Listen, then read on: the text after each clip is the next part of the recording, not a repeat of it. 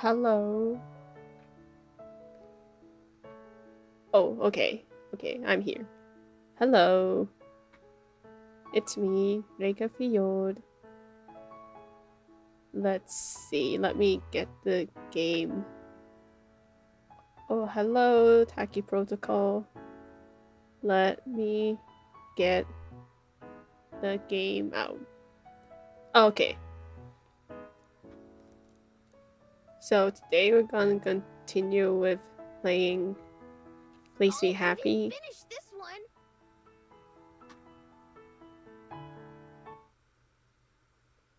I am so looking forward. So last time we got a job and then we worked hard.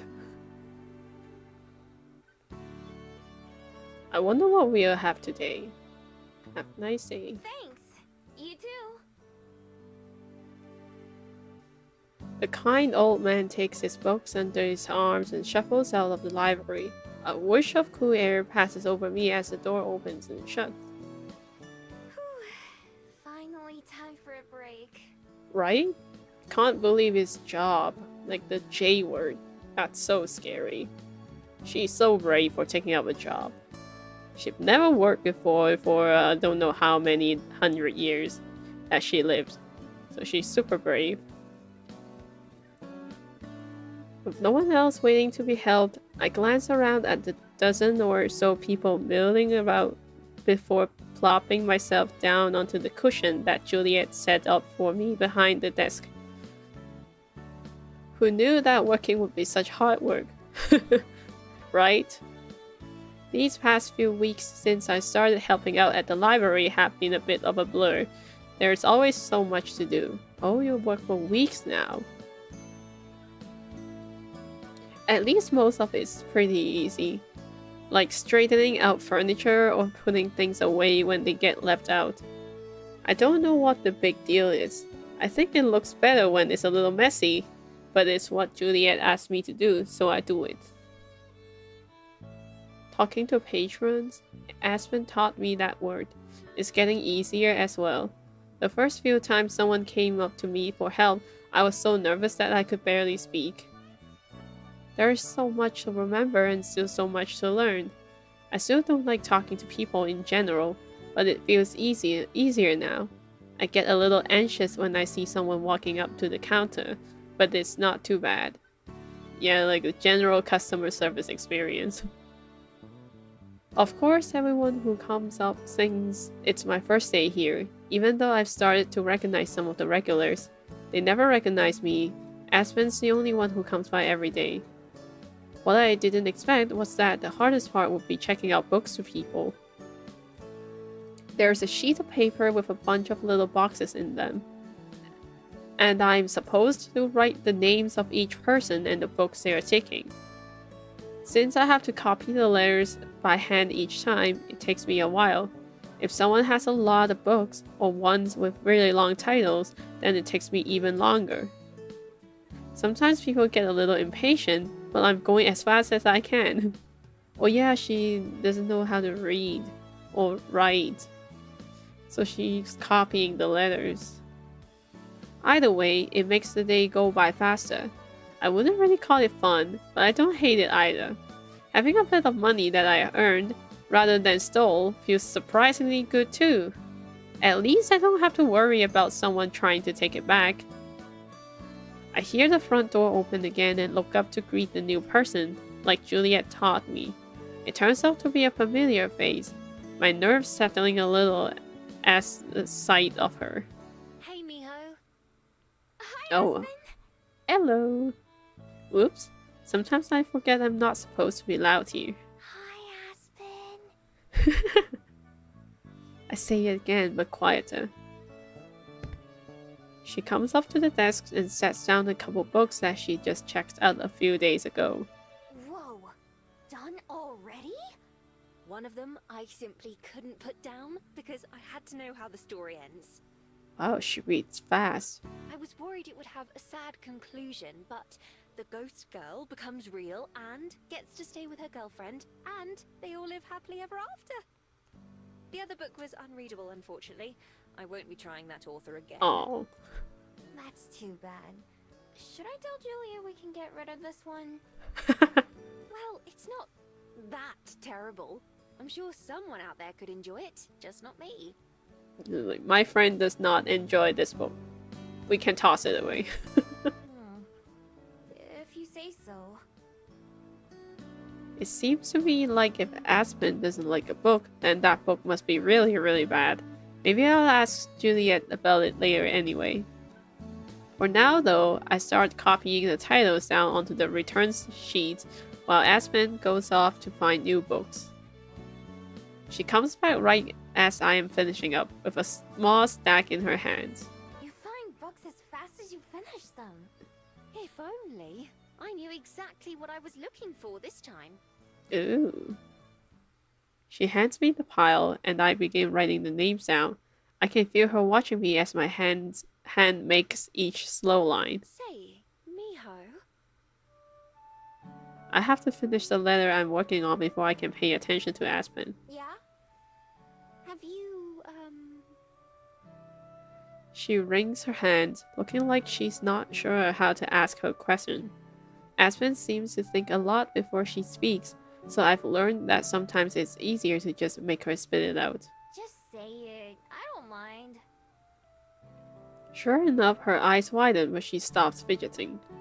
Have you ever considered learning to read and write? It would probably save you quite a bit of time. I look down at the mess of scribbles on the paper in front of me. Even though I wrote them, they don't mean anything to me. Juliet never seems to have an issue though, so it's good enough for me. Not really. I've gotten by fine without it so far. Oh, come on. You can't keep using that excuse for everything. You've been here for more than a month now. Ooh, a month? Staying in the shop for a month. That's an achievement. Well... She does have a point here. I told myself so many times that I was going to stop letting my past define me, but still, reading and writing? It would be useful, it's true. With so many letters though, it seems like a lot of work, and I'm already doing a lot of work as it is. Well, English is just 26 alphabets. It's not as bad as Japanese, or like some other languages that have like bajillions of characters. I don't even know how to start doing that. I'd be happy to help you, and I'm sure Juliet would too. She'd be delighted if you picked it up. Her usually quiet voice starts to raise, only adding to my doubts. I'll think about it, I guess. No, I won't take no for an answer. I'll do some research when I get home and bring some materials later. We can make a lesson plan and a schedule and... Whoa. Don't I get any say in this? You didn't say no, and that's enough for me. Oh, but that isn't what I came here to talk to you about. Oh, really? Not about reading and writing? Being, like, literate? Aren't you here to get books? Right, that too. But anyway... Aspen reaches into her purse and pulls out a slightly crumbled flyer, which she hands to me. Looking at the glossy cover, it's covered in pictures of little vases and statues, and other old-looking things. There's an exhibition at Te Papa about Korean history and culture, for a limited time only. I thought you might be interested in seeing it. An exhibit at your dad? No, it's our biggest museum. Te Papa is one of the most interesting places in Wellington, perhaps even New Zealand as a whole. Your dad? You can enter for free, so that isn't a concern. Look, there's even a map of how to get there on the back. After I flip the flyer over, she points to a map of Wellington that's very similar to the one I used on my first day here. This is the Bell House, so you just go up this road, turn here, then here. I nod as she explains, but it isn't really necessary. I may not be able to read, but I can at least use the map. Anyway, it's only open when I'm at work, so I won't be able to join you. But I imagine you might appreciate having some time to yourself too. Oh, that's nice. Now that you mention it, yeah. It's been a long time since I've really had a moment to myself. Other than when I go to bed, I'm always around Aspen or Juliet or the patrons at the library. That's another big change in me. I'm noticing them more and more these days. I'll check it out. Thanks. Maybe they'll have something that can help me find my person. Aspen smiles, but it's a thin smile, like she's once again holding back from saying something. This time, however, she doesn't give me a chance to make her say it. Perhaps, yes. Right, well, I need to get back to work. My break will be over soon. I just wanted to pick these up so I have something to read during any downtime at my shift. I'll That's see you nice. this evening after I look up some reading resources. Tell Juliet I said hello. Will do. Bye. Bye. With a smile, Aspen blows a kiss. Ooh! Then quickly spins around and heads out the door, leaving me standing about with the flyer in my hands. Without any patrons waiting around, I take a closer look at some of the artifacts on the pages. Most are cracked and worn with age, but still have a little color to them. A couple have writing on them that I can tell is a different language from the one that I've been getting used to copying here. In a way, they seem kind of familiar. Not just familiar, but nostalgic. Like they are related to a memory that's just out of reach. I don't know if it'll bring me any answers, but maybe that'll be something interesting to see. Hiya, I've got these to check out, please. I quickly tuck the pamphlet into one of my pockets, turning to greet the young boy eagerly waiting at the counter with several books to check out. You got it. I lift the first book off the stack and slowly begin my process. Maybe Aspen's lesson won't be so bad after all. Yeah, it can be a hassle. I hate writing too. Closing time finally comes around, the patrons slowly trickling out. Some of them linger for a while, making their final selections before bringing them up to the counter.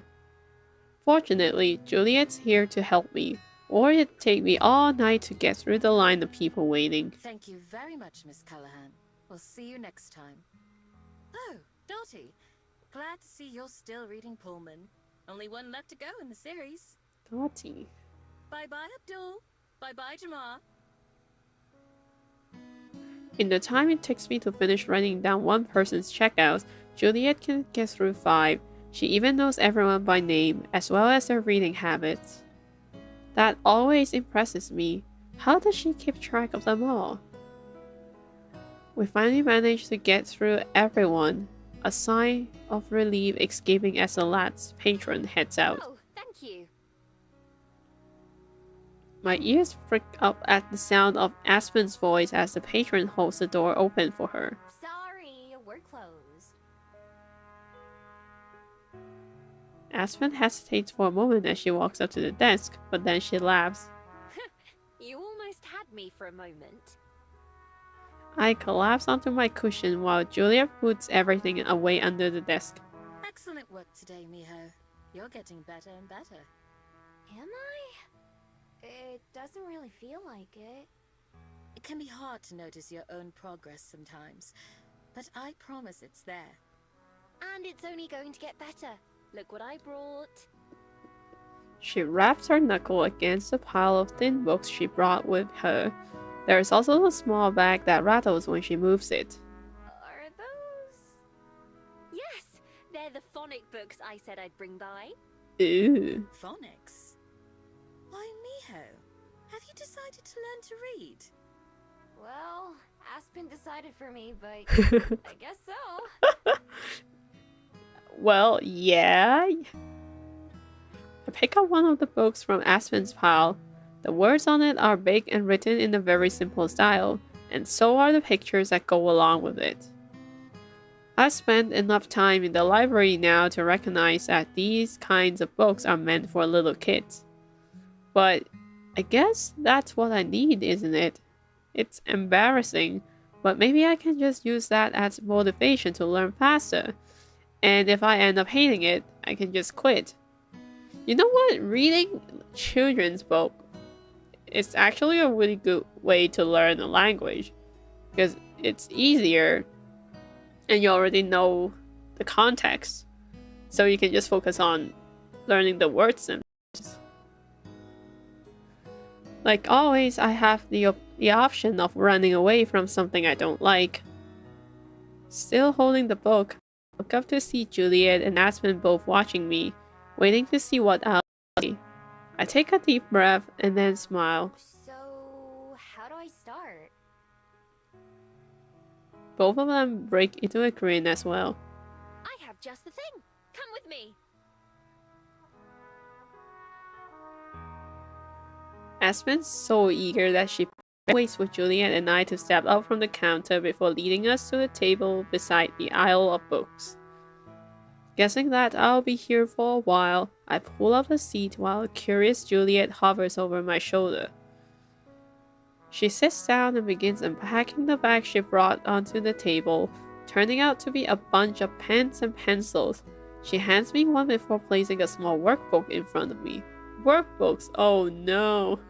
Let's start with the alphabet. Juliet, would you mind? Your handwriting is much better than mine. Oh, they're both teaching me, huh? Gladly. Realizing she's going to be a part of this, she quickly takes a seat to my other side and selects a sleek black pen. Opening the book, she brings her pen to the blank lines. So, to begin with, this is the letter A.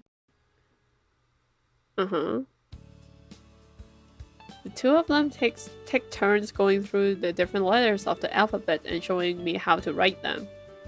Although I have a hard time remembering which is which, I pick up the writing part pretty fast, since I have had a lot of experience at work already. Each of them writes an example letter on the top of my paper first, before I take my turn to try it. Julia's handwriting is very precise and clean, and reminds me of something you'd see on an advertisement or book. Aspen's, on the other hand, is almost as messy as mine. Sometimes I'm not sure she's even writing the same letters as Juliet and I. After we get through the whole alphabet, they quiz me by holding up cards with different letters and ask me to name them. I got a lot of them wrong, but I do get a lot of them right too. She's learning. When Aspen finally calls it quit for the night, I'm a little bit disappointed. So, how do you feel? I think you made very good progress for this being your first night. Indeed. You should be proud of yourself, Miho. I can't keep a little smile off my face.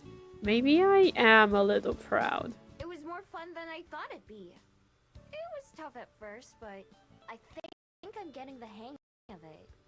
Oh my god, why is my audio dying again? You certainly are.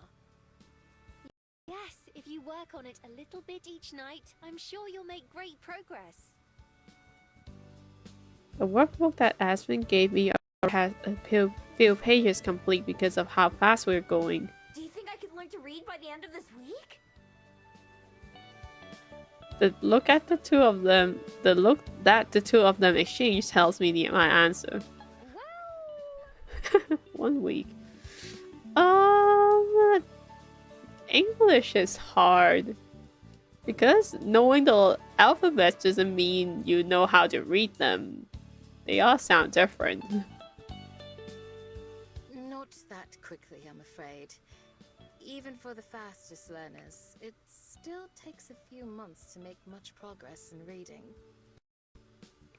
Going by how quickly you picked this much up, though, I think you'll do just fine. Oh, I see. Aww. I'd been expecting this to take a few nights at most, but months? That's a lot longer than I was anticipating. I must look disappointed because Aspen frowns and leans forward. Don't worry, I'm sure that time will fly by. As long as you're getting a little better every day, you'll be able to notice the results soon. Here, why don't you try this? Aspen gets up from the desk and maneuvers behind me, putting her hand on top of mine. It's a little shaky, and I notice her face is red as she makes a point to not look at me. I almost jerked it away out of instinct, but I keep my cool instead. I'm not used to people touching me, but I know that with Aspen it's just a friendly gesture. Here, follow these lines. Oh, she's shy. She gently guides my hands up and across the paper, slowly forming the letters on the page with me. After 4 letters, she stops and scurries back to her chair. Juliet's snort of amusement from my side only confuses me. Can you read what that says?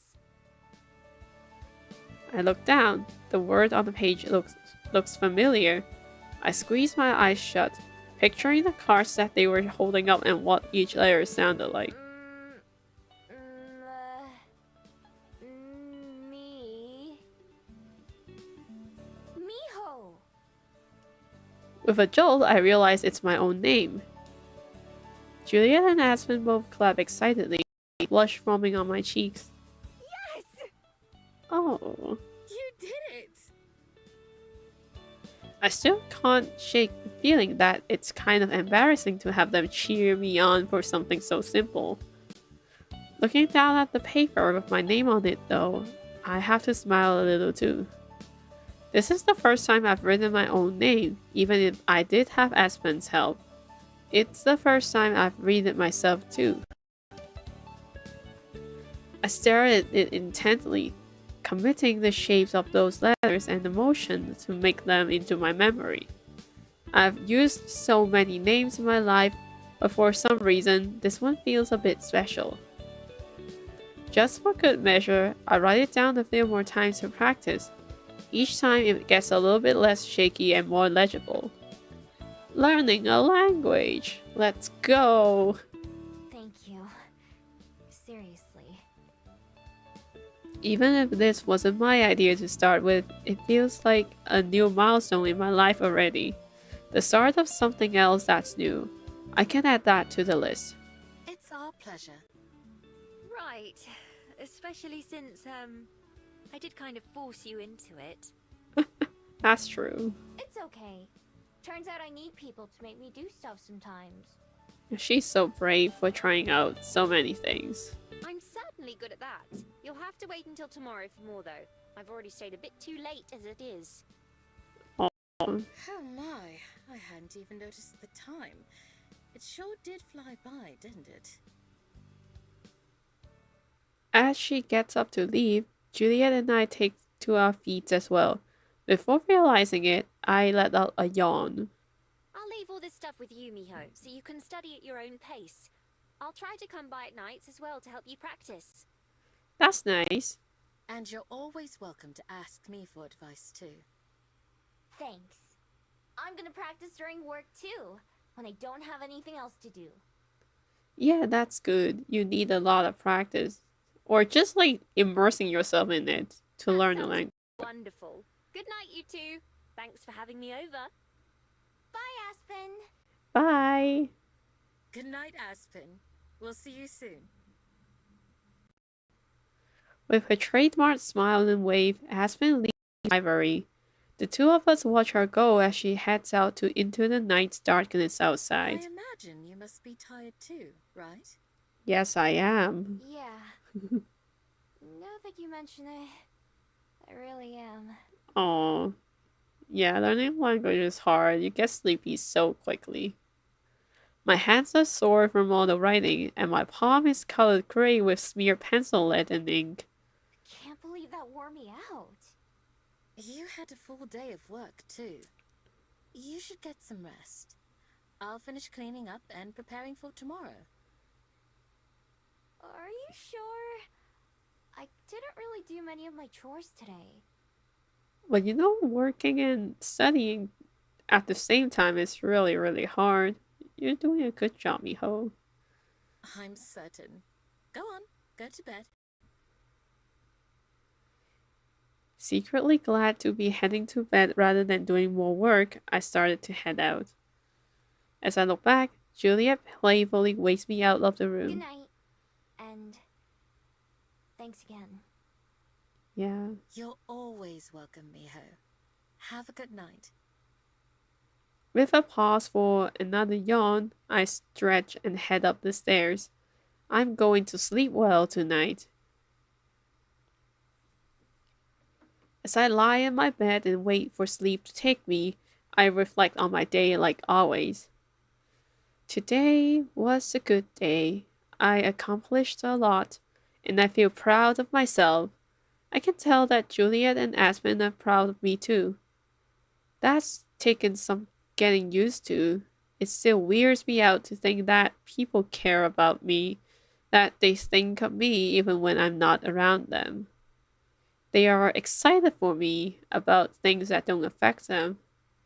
It's weird, but in a good way.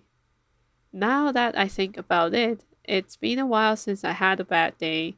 The shock and uneasiness of having a safe place to live and a stable life have worn off, and my daily routine has become just that routine. I thought I'd never get used to things like this, that they'd never be real for me. Well, it turns out I was wrong.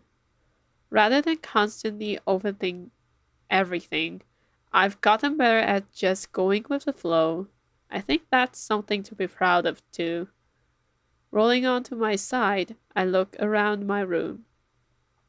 It hasn't changed too much since I moved in, but it still feels distinctly mine.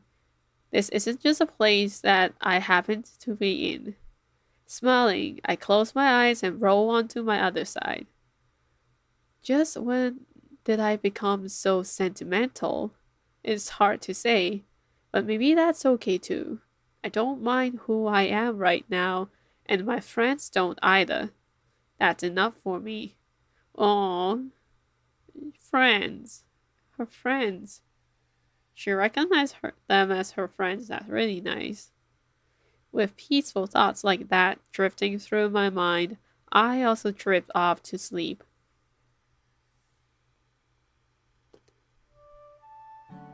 Work's been quiet today, with only a handful of patrons coming in at all.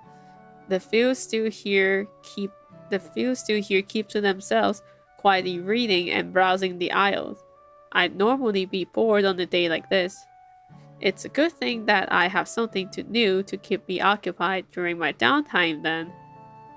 A few of the worksheets and books that Aspen gave me yesterday are spread out on the desk, out of the way of our guests but still where I can see them. Whenever I get a few minutes to myself, I practice writing letters or memorizing their sounds. When I have to write down titles that are being checked out, I pay more attention to what exactly I'm writing. I'm pleased to notice that it goes faster now than it did before. I still have a long way to go, but I can feel myself making progress with every word I finish. That sense of pride helps motivate me to keep trying. Even when I'm away from the desk, tidying things up or putting books away, I try to think about letters and words. It's nice to have something to focus on, rather than just trying to find ways to fill the hours. Just as I settle back to work after a quick lunch, Juliet comes down from her room with a folded parasol in hand. With a calm nod of greeting, she walks up and joins me behind the desk. Hey, you're up early. Yes, I had some daylight errands to attend to. How are you doing, Miho? Great. Check it out. I show her one of my worksheets, which was really just a blank piece of paper. On it, I've written my name over and over to practice. The first few, most of them, are fairly messy. I think I get the hang of it by the end of the page though, and those ones are more legible. I offer the paper to Juliet, who takes it over with a smile. Great job! I'm very proud of you. Hmm. Thanks. I'm proud of me too. What kind of errands are you running? Need any help? Not this time. I'm just making a couple deliveries that can't wait until the evening. Will you be alright here by yourself? Yep. I think I've got the hang of everything by now. I'm pretty used to handling my duties on my own. If there ever was a problem, it wouldn't be hard to go find Juliet to get her help. That hasn't happened yet, thankfully. Excellent. I know I've said it before, but you've been a great help around the library. I appreciate your hard work. Oh, it's not that hard. Besides, it gives me something to do. Yeah. That's nice to hear. Don't forget to take some time for yourself, and have fun every now and then, though. Ooh. I think that's some advice that Juliet herself should follow more often. Like, keep that opinion to myself. I will. Actually, I'm going to the museum after this. Yeah, I finally remembered to turn off my DVR. Achievement. So when I watch other people's stuff, the DVR sometimes messes up my thing a lot as well. Museum. Oh, she's going to that exhibition. Aspen told me there's an exhibit all about Korea going on there. So, I'm hoping maybe I'll learn something useful. Useful? Yeah, like about my person. Oh, I see. Juliet gives me the same small smile that Aspen did when I mentioned my person yesterday. I know they think it's probably hopeless, but I can't give up. I don't understand how they don't understand, since both of them always talk about caring for those close to you and making lasting bonds.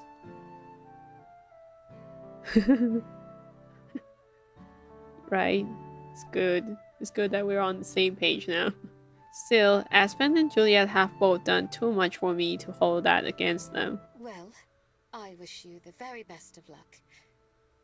You know you can always ask me for help if you need any. Yeah, I think they just don't want to let her know. Or just don't want to tell her that that person's probably dead after so many hundreds of years. Maybe they want to wait for her to find out, kind of thing. I know. Thanks. Anytime. I'm going to head out now, but I'll make sure to come back early enough for you to go to Te Papa. Sounds good. I'll keep studying and working until then. Bye! Goodbye, Miho. Oh, her umbrella. Look, the parasol looks so nice. As Juliet goes out the front door, she pops her parasol open to protect her from the sun, then strolls out and joins the day's crowds. I stare at the now closed door, thinking, I wonder if either Aspen or Juliet have ever felt the same way about someone as I have about my person. It's a hard feeling to describe.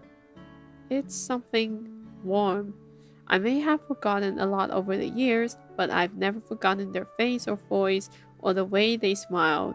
Like charcoal and paint, all those things are too important to forget. It's kept me going my whole life, being my entire reason for existence.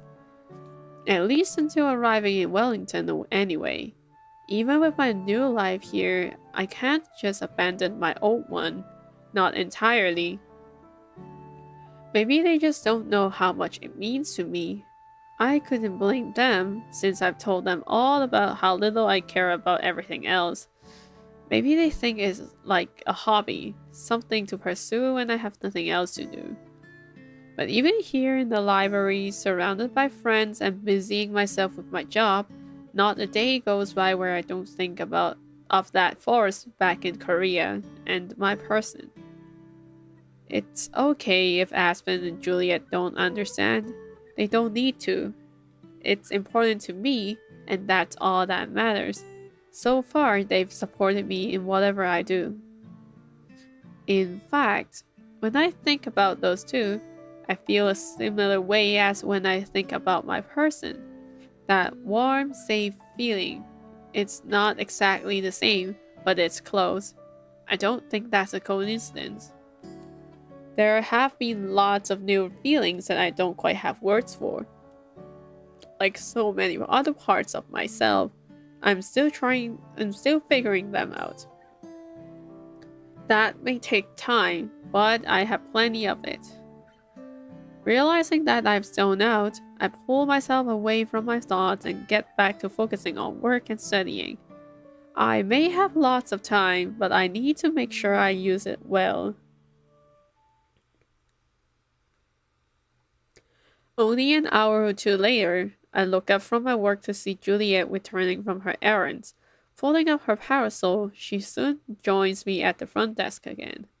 I really like her parasol. The design's so nice. I like the little details on it. It matches her so well. Hello again, Miho. I tried to hurry back so you'd have plenty of time at the museum. I feel like the game is too quiet. Is the game there at all? I hope it is. You can go ahead and head off. I can handle the library for the rest of the day. Cool, thanks. I tried to clean up and do as much as I could before you got back. Thank you. I appreciate it. Enjoy yourself. You'll have to tell me all about it when you get back. Yeah, I think this is better. Will do.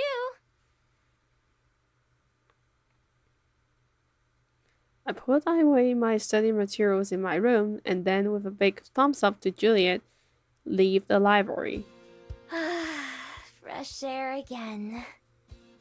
Since I've been spending so much time inside since I started working, my walks and time outside are more refreshing than they used to be. The birds singing sound prettier, the scent of food wafting up from town smells tastier, and I bet even the grass would feel softer if I was in my fox form to feel it. It's been a long time since I've transformed now that I think about it. I need to stay focused for the day though. With the museum as the only thing on my mind, I pick up my pace as I walked into Wellington, heading along the now familiar streets. I pass by the Bell House and glance inside, but I don't see Aspen. She mentioned she'd be working late today, so she must be in the back or maybe on a break. I followed the direction she gave me yesterday until I reached the building that has to be my destination. Oh, it looks so cool. It's big with hearts that go off in all different directions. Near the front, there are two sections flanking the entrance. One is round and tan, while the other is made of darker stone and looks more blocky. It's a bit intimidating, but seeing a few people heading in and out is reassuring. Taking a breath to steady myself, I stride on up. The entrance has a huge glass ceiling, with glass doors that slide open when I approach them. I don't even have to pay or sneak in. Whoa. The moment I step inside, I can safely say that I've never been in a place like this before.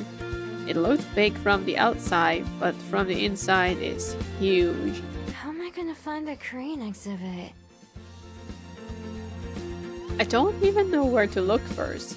Different paths lead to different types of displays, and I can see floors and elevators going all the way to the top. A family walks by me, following a big arrow that points deeper into the building. Without any better ideas, I decide to take the same route. I'm sure I could ask someone where the exhibit is, but I'll look around on my own first.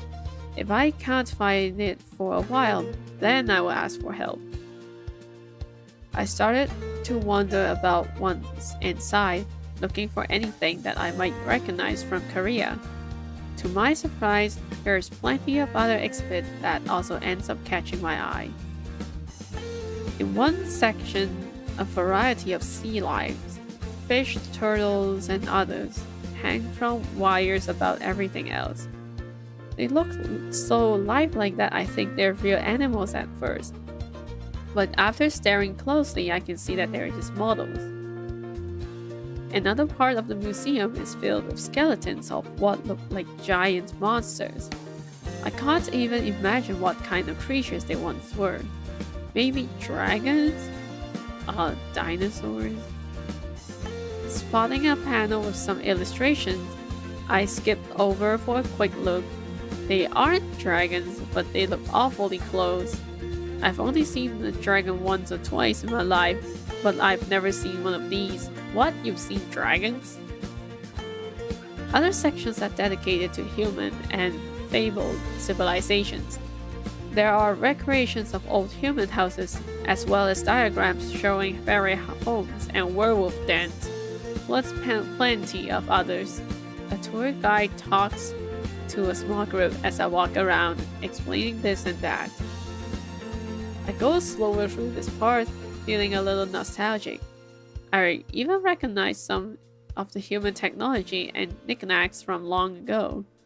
I had no idea they were old enough to be part of a museum now. There is even a big memorial to the war, showing humans and Fable fighting against one another. At the front is a painting of when the peace treaty was signed, which was the start of humanity and the Fable coexisting. I was around back then, but I stayed out of it, just like I stayed out of most things. Honestly, the history doesn't interest me too much, but I'm sure Juliet would love to see this. I'm sure she already has at some point, so she's really old then. And also the human was from a period of time where fables aren't living with humanity yet. Just when I'm thinking about giving up and asking for help, I finally find what I'm looking for. A large banner with some text that I recognize as Hangul, the Korean writing system, is hanging over a number of displays, cases, and tabletop exhibits. I hurry over to get a closer look. It's quieter up here than it was on some of the lower floors. I am able to take my time browsing without feeling like I'm getting in anyone's way. At the same time, my heart starts to beat faster with anticipation. I may not know what I'm searching for, but I'm sure I'll know it when I see it.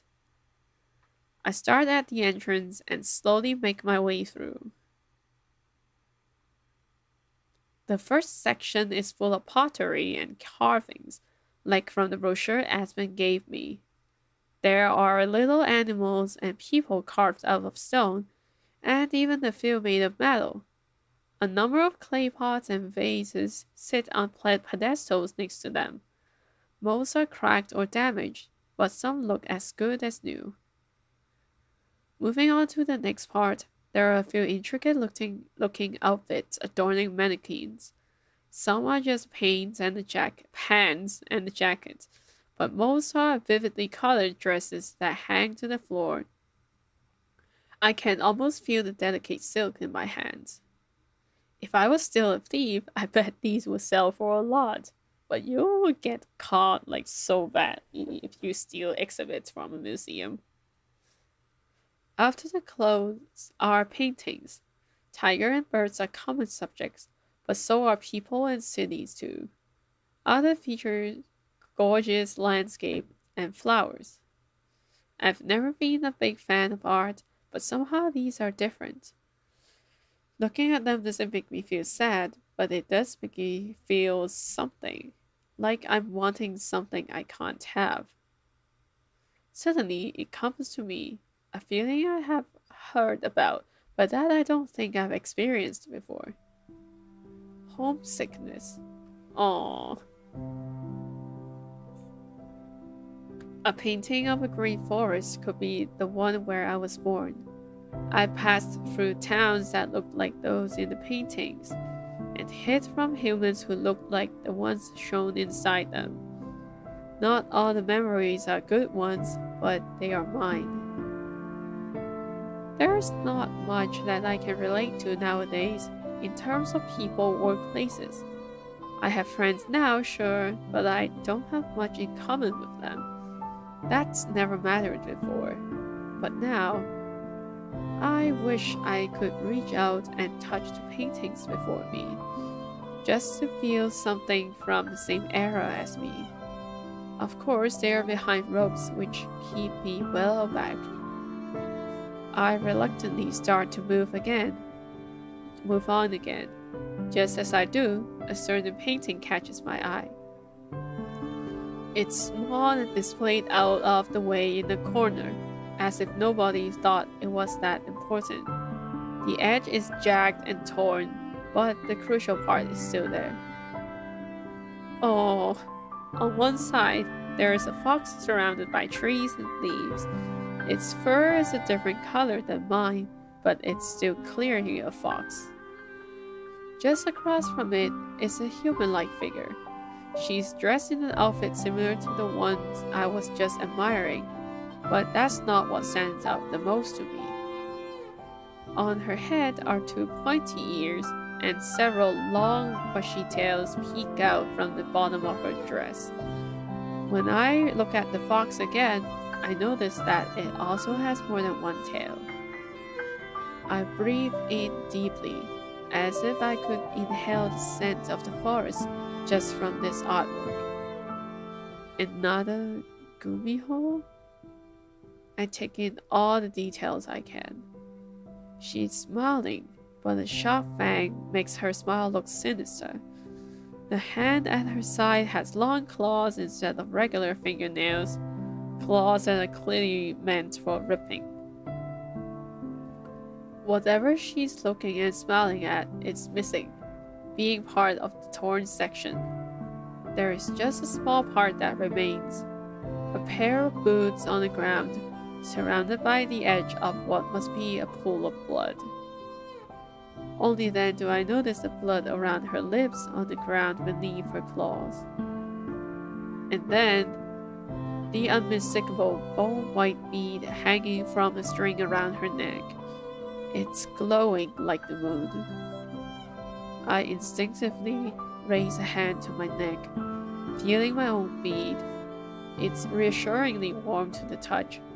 Somehow I get the feeling that the one in the painting will be ice cold. This portrait of a Gumihole leaves me conflict.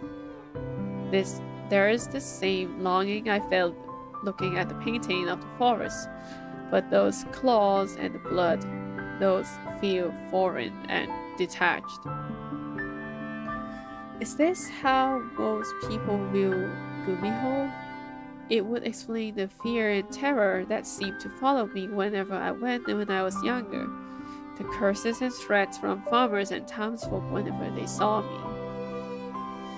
It wasn't until after the war, when the fable became more common in human lands, that I felt comfortable without my ears and tail hidden.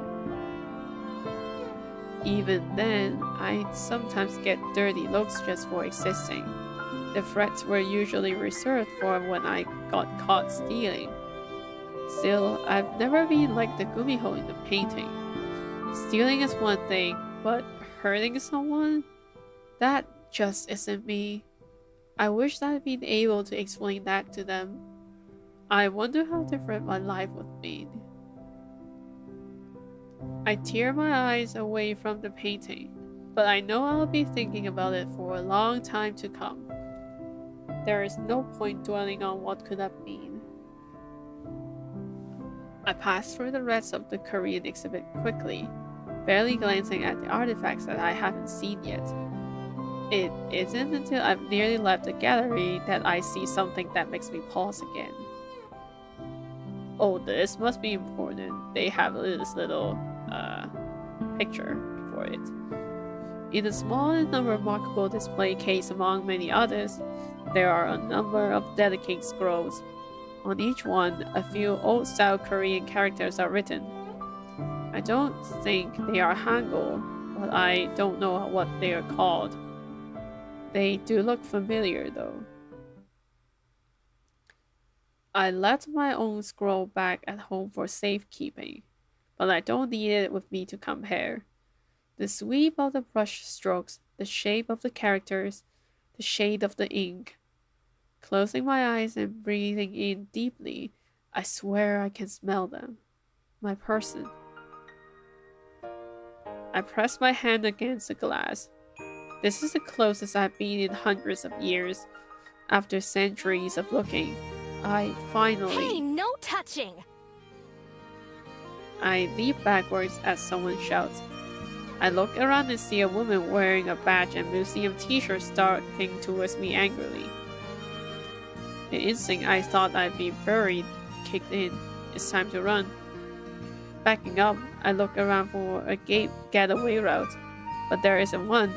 I'm surrounded on almost all sides by cases. The only open direction is the one that the attendant is approaching for. Think, behold, think. There has to be a way out of this. Aww.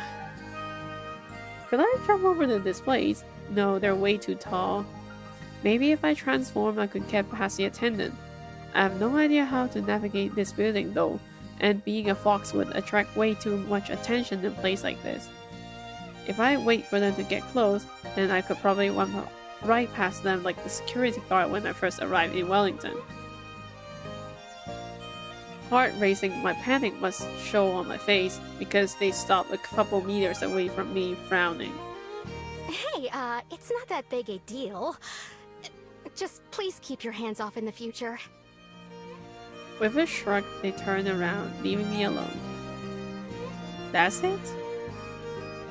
My hands are shaking as I watch them retract, expecting them to snap around and come after me. Of course that doesn't happen, and I'm very slowly able to relax. All I'm left feeling afterwards is a lot of embarrassment. Looking around me, I'm glad that there aren't many people in this area. Nobody's looking at me either, whether out of politeness or because they just didn't notice. My face is burning red, and I look down at the scrolls again just to hide it. I sigh. Maybe it was silly of me to think I could change myself entirely in such a short time, considering I'd just been remembering the old days and all the abuse that I went through from humans. It makes some sense. After I settle myself down a little, I turn my attention back to what's really important. While I know that these scrolls have to be from my person, they don't help me much on their own. There is a little card in one corner of the case, covered in text. It must have something useful written on it, but that doesn't do me any good. I consider trying to copy it all down to have Aspen or Juliet read it to me later, but there's so many words that I'm not sure I could get them all. I glub, looking over at the museum attendant who I was so scared of just a moment ago. I do have one option. Yes, be brave, behold. Summoning all my courage, I approach them slowly. They are just a regular person, I remind myself. Like Aspen or Juliet, or even like me now, just doing their job. Excuse me? I hope that's polite enough. As she looks over to me, her face doesn't look annoyed, more bored. Can I help you? I'm sorry for touching the glass. I was wondering if you could tell me a bit about those papers, like who wrote them. Like I said, it's no big deal. It's just a safety precaution so nothing gets damaged.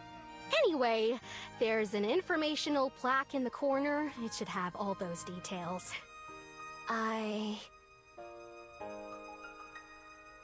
Would they even believe me if I said I can't read? I worry that might make me even more suspicious. Can't see very well, and the words are so small. Can you read it for me? Oh, sure. Let's see. Oh, that's a nice way to get around. That was almost too easy. They don't question or analyze me at all. Simply walking over and leaning in next to me. Says here these were some of the first works by a calligrapher whose name was Jong-in in the 17th century. They were a scholar who lived in Korea and... The attendant keeps reading, but I'm not listening. I've already gotten what I came for. A name. Jong-in. For the first time, I have something to call them. Something that's unmistakably theirs. But it's crazy how, like, it's really that person. I mean, it's crazy how she recognized the handwriting, exact handwriting, but it's also crazy how she just came to this. The luck is insane. I pretend to listen to the rest of what's being read out loud and thank the person on autopilot when they're done. My head is not here in the present moment.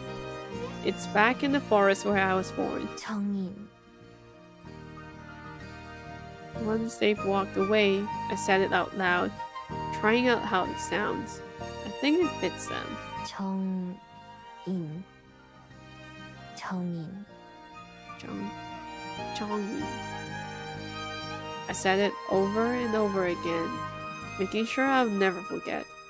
Finally, I have something to go off. Feeling a little bit dazed from the enormity of the moment, I find my way downstairs and wander out of the museum. I can't wait to tell Juliet and Aspen.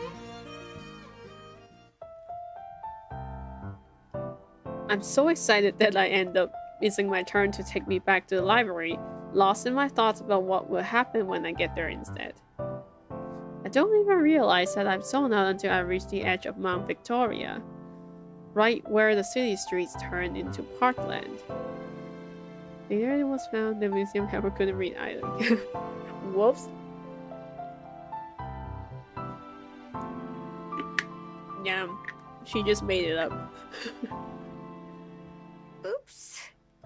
Good thing I can find my way back from here. I'm still within the area that I visited before, so I'll be able to use the mountain as a landmark to find my way back.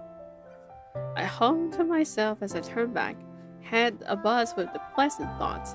If I give Juliet my person's name, I'm sure she can help me track them down. That's what she specializes in after all. Oh yeah, she doesn't realize that humans die way earlier and fables. And I'm sure Aspen will want to hear all about their life too. She loves stories, and I'm sure Zhang-in will have a ton. I'm not sure how they will feel about seeing me again. I doubt they ever expected it to happen. They'll definitely be surprised that I'm not just the fox they met back then, but a person now. I have a feeling they will at least be as glad as I am. I'm maybe halfway home before I realize that I'm not alone. The prickling sensation on the back of my neck is unmistakable. My instincts are telling me that someone else is nearby. I'm still near the mountain, but it's practically empty here. I can hear the sounds of other people in the distance, but they are all hidden by the trees and hills. I whip my head back and forth, but try as I might, I can't work out where they are. It's a strange and disconcerting feeling, given how easily I can pick up even the smallest animals. Then, from the corner of my eye, I spot a bush slightly shuffling. Just as I turn to take a proper look, the silver fox I saw the other day steps out of it. Oh, it's just you. I start to bend down and reach out a hand, like I would to a pet dog, but I hesitate. I know from experience that a fox wouldn't respond to that. I'm surprised she hasn't run away already. That's what I would have done. She stares at me without the slightest movement, her eyes locked on mine. My heart jumps as the hair on the back of my neck stand up. Something's off. Then, without taking her eyes off me, she starts to transform. I barely have time to be shocked as her arms and legs got longer and her furs retract, head shrinking and changing into something more human-like. Oh. For the first time in my life, I'm face to face with another Gumiho. She looks so cool though. My throat tightens and goes dry. My vision narrows, and my ears start ringing in shock. It's as if all the world has fallen away, except for me and her. The silver and black clothes she's wearing seems to shimmer in the moonlight, like the skin of a snake waiting to strike. Hanging loosely on her frame, the wrapped fabrics around her body and face make her appear almost formless. Her only accessory is a bracelet around her wrist. It's a plain leather band, but a shining white bead is held in the middle by another loop of leather. I recognize that bead. I have one just like it. Well, almost like it. Whereas mine is a duller, milky color, hers is so bright that it almost hurts to look at. The soft blue glow around it reminds me of the full moon. It's almost like she stepped out of the painting I just saw at the museum. A shawl covers most of her face, but her hair and eye are still visible. Those intense eyes. Her gaze reminds me of steel. While they are the same shape as mine, they are sharper, angrier, crueler. She haughtily tosses her long flowing hair back as she takes a step towards me. I skip back, keeping the distance between us. When I lived in the forest, I knew to flee when I met a predator stronger than I was. Better to get away alive than risk my life for pride. My survival instinct tells me that this is one of those times. The other Gumiho laughs, but there is no humor in it. Sharp and hollow, it only makes me more uneasy. So, the human pet still knows when to run. The human... what? Pet. I've been watching you for a while. Ever since you came to this place, actually. Oh, so cool. Her voice is so cool. Oh my goodness. Watched you demean and domesticate yourself for the sake of humans. It's pathetic. When you first arrived, I was hopeful that we might be alike. Optimistic, even. I was a fool. I see you now for what you are. Nothing better than a dog, begging for its master's affection and table scraps. We are not the same. We are nothing alike. Her words hang in the air, poisoning my good mood from just moments ago. My first instinct is to run away as usual. Something stops me, though. I am entranced. The novelty of this experience, of finally meeting another Gumiho, keeps me rooted in place despite my fear. No matter what she's like, this is the closest I've ever been to someone like me. I swallow the lump in my throat and hope that my voice doesn't shake as much as I think it would. So what? Did you ambush me just to say that? Ambush? You should have known weeks ago that I was following you. But I repeat myself. You've numbed yourself to your instincts. And your potential. I saw you in that place of memories.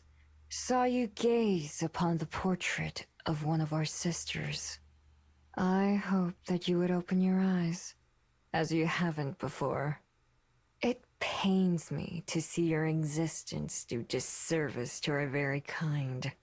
Now that you have seen what you could and should be, perhaps you can still change yourself, dog. Sharpen your teeth and claws once more.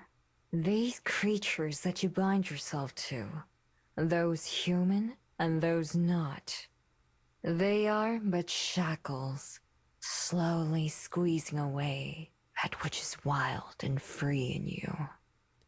Do not mistake my words for sympathy or pity. I would see you gone from this place.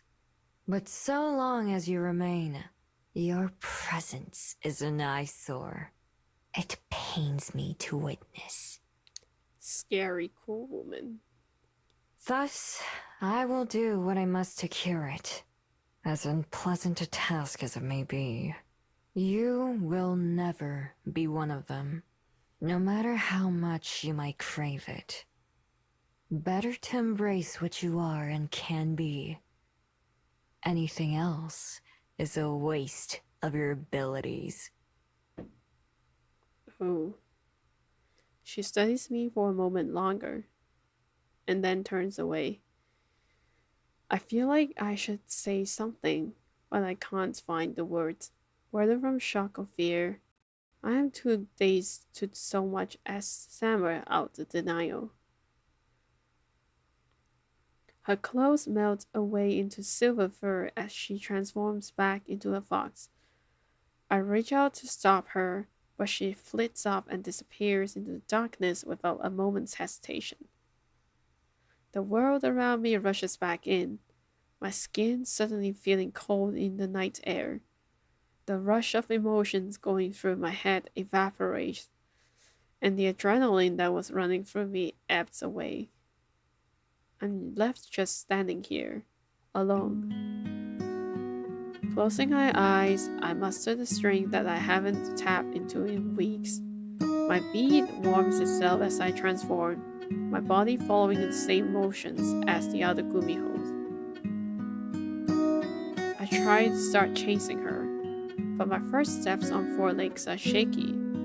I've grown unfamiliar with this form, almost stumbling over just trying to move. Maybe there's a bit of truth in what she said. I take a few more steps towards the bush, but I soon give up. Even if I caught up with her, what would I say? What would I do? I'd only make a fool of myself.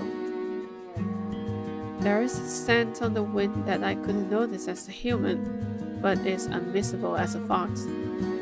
I recognize it immediately, from a long time ago, on one of my first mornings here, when I first woke up from my den near the mountain and stepped outside and knew that someone had been there.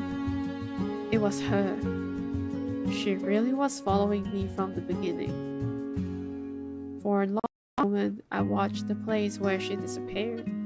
Then I transformed back. I don't really feel like a fox now. I don't know what I'm feeling. Some of what she said is true. I haven't used any of my talents in a long time. My clumsiness when I'm in my fox form, my original body, is a reminder of that. But as for degrading myself for the sake of others, that doesn't feel true. I spent my entire life living free and only for myself. It's always been my choice to remain here and to not be forgotten. So why do her words sting so much? If I was totally confident in my decision, then they shouldn't bother me, right? Maybe I'd forgotten more of myself than I know. The painting at the museum and the other Gumiho herself both prove that there is something different about me. Something that must come easily to everyone else. The same way all the aspects of daily life at home doesn't come easily to me either. I feel disconnected, torn between the two worlds that I barely know, but can't help being drawn to. Where do I fit in? Where do I belong? I know what Juliet and Aspen would say, but does that make it true? Their home hasn't been my home for long. I've been a thief and liar for so much longer than I've been whatever I am now. Without anything else to gain out here, I slowly start to make my way back home again. The excitement I felt about telling Juliet and Aspen everything I found at the museum has vanished.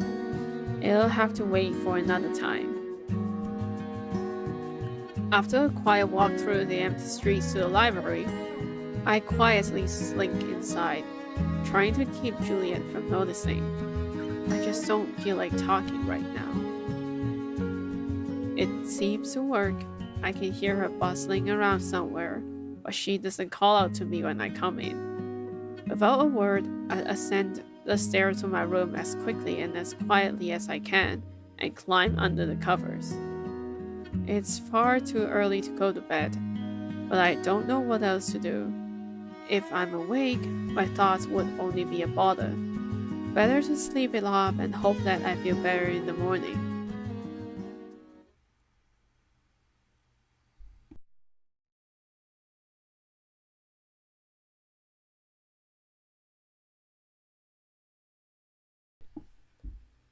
Yesterday's events, both the good and the bad, lingered in my mind while I performed my usual routine of tossing and turning in bed before I get up. Now that the shock's worn off, I feel a little better about what's happened. I wonder if I'll have forgotten all about the other Gumiho by the end of today. In fact, now that I think about it, it's possible I've had met other Gumiho before and just forgot about them. Everyone forgets meeting me, so maybe it works in reverse too. Rather than dwell on the idea, I choose to ignore it.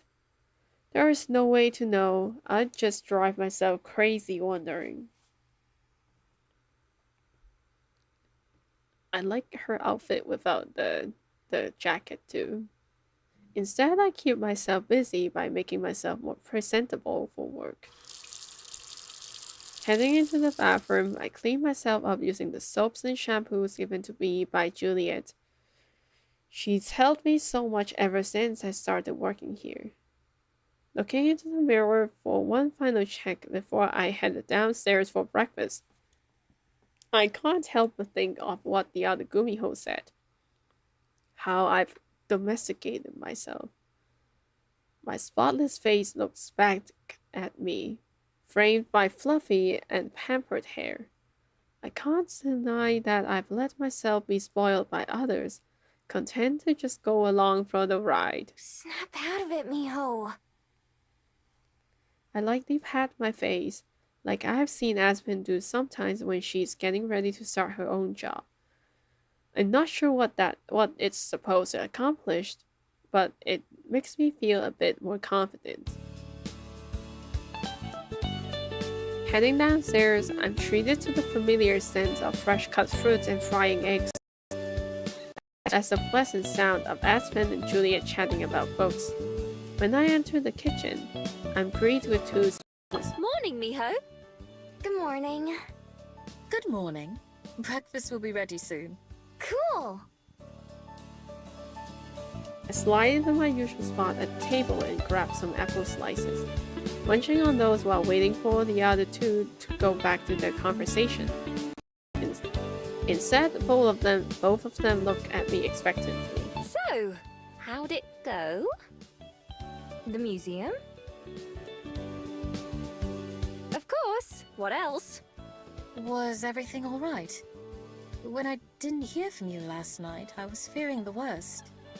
Oh, nah. It was fine. They even had what I was looking for. There were some more scrolls by my person. There's a loud clatter as Aspen drops her phone in surprise. Even Juliet's eyes go wide with genuine shock. There were? Are you sure it was them? Yup, definitely. I'd recognize that style anywhere. I learned a lot about them. Their name is Chongin, and they're a scholar. I don't know what they study though. The museum person didn't say. Chongyi. For a long moment, there was silence, other than the sound of eggs sizzling in the pan. Both my friends just stared at me, dumbstruck. What? What are those looks for? You seem awfully calm. I assumed you must not have found anything, or you'd have been back immediately. Yeah, well, there was some other stuff that happened too. I'll tell you about it some other time. It was tempting to tell them about the Gumiho, if only because I know they'd reassure me about everything she said. But that's why I can't tell them. Not yet. In a way, I'd just be proving her right. Well, alright. We'll be here whenever you need us. Thanks. Is breakfast ready? Yes, just now. Here you go. Juliet fills her plate and takes her seat, and we all dig in. It's a quieter meal than usual, with only the sounds of chewing and silverware scraping against the dishes. I feel like Aspen and Juliet are having a conversation in their silence. Of course, they'd expect more from me. I'd expect more from me too. And right after leaving the museum, I was that excited. I am still excited, of course. It's just been tempered a little. I still plan to ask Aspen and Juliet to help me get in touch with John-in, but I want to wait until I can do it with a clear head. Once everyone's finished eating, I gather up the dirty dishes and take them to the sink, while Juliet washes the pans and Aspen wipes down the tables. Another routine morning. I'm scared that the music is gone. I'll see you two later. Thanks for breakfast. My pleasure, as always. Bye! With that, Aspen politely takes her leave and heads out the door. Juliet and I then go into the library, ready to start the day, or end it in her case. I head to my spot behind the front desk and begin getting everything ready.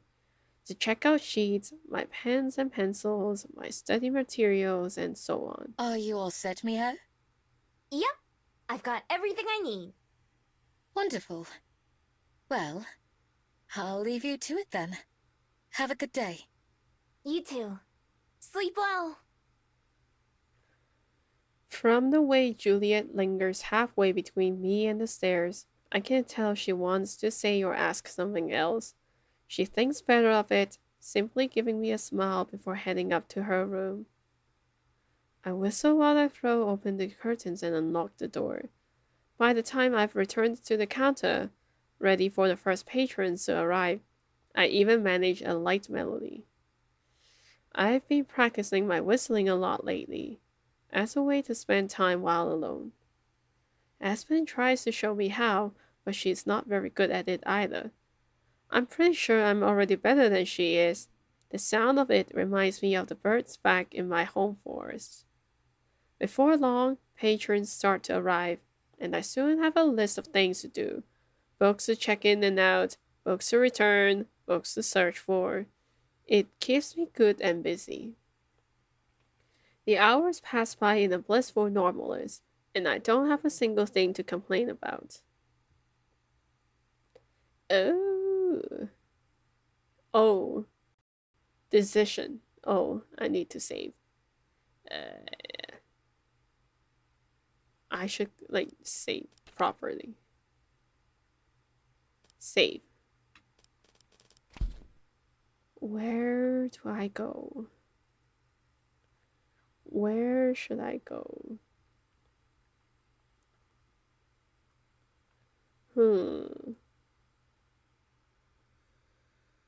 There's no any task or thing.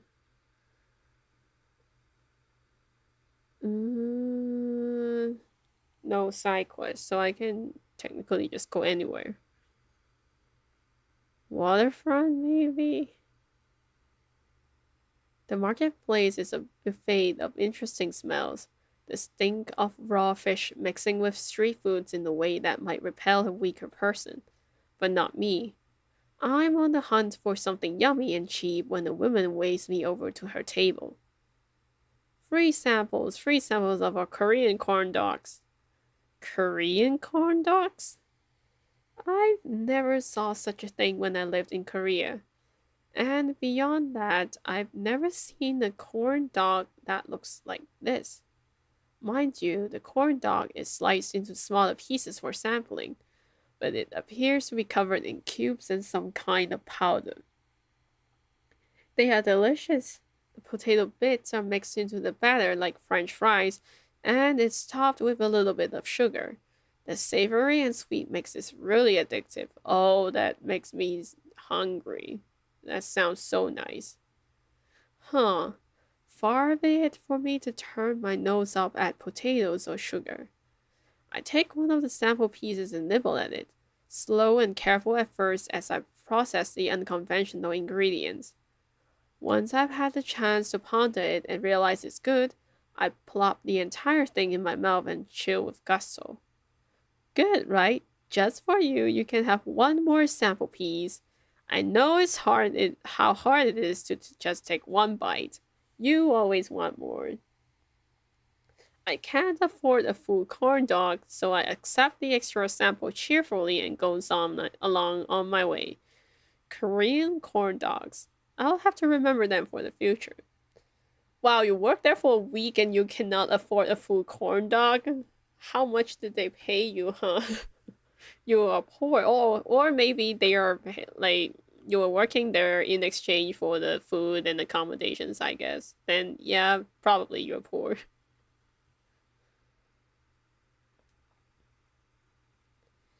It's a rainy Thursday morning, and the library is as dead as I've ever seen it.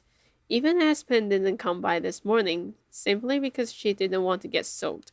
We'll see each other later instead. The only patrons here are the ones who don't mind the weather, so I have to make sure they don't drip on any of the books.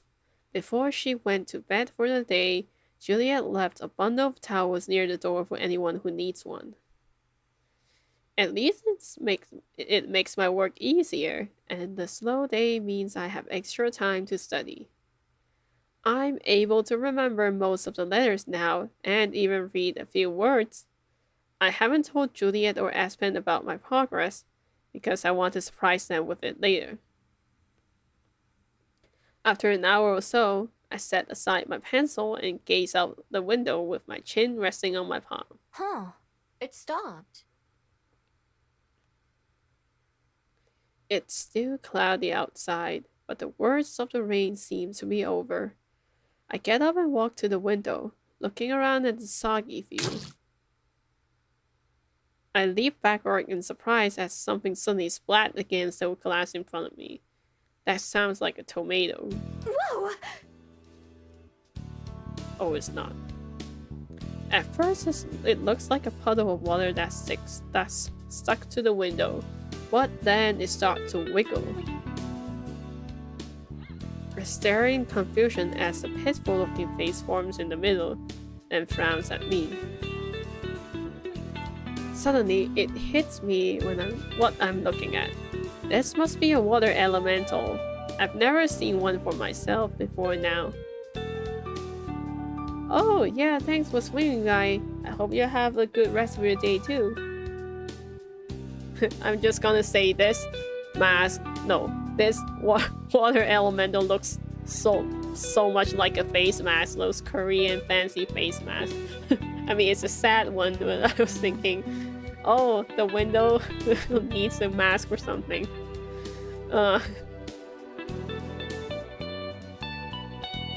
They usually hang out in rivers or lakes, but I've heard they'll sometimes come out to dry land when it's rainy. That must be what this one did. Now that it stopped raining, though. Oh no, you could dry up. Just like a fire elemental can die if its flames go out, a water elemental like this could be in trouble if it doesn't stay wet. The weather might still be damp, but the sun's starting to poke through the clouds. Okay, wait right there. I'll go find something. I don't know if it can understand me or even hear at all, but I wave at the window and hold up one finger to try to show that I'll be right back. After a quick peek to make sure there's no patrons waiting, I hurry to the kitchen and dig through the cabinets, hoping to find a pot or something that's big enough. The biggest one Juliet has is the one that she uses to make pasta, and even that might be too small. Plus, I'm not sure she'd want the taste of water elemental to be there every time she tries to make spaghetti. There's taste to the water elemental? I thought they were just water. Where else? I could just wake Juliet up and ask her, but I should really try to stop this myself before bothering her. Instead, I start hunting through the other rooms for something that might help. There's nothing in the bathroom nor in the library area. When I check the dining room a second time, however, I notice a big bowl on top of a shelf that I hadn't seen before. Perfect. I have to stand on one of the chairs to reach it, but I grab the bowl and fill it half full with tap water before hurrying back to the window. The element is still stuck there, like a very sad bumper sticker. You know what a bumper sticker is? It already looks a little smaller, but it ripples with excitement when it sees me, its frown shifting into a watery smile. I like how they have faces like this. I head out the front door and skip around to the window, squelching through the wet grass as I Here go. you go. Come on. Holding the bowl to the window, I gently brush the elemental in. To my surprise, it doesn't feel like touching regular water. Instead, it's thicker and a little bit sticky, like jelly. The elementals start to slide in the bowl and bubbles, which I hope is a good sign. It doesn't mix with the water in the bowl, but instead kind of hovers, with water both above and below it. When it gets itself fully into the bowl, it almost fills it up. The water sloshes over the edge and onto my hands, leaving the bowl almost dry except for the elemental itself. The bubbles stop and an uncertain looking face peers at me from the bottom. Alright. Let's get you inside and figure something else out. This slime thing is gonna be huge. I hold the bowl as steady as I can and try to not spill anymore as I go back into the library. Just like the guests at the library, I have to make sure not to get any books wet. There is an empty side table near one of the reading chairs, so I set the bowl down there. The elemental seems fine for now, but it looks worried again. It reminds me a lot of Aspen. I'm not sure what else to try. I rack my brain trying to think of something I might have missed in the bathroom or kitchen. Wait! That bathroom! That's it! Kneeling down in front of the bowl, I try to reassure the elemental, which is doing its best to stay absolutely still and not slosh. Okay, don't go anywhere. If you even can. Running to the bathroom, I plug the bath and set the faucet to max. This ought to work for a bit. Leaving the water running, I go back and retrieve the bold elemental. This time I end up spilling more water, but luckily it only hits the ground. No, not the library floor. The tub is about half full by the time we get back, which should be perfect. I turn off the faucet and carefully pour the elemental in. How's that? There is a stream of excited bubbles. Cool. Sit tight, and I'll find something we can use to get you back to the river. More bubbles. Quickly, but not in as a big rush as before, I go to resume my search on the second floor. Because this place is so big, there are still a few rooms that I've never seen. I'm pretty sure Juliet wouldn't mind me going in, since I'm trying to help someone else. The first room that I try is a closet, filled with towels and bed sheets and laundry stuff. The room after that is locked. That's weird. I try the knob again, in case it wasn't just stuck. Nope, definitely locked. I wonder what's in there. I've never paid much attention to that door before, since it's so far from my room. I drop to all fours and try to see under the door, but it's too narrow to see anything. Another nearby door is unlocked, and even better, it's in the closet. Aside from the doorway, which isn't particularly bright, it's pitch black when I step inside. I flick on the light switch, but the bulb fizzles and dies right away. It only takes a moment for my eyes to adjust to the darkness, and what had at first just been dark smudges turned out to be a bunch of boxes and assorted junk. A storage room. The whole place is covered in dust. I guess Juliet doesn't come in here either. Peeking into one of the boxes, it's filled with old kids' toys. like dolls and stuffed animals. Another one has some folded up clothes. Just as I'm about to give up and try another room, a half-covered object in the corner catches my eye. A heavy blanket is draped over a glass box, which is full of more random junk. I haul it all out and remove the blanket, smiling at my find. It's a big fish tank, just like the ones I saw at the museum. Score! After turning it over to shake out as much of the dust and debris as I can, I triumphantly take the tank to the kitchen sink to rinse it out before hauling it into the bathroom. Look what I found. When I set the tank on the edge of the tub, the element floats up to the top of the bath and ripples. It takes some maneuvering to hold the tank under the faucet, but eventually I'm able to figure it out and fill it up. Then I use the bowl from before to scoop up the elemental and dump it into the tank. Perfect, right? More ripples and bubbles. Okay, let's get you to the river. What about your job? I wrap my hands around the fish tank and lift, and nearly tear my arms off. That's heavy. Yeah, a fish tank filled with water is heavy. I didn't notice when I was just getting the tank set up, but with all that water in it, it weighs a ton. It was way too heavy for me to carry to the front door, much less all the way to the river. This could be a problem. It had seemed so perfect, so lucky. Even after dumping some of the water, I still can't carry it. Sitting down on the tile floor, I sigh. The elemental floats dejectedly. Miho? What's going on? I heard the sinks and bathtub running. Juliet is standing in the doorway as I look out, wearing a look of concern on her face. Hey! It was raining earlier, right? Well, there was this water elemental on the window. I tried to bring it inside so it wouldn't dry up while I worked out how to get it back to the river, but now I can't carry this huge fish tank that I found. She sounds like a kid. A fish tank? Where'd that come from? It was in one of the storage rooms, along with a bunch of kids' stuff. I'm guessing they came from the library's children's section. Juliet purses her lips, and I feel like my heart starts to quicken like it always does when I'm in trouble. Sorry if you didn't want me to go in there. I didn't know what that room was or what I was even looking for until I found the tank. I didn't look inside the locked room, though. Juliet's frown deepens, but it doesn't look like she's angry.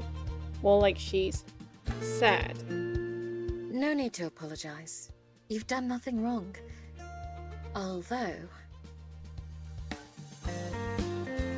I wait for her to finish her sentence, but it doesn't happen. Although... Never mind. It's nothing. Let's focus on helping our friend here first.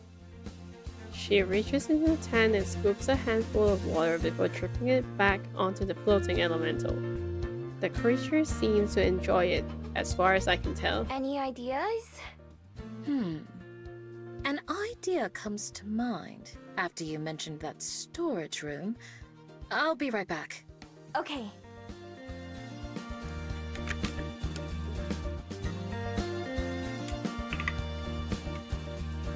I need my water too, just like the water elemental. I sit back and relax as Juliet departs.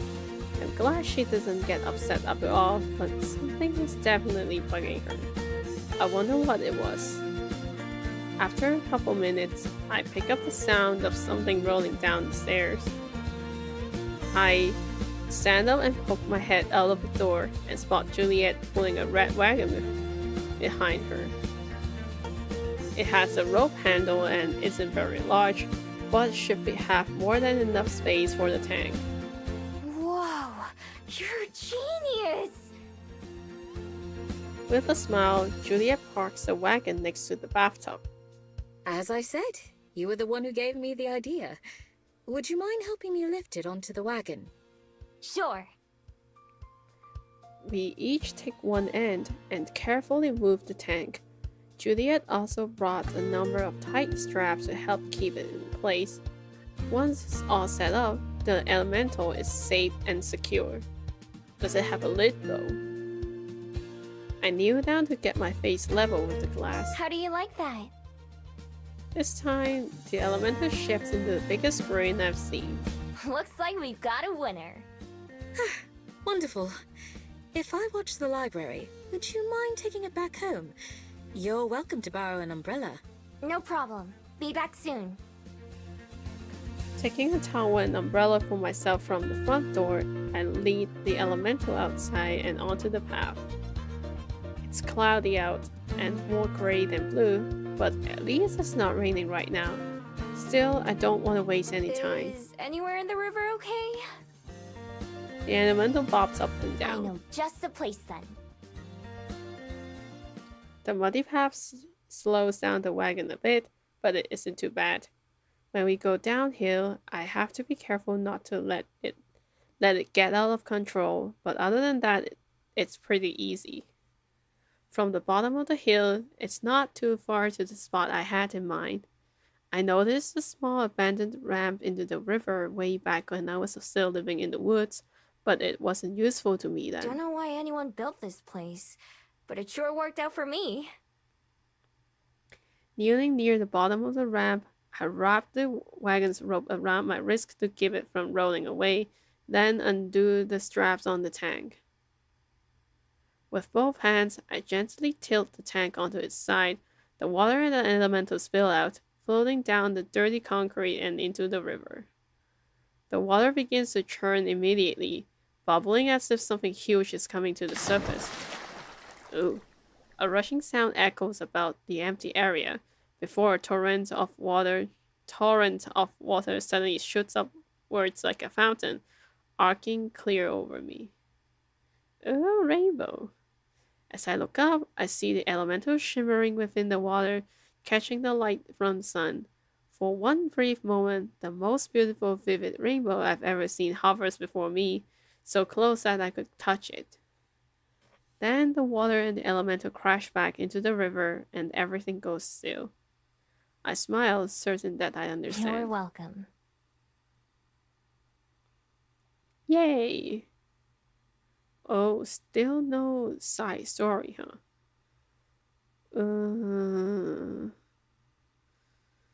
Oh, I cannot make decisions.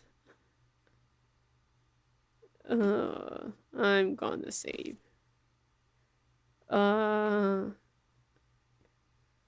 We go to Bell House. I noticed from pictures all around the cafe that they are advertising some kind of new drink that has bananas and chocolate in it. Feeling a little burnt out on my usual, I decide to be adventurous. Can I get that one? I point at one of the advertising pictures by the counter. Oh, the banana slammer frappe-a-rama. The employee grimaces a little while she says it, as if embarrassed to have even uttered it at all. She quickly adds, the name is some work in progress. Aspen asked me what I wanted to name the new frappe. Is it frappe? Frappe? I mean, like, the long form is frappuccino. When I call it short, I call it a frap, but this is like frappe. Okay. And it was all I could think of on the spot. I'm really sorry. I don't know what apologizing to me will really do. I just kind of smile and shrug, handing her my money. Needless to say, the next time I visit the Bell House, all signs for that new drinks are mysteriously gone. Oh. All day it's been showering on and off, raindrops still pattering on the roof even now. At least the frogs outside are comfortable, happily croaking away in the dark night. To stay off the cold, I keep a warm blanket wrapped around me while sitting up and watching TV. I don't really understand all the complicated things that the presenters are talking about, but it's interesting to see their reports from all around the world. Oh, it's the news. My ears prick up as I hear someone walking up the door. A series of 3 knocks gently ring out against it. Always 3. From Yeah? Juliet. I'm making some tea. Would you care to join me? I can make some hot chocolate as well. I like this. Is it her like sleeping? No, what's it? PJs? Is that her PJs? It looks so cute. Sure. Be right down. A warm drink sounds nice right now. Not wanting to leave my cozy blanket, I decide to hold it tightly around myself and waddle down to the kitchen with it. The stairs prove a little difficult, but I manage. There are already 2 mugs sitting on the table when I arrive, and the kettle is already steaming. As I take my seat, Juliet pours boiling water into each cup. You knew what I was gonna say before you even asked me, huh? I had a feeling, yes. She pushes my mug across the table, and my hands peek out from my blanket to cradle it. Happy for the warmth, I hold the mug for a while before tasting the steaming hot chocolate inside. I like the hot chocolate you make even better than the stuff at the Bell House. Why, thank you. I'm happy to hear that. Although I imagine Aspen wouldn't be. Do you ever go there? Now that I think about it, I'm surprised we've never gone together. I bet her hot chocolate is really nice. Like the fancy, even if it's like a can powdered chocolate, it's still those really fancy ones. We haven't. Well, why don't we change that sometime then? Perhaps we can meet Aspen for breakfast there instead. It has been a while since I've stopped by. Sure! I've never gotten any food from there. Only drinks. You're in for a treat then. They serve delicious pastries and sandwiches. Oh, that sounds nice. There's a particular one that I know Aspen enjoys. Although, I can't remember what it was. That's okay. I'm sure I'll be fine with anything they have. I can't remember the last time I tried something that I didn't like. That must come in handy when traveling the world so much, I'm sure. Oh, yeah. Can't afford to be picky when you don't know the next time you'll even have options. Have you found a favorite food? Or type of cuisine that you most enjoy? Not really. Most of the time I just eat junk food or leftovers. Not really anything fancy. Come to think of it, her suit, like this looks really nice. There's the collar part with the gold triangle thing. Understandable. If there's ever a certain dish or meal that you'd like to try, it would be my pleasure to help make that happen. Perhaps we could even learn to cook it here at home, so you could have it any time. Sure! I toss that onto the mental pile of if there's ever anything that Juliet's offered me. I know she means well, but at this point I can't remember everything she'd said that about. The 2 of us continue to chat for a while, and I recount the full day's event with the elemental to Juliet, wrapping up my story at the point where I came home from the river. Oops! That reminds me. I never put away the wagon. Let me know where it goes, and I can take it upstairs when I go back to my room. Wagon? Oh, yes. Yes, of course. Juliet quickly looks away, taking a sponge and busying herself cleaning some loose sugar off the counter, but it's obvious that something's off. I'm not sure what to do. It's so rare that Juliet's the one who seems uncomfortable. In fact, this is the only time I can think of. Other than when I first met her, of course, when I sort of tried to steal the painting. By the way, who does all that stuff belong to? The wagon and the toys, that is. Were they part of the library children's section before or something? No, they were personal possessions, not part of the library. Oh. Oh, like from when you were a kid? I'm surprised you managed to keep them for that long then. No. Not my childhood. Huh? The sponge stops moving. Juliet's shoulders slumping as she gives up trying to work. I feel a little bad for making her act so oddly. If you don't want to talk about it, that's totally fine. Sorry. I didn't know it was sensitive. I'm really, really sorry. It's fine. You couldn't have known. Besides, perhaps it's only right that you know. Know what? She turns back towards me, taking a breath before she continues. Her eyes don't look at me though. They're looking past me. Do you remember when, several weeks ago, I told you that I met someone who changed my life? Someone who made me want to be a better person? Yeah. Well, her name, my daughter's name, is Cosette. Oh, you have a daughter? Maybe had? Have? You have a daughter? Yes, and she's been the biggest blessing in my many, many years of life. Although she's not of my own flesh and blood, she was my child. Was. I found her on my doorstep one morning, tucked into a basket with a blanket and scarf around her. It was cold that morning, so very cold. When I opened my door and saw the silent bundle there, I feared that she was dead, but she was not. She was so very alive, and despite the cold, so very, very warm. She was barely a year old, if that. Yet she didn't cry. She could have been there all night for all I knew, but she never uttered a sound. I brought her inside, of course, just so she wouldn't freeze.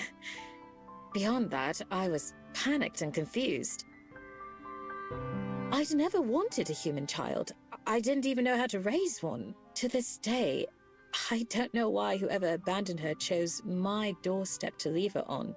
Of all places. Maybe because you looked rich even back then. But how wonderfully, impossibly lucky I was. Because she didn't cry, I thought she might be mute. But that wasn't the case. She had a great deal to say. And as she got older, she would talk and talk. Every word was like music, a melody to my ears only. I felt so fortunate, and so unprepared. I suddenly had the life and well-being of another in my own hands. Her future, her everything. It was a responsibility I had never asked for, and likely would have never asked for if my life hadn't changed that day. Parents. She grew and grew, from a curious baby to precocious child, then to a confident young lady, and finally to a lovely woman. I couldn't have been more proud as a mother. Every graduation, every breakup, every smile and tear changed my life. I wonder how long that has been. As my daughter, of course it would be true to say that I raised her, but it was mutual. She also made me into the person I am today. Once Juliet finished speaking, I let out a breath I don't remember holding. Just as when she first started speaking, her gaze is still fixed on the empty wall somewhere above my head. Excuse me. Just like when Aspen gets stuck into one of her books, I can tell that Juliet's mind is somewhere else entirely. The moment that I resolved to raise her, I made a promise to myself and to her. A promise that I would do all in my power to make the world Cosette lived in, grew up in, a better one that I had experienced. That I would show her how to find the beauty and the joy in all things dark and terrible. In a sense, I ceased to exist as a single person. My life was no longer my own. It was tied, forever and always, to another. So, all those toys and things. Yes. The treasures and mementos of another life. Of happy days filled with laughter. Of scraped knees and tummy aches. Of heartbreak and homecomings. She's a parent. Oh. I keep them there as not simply a reminder, but a tribute to those times. Whoa. I would have never guessed any of that. I never knew you were a mom. Her gaze returns to me, to the world that we are in now. She gives a little smile, but it looks fragile. Well, I suppose it's not something I speak of very often. Does she live here in Wellington? Could I meet her? Juliet regards me with a strange look, similar to earlier with the elemental. It's not that she looks angry, but like she's thinking about something very hard. I stare back, not sure of what else to do or what I might have said wrong. Like always, her expression soon softens. She is in Wellington, yes. A bit of a walk, but not too far. You can go in the morning if you'd like. It's been a little while since I have. I feel like she's probably dead. Sure, fine by me. I guess it is getting kind of late for a visit, huh? It is indeed. Speaking of which, I actually have some business I must tend to myself. Will you be alright on your own, Miho? Oh, yeah, of course. Don't worry about me. Have a good night then. See you in the morning. Oh, she sounds sad. See you. I'll be ready to go first thing. As Juliet leaves, I watch her go. It might just be me, but it seemed like she left in a hurry after saying all that. Maybe she and Cosette had an argument about something. Or maybe she just didn't want me to meet the other people in her life. I'm probably just imagining it. The way she talks about Cosette is so different to the way I've heard Juliet talks about anything or anyone else. I can tell she cares a lot about her. Hopefully it makes more sense tomorrow after I get to meet her. When I finally decide to head up to my room, I take the wagon back first, as promised. I have to pick it up and carry it to get it up the stairs, but fortunately it's not that heavy, even with my blanket bunched up inside. Once I get to the second floor, I pull it down and drag the rest of the way to the storage room. After pushing the wagon into its empty spot, I take a proper look around now that I know what this room actually contains. More than just toys, I also spot racks of clothes and stacks of books and all kinds of other belongings. The whole room is pretty packed. Slowly, I'm making my way back to the door. I carefully maneuver between the rocking horse and the dollhouse, taking care not to step on anything or knock it over. Taking one last peek before I head to my own room, I get the feeling that there's nothing missing from Cosette's childhood here. I can't say for sure, but it certainly seems like Juliet hasn't let anything go. Yeah. The morning air is fresh and crisp. The plants around us looking healthier for the drink last night. A handful of small puddles here and there are all that remains of yesterday's rain, likely to be completely dried up in a few hours. As I stand by the front door of the library, Juliet walks up beside me and unfolds her parasol, bringing it over her head. Shall we depart? It's about a 30-minute walk from here, so perhaps we'll take a ride back once we're done. Yep. Will you be okay in the sun with that? Yes. It's still early enough that I don't need to worry too much. Lead on then. Stepping out into the brilliant morning, I stretch and roll my shoulders. It's a nice day, not too cold and not too hot. As always, Juliet's steps are measured, and even as she walks, Her parasol bobs with each step, making it look like she's wearing a big hat from this angle. I smile to myself at the image as I skip along beside her. Even with protection from the sun, it's rare to see Juliet out in the daytime. So, I was wondering something. Hmm?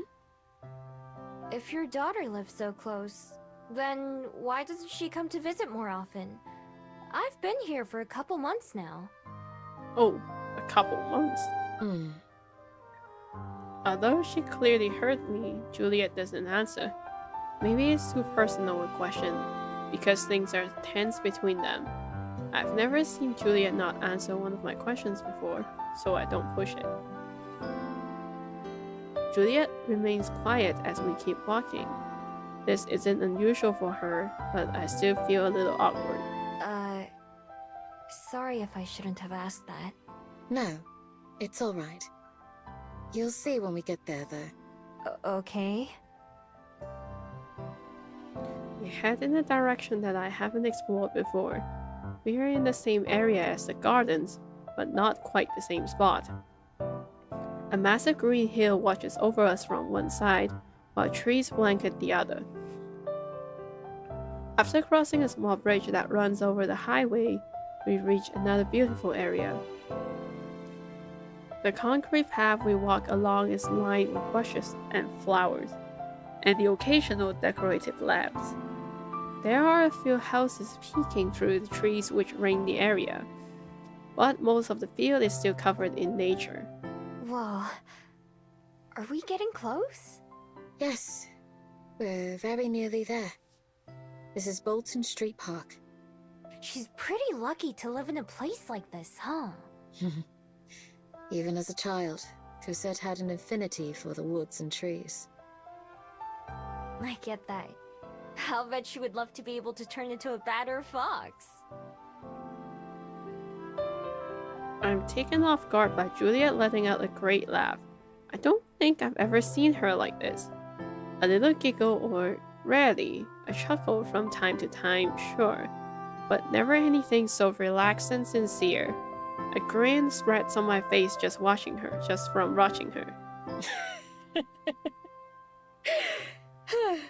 Yes, I think you're right about that.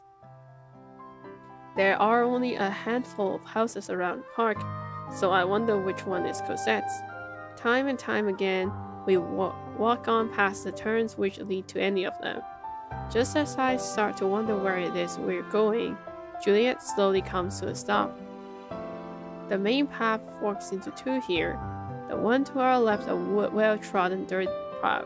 There is a sign, but I can't quite read the writing yet. Everything okay?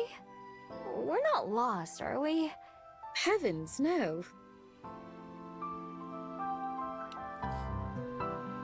A number of tall trees shade the path that we're on, giving enough protection for Juliet to slide her parasol shut.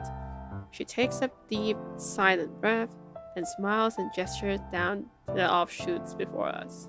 It's right this way. Just a little further.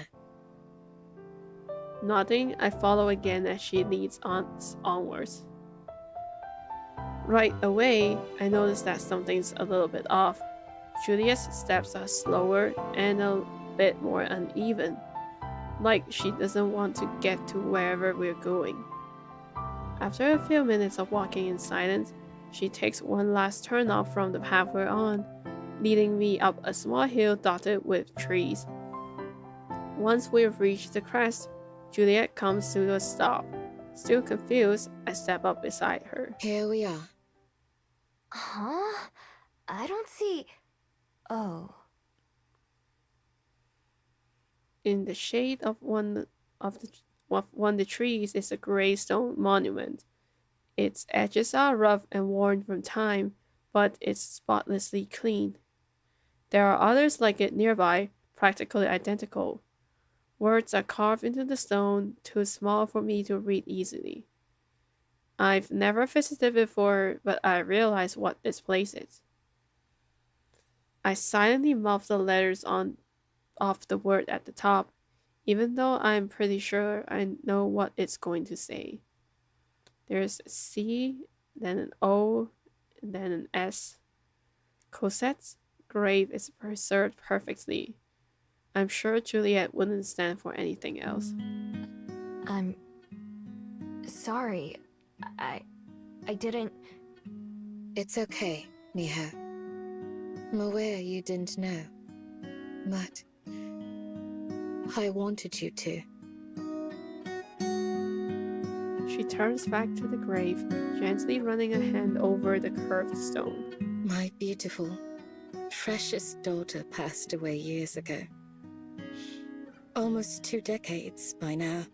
She lived a long, full life and spent her final moments with those she loved.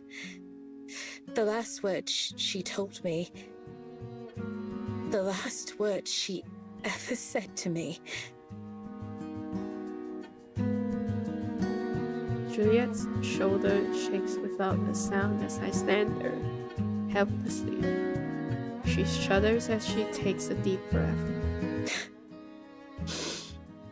Or that she couldn't have been happier.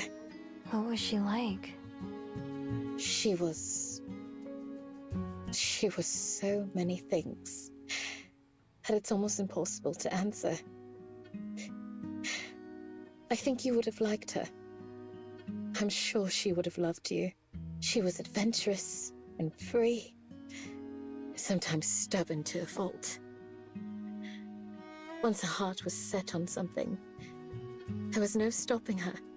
Everything she did vividly, to the fullest. Even if the very laws of existence told her something was impossible, she would try anyway. She was endlessly kind, with compassion for every living thing, from the smallest insect to the largest, most ferocious beast. She saw the value in all of them. Oh. She gives a small smile as she looks at me, even as tears well in her eyes. I gulp to try and force down my own emotions. You should have seen her as a child. She would talk your ear off. Both of them, if you'd let her. There wasn't a single person near us who didn't know who she was. So open and free was she. That warmth and care. It was the core of her life. If she saw someone in need, she would rush to their aid. It just naturally came to her. If you or I see someone hurting, we may choose to help. For Cosette, it wasn't a choice. It was simply who she was. To know her was to adore her. Every day that went by, I was more and more proud of her.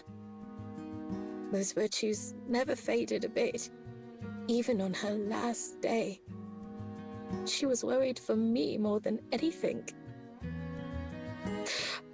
I promised her that I would...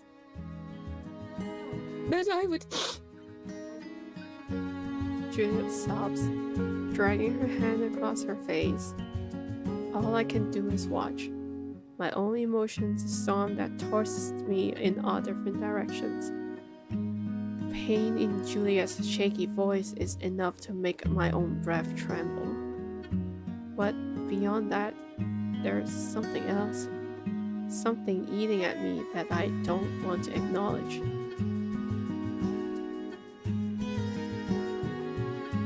Juliet turns back towards the grave, taking a couple steps closer. Unfurling her parasol, she holds it over her shoulder like a shield, guarding herself against the sunlight. She's also able to stand a little straighter.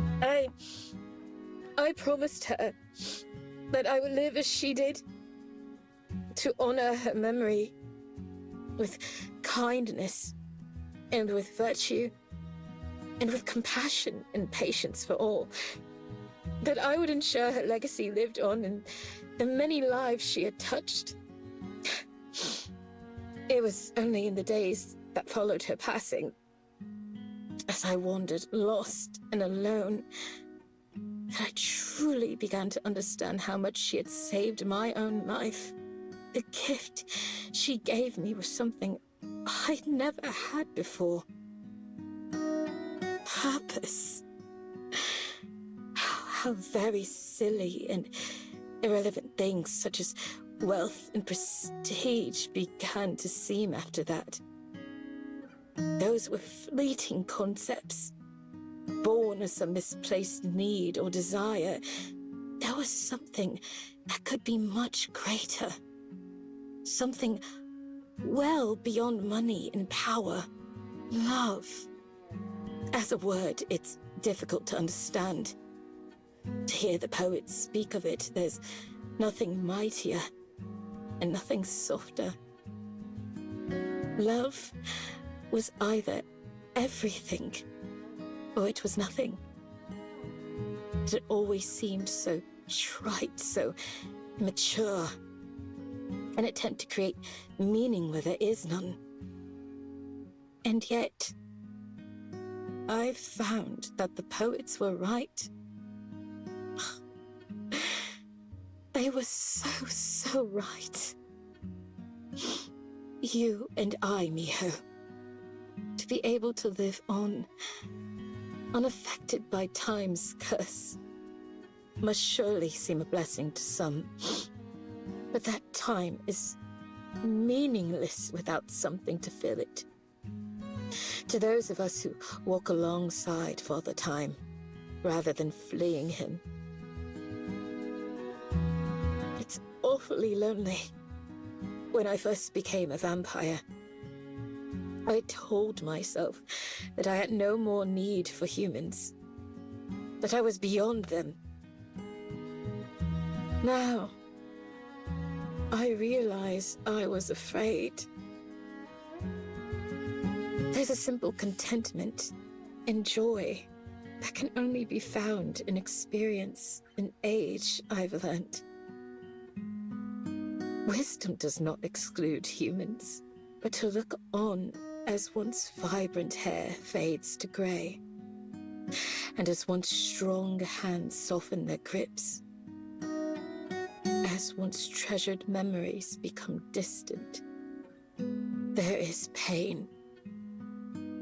To watch someone you love grow up is beautiful. To watch them grow old is to suffer. Cosette lived into her 80s. A good, long life for a human. Even as her flesh started to fail her, her mind never did. She was sharp as a sword and quick as a fox. For a human, there is no kinder, gentler end than that of old age. And every day, I'm thankful that Cosette was one of those lucky ones. To slip away peacefully and painlessly. As I held that soft, shaky hand for the last time, I wished desperately that I could trade places with her. I would have done anything to give her just one more day, but there was nothing to be done. Cosette passed on with no regrets, and a smile on her face. She lived as full a life as any human could live, and when she was gone, I was still there. My flesh not a day older than when I met her. It was then that I realized what a cruel gift immortality could be. What a slow, repetitive torture if I chose to let it. So for the sake of Cosette's memory, and of the promise I made, I swore that I would continue to live as I had not lived before. For virtue, for friendship, for others, for tomorrow. To die is human. To live is a privilege.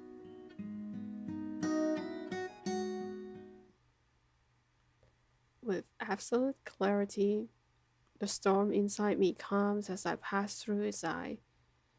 There is a sense of finality in Julia's words, which leaves them ringing in my ears as I stumble backwards without thinking about it. To die is human. All humans.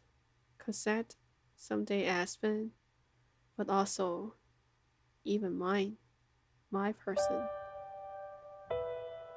Understanding hits me like an arrow to the heart, and I barely notice the look of surprise on Juliet's face as I transform, turning tail and fleeing into the floors. My person, the one I've searched for my entire life, is dead too. Long dead. No matter what happened after they left the forest, the nature of their human lifespan means that they lived lifetimes ago, generations ago.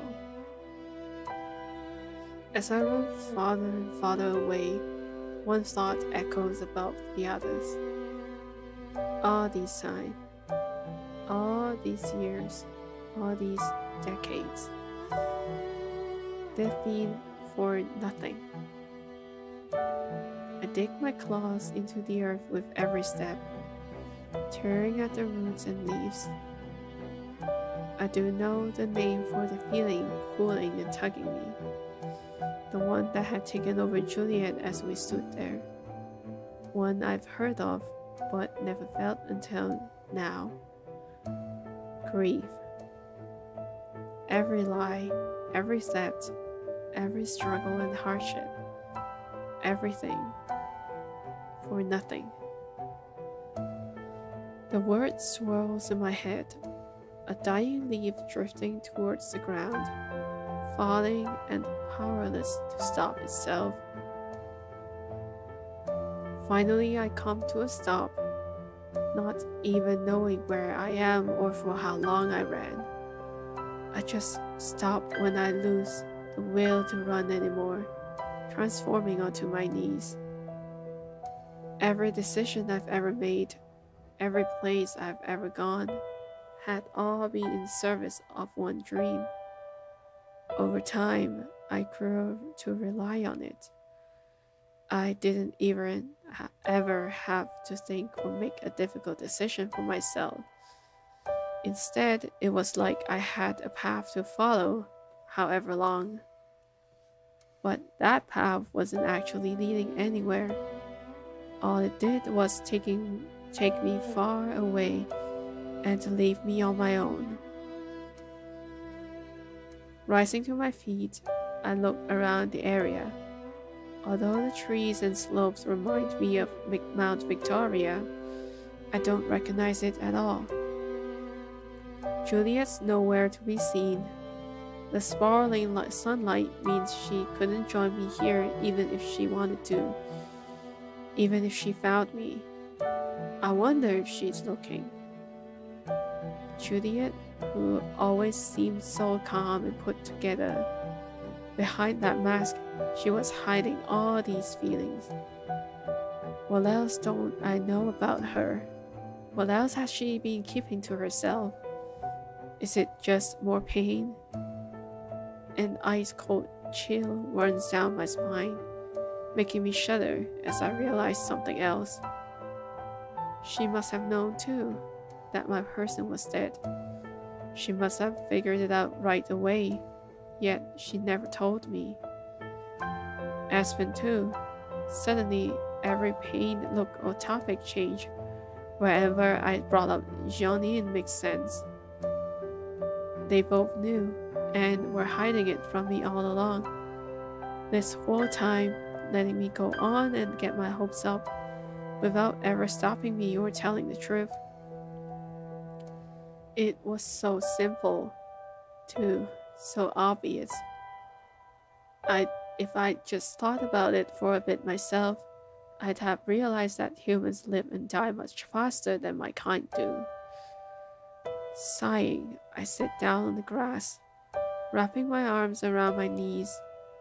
I mash one palm into my eyes to wipe away the tears that were there. Stop crying, Mio. With a few deep breaths, I manage to fight away the stinging pressure and keep myself from breaking down even more. I sigh again once I'm certain it won't turn into a sob. Now that the initial shock has worn off, the pain in my heart has gone from a sharp stab to a dull throb. Aside from pure survival instinct, death has always been distant and faceless to me, but now I have to look it in the eye. My time with Jeanine was short, thousands of times shorter than the time I spent looking for them since then. Still, it was all I had. Where do I even go from here? The sun is getting higher, so Juliet must have made her way home back now. She might even be waiting for me to come back. We both know I have to at some point. It's getting hot for me too. Shakily, I rise to my feet and look around again, actually trying to get my bearings. If I have to, I can just go back in the direction I came from until I find somewhere familiar. I start walking back towards the library, since it's the only place I have to go. I may think of it as home for now, but I can't help but picture Juliet's sobbing face. Immortal or not, there has to come a time someday where we don't see each other, and that will be the end of our memories together, or at least her memories of me. The same goes for Aspen, as mortal as Cosette. Aren't I just resigning myself to feeling this pain again someday, potentially even stronger? Maybe she was right, the other Gumiho. Maybe I don't belong anywhere, so she still remembers that Gumiho. By the time I get back to the library, I'm exhausted from the walk and sun. I throw open the library door and go inside, walking past my empty seat at the front desk. Juliet's nowhere to be seen, only patrons. They've always managed just fine without me, though. Plodding up to my room, I grab my blanket from my bed and wrap it around myself before I lower myself to the floor. That's when the tear hits me again, and this time I can't hold them back. Slouching onto my side, I don't even try. There is no point. As I expected, in less than a minute, there's a sound at my door. 3 knocks. Always 3. Miho? Is that you? Are you alright? I don't respond. I don't even know if I want to see Juliet right now. She's part of this too, after all.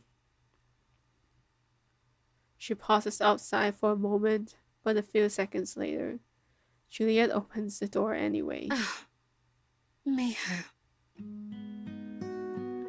The pity in her voice tells me everything I need to know. I can only imagine what I must look like. Covered in blankets and lying on the floor, I must look pathetic, childish. It must be how I always look to her. Miho, I'm sorry. I didn't mean to. Juliet trails off, still just inside the door. I can see her legs and cane, but not her face. I can picture the concern on it, though. Didn't mean to what?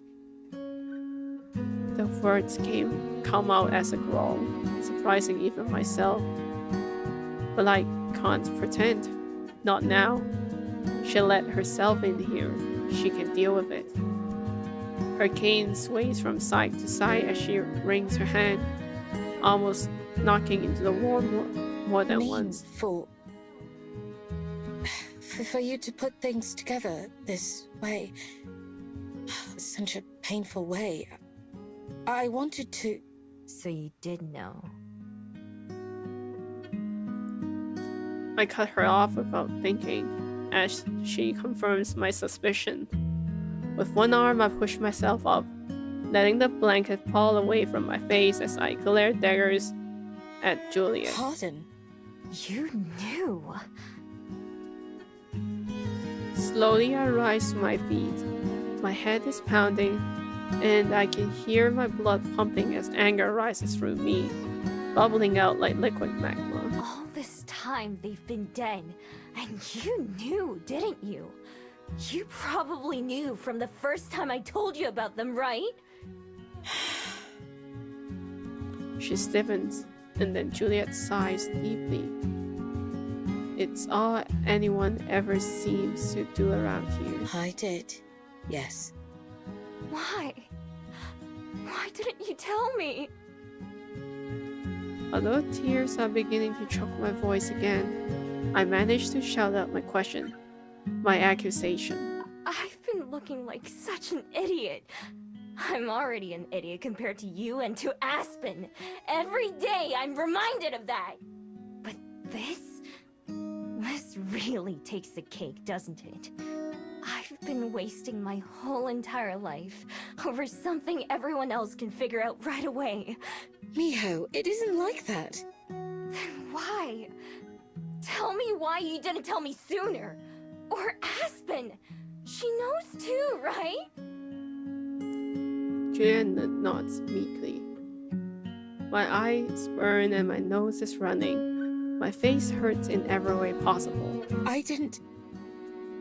We didn't know how. Know how? What do you mean, know how? I can't keep myself from shouting. I feel so stupid, so angry, and so sad. Please, Miho, try to understand. We were still just getting to know you. You barely trusted Aspen or me. If we just told you that the person you were looking for was deceased, we didn't know how you'd take it. You might not even believe us, for one thing. Or perhaps it would give you cause to run away again. As the weeks went on, we wanted to, but it never seemed to be the right time. Neither of us wanted to be the one to, out of nowhere, bring your whole world crashing down. Not when you were trying so hard. You seemed so happy. It felt more cruel to ruin that in a way. I'm sorry, Miho. I truly am. It was wrong of me to let it go this long without saying anything, but believe me, I only hesitated out of love. Aspen and I both. We simply couldn't bring ourselves to break your heart that way. Fat lot of good that way. Juliet snivels, and I have to look away. I don't want to see her cry again. Not while I'm already like this. Stooping down to the floor, I pick my blanket back up and wrap it around myself again. Even as I do, I can't help but think of how it's not really my blanket. It's Juliet's. She just lets me use it, like everything else. Go away. To my relief, she doesn't try to argue, doesn't even say anything else. She just nods and silently leaves the room. The second the door shuts behind her, I collapse into my bed, put my pillow over my face, and succumb to my grief. My everything hurts when I wake up, damp pillow still covering me. My face and head hurt from crying, and my body hurts from passing out in an uncomfortable position. I didn't even mean to fall asleep. I must have cried myself into it. The memories of yesterday don't even give me a chance to wake up before they flood my brain, pulling a groan out of me in response. I don't want to get up. I don't want to leave my bed. What's even the point? Still, I know I have to. I have to see Aspen within the next few hours, and Juliet too eventually. I don't know what to say or even what I want to hear. As much as I'd like to avoid I'd just like to avoid everything and everyone. The rational part of me knows that I can't. Instead, My magic and bead force me to conform like always. Either get up or be forgotten. It's not really much of a choice. I sluggishly get dressed and wipe down my face, which is still red from crying. Then I trot downstairs to where we'd normally be having breakfast. Except it's later than usual. There is food on the table for me, but it's long since cold. And I can hear the sounds of conversation and movement that means the library is already open. Life goes on, with or without me. I cram down the slices of cold toast and browning apple without really tasting them, just knowing that I needed the nourishment. Then I wander up to the front of the library, where Juliet is seated in my spot at the desk. When she noticed me approaching, I can see her struggle to decide how to greet me, uncertainty playing in her eyes. I can't decide either, so I just settle for a stiff nod. Hey. Good morning, Miho. Her voice is awkwardly stilted. It seems out of place for Juliet. I gesture at the stack of books next to her and the half-filled checkout You sheet. can go to bed. I can take over from here. Juliet shakes her head, looking a little more confident in the motion. No, it's all right. You're in no state to be working today. Let me handle it instead. Really, it's fine. A patron starts to approach the counter, a couple books in his hand. I start to reach for them, but Juliet stands up, blocking me off. Good morning. All set to check out? I let my hand fall to my side. The person checking out the books looks a little confused, but settles on talking to Juliet instead of me. Fine then. If she wants to, she can do it. She has that same practiced tone of voice when it comes to helping a stranger that Aspen does. Aspen calls it her customer service voice. To me, it's the same as how I'd sound when trying to deceive someone or get something out of them. The only difference is, I'm not sure I could pull mine off now, like she can. Then again, it seems like Juliet must have always been good at hiding her feelings. Wordlessly, I turn around and step up from behind the desk, passing by the guests on my way out of the door. From the corner of my eye, I can see Juliet watching me as I go, even as she deftly handles the checkout. The fresh air is an instant relief, and I gulp it in as I stretch out my arms, just basking in the sun for a moment. I started walking to the Bell House because I need to see Aspen before it gets too late. Fortunately, we had a late breakfast yesterday, so I have a bit more leeway than usual.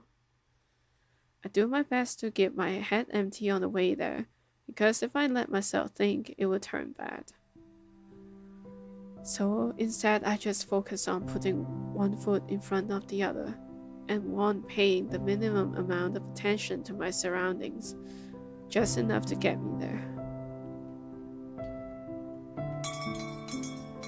Aspen herself is working at the counter when I enter the cafe, and she waves eagerly when she sees me. Oh, Miho! I was just thinking of taking my break early to come see you.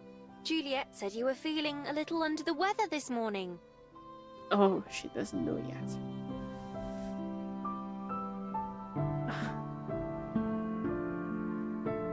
I'm just sad. I hope she sorts it out soon. This is just sad. I make my way up to the register, staring blankly at the menu. I could actually read some of it if I tried, but I'm not. I can see what she means. Are you all right? I shrug. Yeah, I'm fine. Let me get,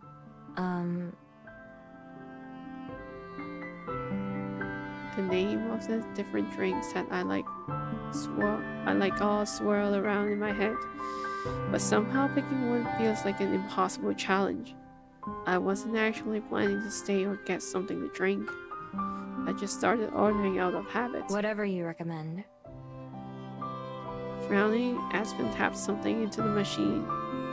I reach for my wallet, but she waves a hand to stop It's on me.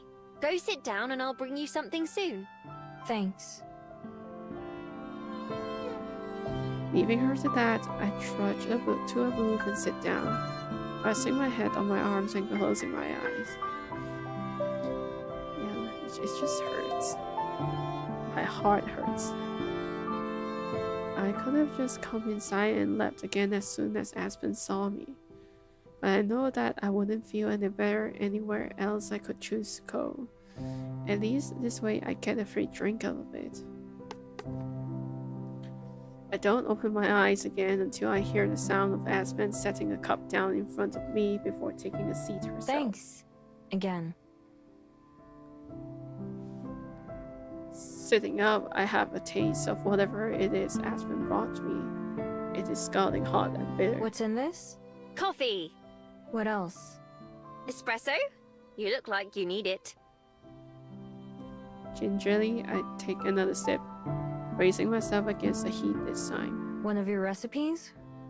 No, I don't know who invented it, but it's been my go-to for years when I need a pick-me-up. Don't you feel more awake now? The aftertaste lingers in my mouth, but I drink some more anyway. Unfortunately. Then it's doing its job. You really do look a mess, though. Were you crying? As soon as Aspen takes a second to look at my face, I see her take on the same look of concern as Juliet. I raise my cup to my lips again just to hide myself. Yeah? There is an awful scraping sound as Aspen slides her chair a little closer to mine. Taking one of my hands in hers, I pull away immediately. Sorry, I should have asked first. What's wrong? Did I do something? Her face starts to redden, and I already know what's coming next. It's fine. I don't know how to respond, so instead I opt for a question that's been lingering on my mind. Do you know who Cosette is? Cosette? No, I don't believe I know the name. Is she a friend of yours? No. Don't worry about it. If Aspen doesn't know, I'm not going to be the one to tell her. Still, it doesn't surprise me in the slightest that Juliet never mentioned her before, even though the two of them are supposedly close friends. As for my human though, may as well just get it out here. At least then we'll all be on the same page. I found out my person is dead. Although I've been sitting with that thought for hours now, it's the first time I've said that words out loud. Her voice actor is really good. Like it really hits it. To my own surprise, they come out as steady as everything else. At least I don't feel like I'm going to cry. Like how cheerful she was, and like how sad and almost kind of dead inside right now. Her voice actor really did a good job. Oh. Finally, I glance at Aspen herself. Just like Juliet, I can see her eyes widen and mouth drop as she tries to think of something more to say. And you knew, didn't you? Her hand toys uselessly with an abandoned straw wrapper on the table. I suspected as much, yes. I sigh, not surprised at all. I don't even have the energy to be that upset, compared to when I was dealing with Juliet. I'm sorry, It's okay. Juliet already said it. Well, I'm saying it too. I'm sorry. It seems you probably didn't find out in the best way. Not that there is a best way. That was why we were afraid to tell you. We didn't know how... Actually, I'm just going to stop talking. Really? It's fine. I I cut her off flatly before she can start over apologizing. Being apologized to makes me feel uncomfortable, like an itch I can't scratch. Pulling my chin in my hand, I look out the window to the sunny day outside. It is as nice as it ever is here. I just wish you would have told me. In our reflection, I see Aspen nod. If it makes you feel any better, we were going to soon. We'd already decided, but not on how. I assume Juliet told you. More or less, yeah. She said something that made me figure it out. I see. Both of them just accepted me being upset so easily. Neither of them tried to argue or anything. Just apologized. I'm not sure how I feel about that. Just like I'm not sure if Aspen's words makes me feel better or not. But also I have to ask what I'm getting out of doing this to myself, and to her, and to Juliet. Sitting here silently, stewing in my emotions, what felt like burning rage last night now feels less explosive. I do wish they'd be more honest with me, but they were both just trying to be nice. It's not like I haven't done the thing they were afraid of before, like running away. When that's the case, is it really okay to still be upset with them? Sorting through complicated emotions is difficult. I like when things are straightforward, and I know to be sad or mad or something else.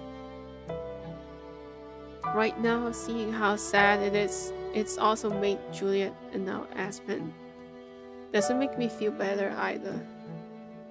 If nothing else, I should at least tell them how I feel, or try to. Closing my eyes for a beat, I make my first real decision since leaving for Cosette's grave with Juliet yesterday. Are you busy tonight? I want to talk with you and Juliet. Together. She startles at the sound of my voice. I guess she didn't expect me to say anything else. I'll be there. Just tell me when. I don't know yet. I have to ask Juliet, but I'll have her let you know. Okay, that works for me. I stand up slowly, and Aspen does the same. I can tell from the way she's still fidgety and nervous, though, that something's bothering her. There's a tiny pop as she snaps the paper straw wrapper in half. Can you tell me one thing, though? Are you leaving? She's really worried about that, isn't she? I feel a bit more confident about one thing as I shake my head. No. I won't go anywhere. Oh, that's good. Oh, everyone's there. Well, almost everyone. And I guess there's only we can, yeah.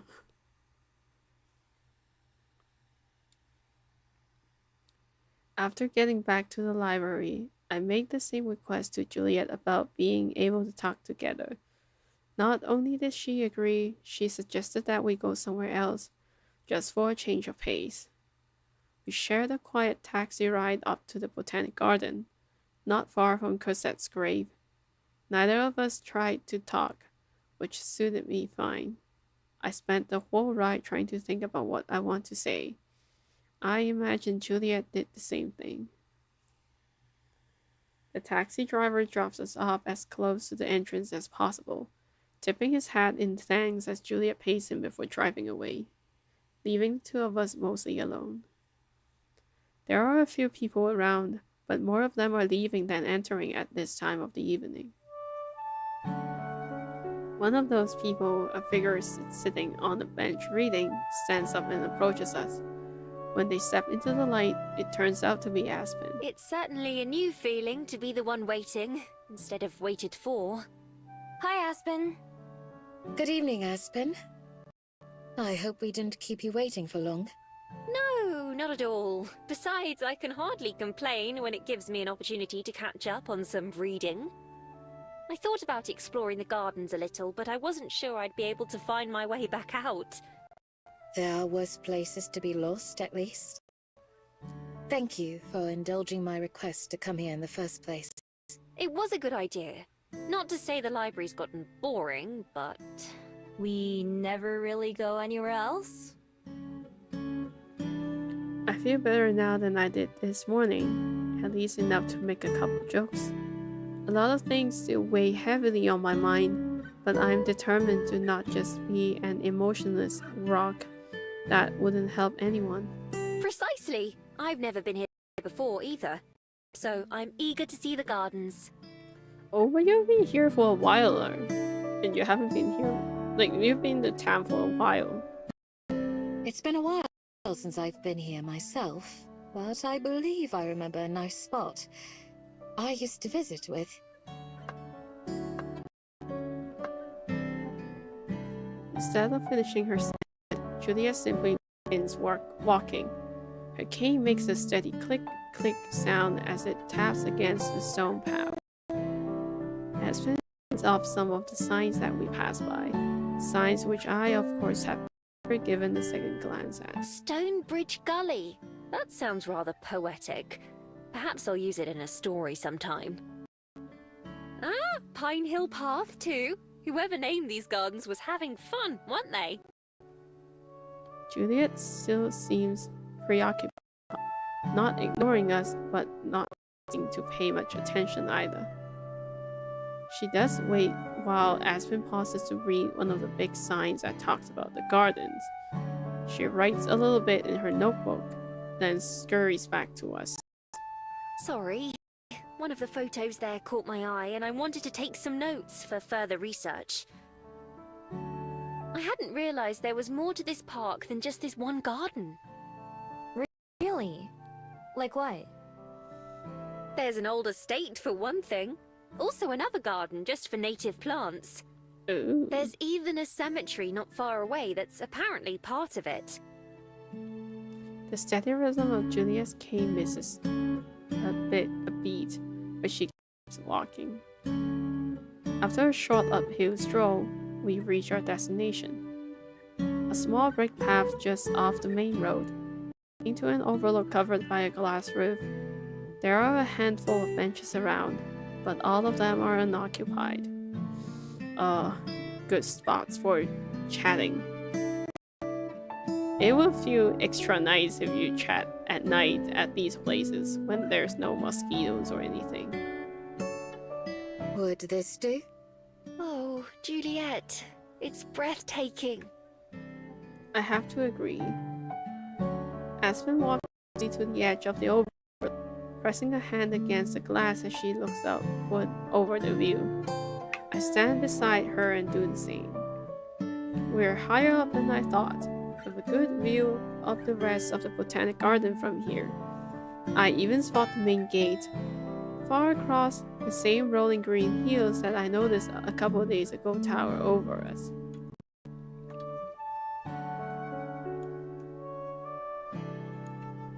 Though she smiles, Juliet doesn't join us, instead sitting down on one of the benches. What do you think, Miho? How does it compare to some of the sights you've seen? It's pretty nice. I like the view from up on Mount Victoria better, though. Oh, it's been quite a while since I went up there. Perhaps I should see it myself sometime and compare. You should. You can see the library from the top. I used to go up there to clear my head, before I started living at the library. I'll be sure to invite you along, then. She lingers for just a moment more, gazing out at the darkening sky, before taking a seat on the bench across from Juliet. Only I stay standing, pacing back and forth. Despite the pleasant chatter just a moment ago, now that we're all here and settled, both Aspen and Juliet sit quietly but expectantly, waiting for me to speak first. Since I was the one who asked them to come here, it falls to me to start the conversation. But where to even begin? I've been thinking about that all day, and I've decided that maybe I should just start at the beginning. The very beginning. I never told you anything about my person, right? About Changin. Zhang, Zhang, I really want to learn how to pronounce it properly. Zhang. They both shake their heads. Taking a deep breath and clearing my throat, I close my eyes and cast my mind back to the forest all those years ago. I was just a regular fox back then. I don't know how old I was. Foxes don't think like that. All we know about is eating snacks and lying in the sun. That was all I really did, all day long. No hobbies or jobs or responsibilities. Just existing. I knew what humans were in the same way I knew what leopards and bears were. Big and scary and something to avoid. It was rare to see one in the forest, but it happened. Most of the time, they were noisy enough that you could hear them coming from far away and hide. That was the first thing that was different about my person, Chongin. I was taking a nap in one of my favorite spots, an old log that had fallen over. Chongin came all the way over and sat down before they woke me up. And when they did, I panicked. I ran and hid as fast as I could. I think they were surprised too. They didn't try to catch me or stop me. Instead, they kept their distance and tossed me a little bit of the meat they were eating.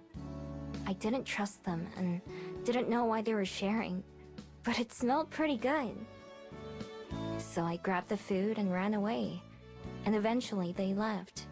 When I went back to my log the next day, Chongin showed up again too. I ran away again, but they still didn't chase me and let me come back on my own. We did the same thing the next day, and the next day, and the next. Then, one day, I was in a new part of the forest. I liked wandering around even as a fox. I wasn't paying attention to where I was going, when suddenly, it felt like my leg was on fire. I didn't know what it was at the time, but I'd walked right into a trap that a hunter left. I couldn't move as much as I tried, and it's still the scariest thing that ever happened to me. I was sure I was gonna die. Finally, Chongin showed up. At first, I thought they were there to finish me off. Instead, they were worried for me. They knelt down and got my foot out of the trap, and then wrapped it with a part of their shirt to stop it from bleeding. That was when I finally figured out they weren't going to hurt me. It's nice hearing Miho's side of the story, because we only know it from Chongin's side in the very, very beginning, and it's just when they meet. I kept going to the grove to see them, and they kept being there. I let them get close enough to touch me after that. Still, they didn't do it much. It was only to check on my leg and make sure it was healing okay. One day I went, and they were waiting like always, but they brought a lot more food than usual. And they gave it all to me, hardly eating anything themselves. He sounds like a really nice scholar back in those days. After I was finished, we sat together for a while. They sat on my log, and I laid in the grass nearby. Finally, they got up like usual and set two things on the ground. One was a bag of food, the same as they had just given me. The other was a little paper scroll. They patted me on the head for the first and only time. Then, they left our grove. At the time, I didn't think that day was anything special, other than the extra snacks. I remember in the beginning when we read it from Chongin's perspective, they mentioned, oh, I have to go home. It's the last time I can meet with you. I hope you will be doing well. But it was the last time I'd ever see them. When I came back the next day, they weren't there. I waited, just in case they were late, but they never showed up. The scroll they left and some of the food were still there. Other animals had taken a lot of the food, but they didn't want the paper. I took the scroll with me when I left. I didn't know what it was, but it was theirs, so it had to be important. My only option was to carry it in my mouth. I went back again the next day, expecting them to show up, but they never did. I don't know how many more days it took before I realized they weren't coming back. Yeah. We still don't know what happened to them though. Once I did, it was all I could think about. I kept looking for them, but I couldn't find them, as much as I wanted to. Yeah, we don't know why they decided or they have to go home.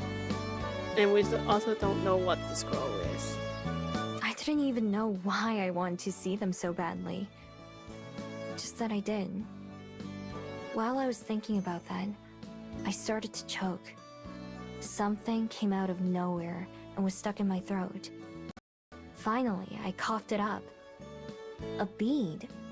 I'd never seen it before, and definitely never swallowed it. I left it and went back to my den, but it was waiting for me there too. No matter where I went, it was always waiting. So finally, I touched it with my nose. Everything after that happened so fast. 1 second I was there, just a normal fox. The next, I was in this new form, not sure how or why. Some things came to me naturally, like using my new body and walking on 2 feet, and even how to turn back into a fox. So this is the Gumiho lore. But I still thought like an animal and acted like one. I didn't know any words that I could even think with. I had to learn those, and all kinds of other human behaviors the hard way, after getting chased away from villages and strangers that I met. Over time, I learned how to hide and blend in, and steal, and just how to survive. I followed Jungin's scent all the way to the ocean. I'd never seen so much water, not even close. I had no idea how huge it was. I boarded a ship like Jungin had, not knowing that it would take me somewhere different than the one they took. And I've been looking for them ever since. When I open my eyes again, they are heavy with tears, but this time I don't try to hide them. I didn't mean to talk for so long, but once I started remembering, everything else just came naturally. Turning to face Aspen and Juliet, I see that they are crying too. Oh, Miho. They sound like they were a wonderful person. I can see why you never stopped searching for them. They were truly special, weren't they? Yeah. Yeah, they really were. Remembering how their hand felt on my head, and the softness of their touch as they inspected my leg, those thoughts hurt as much as the hunter's trap did, but also they made me smile too. I've often worried that they might have forgotten me, but I don't think they did. They only knew me as a fox before I had any magic, so their memories should have stayed intact. Those days weren't long, but they were special to me, and I hope to Jongin too. And so I don't want to let them become painful memories.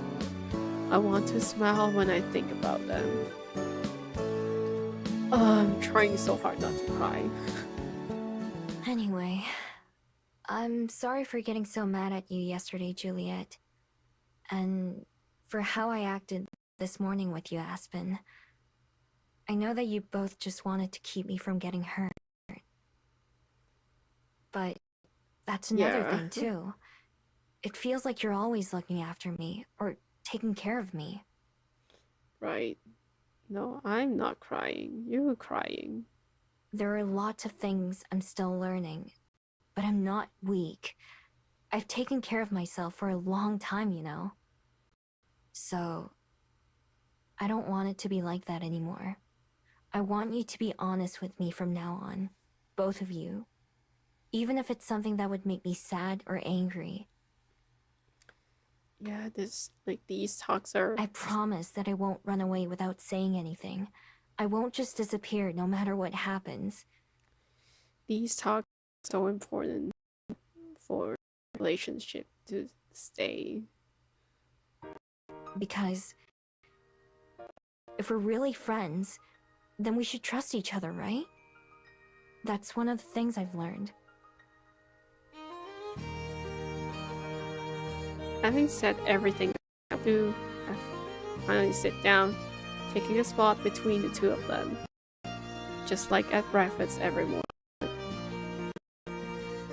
For a second, the three of us sit there quietly. Then Juliet begins to speak. I hear what you say, Miho. And I agree. You're not the only one still learning things, you know? I have a long way to go to. For years, I felt it for the best to remain open, but guarded. If I maintained a comfortable distance, even from those I call my dearest friends, then I would be protecting myself.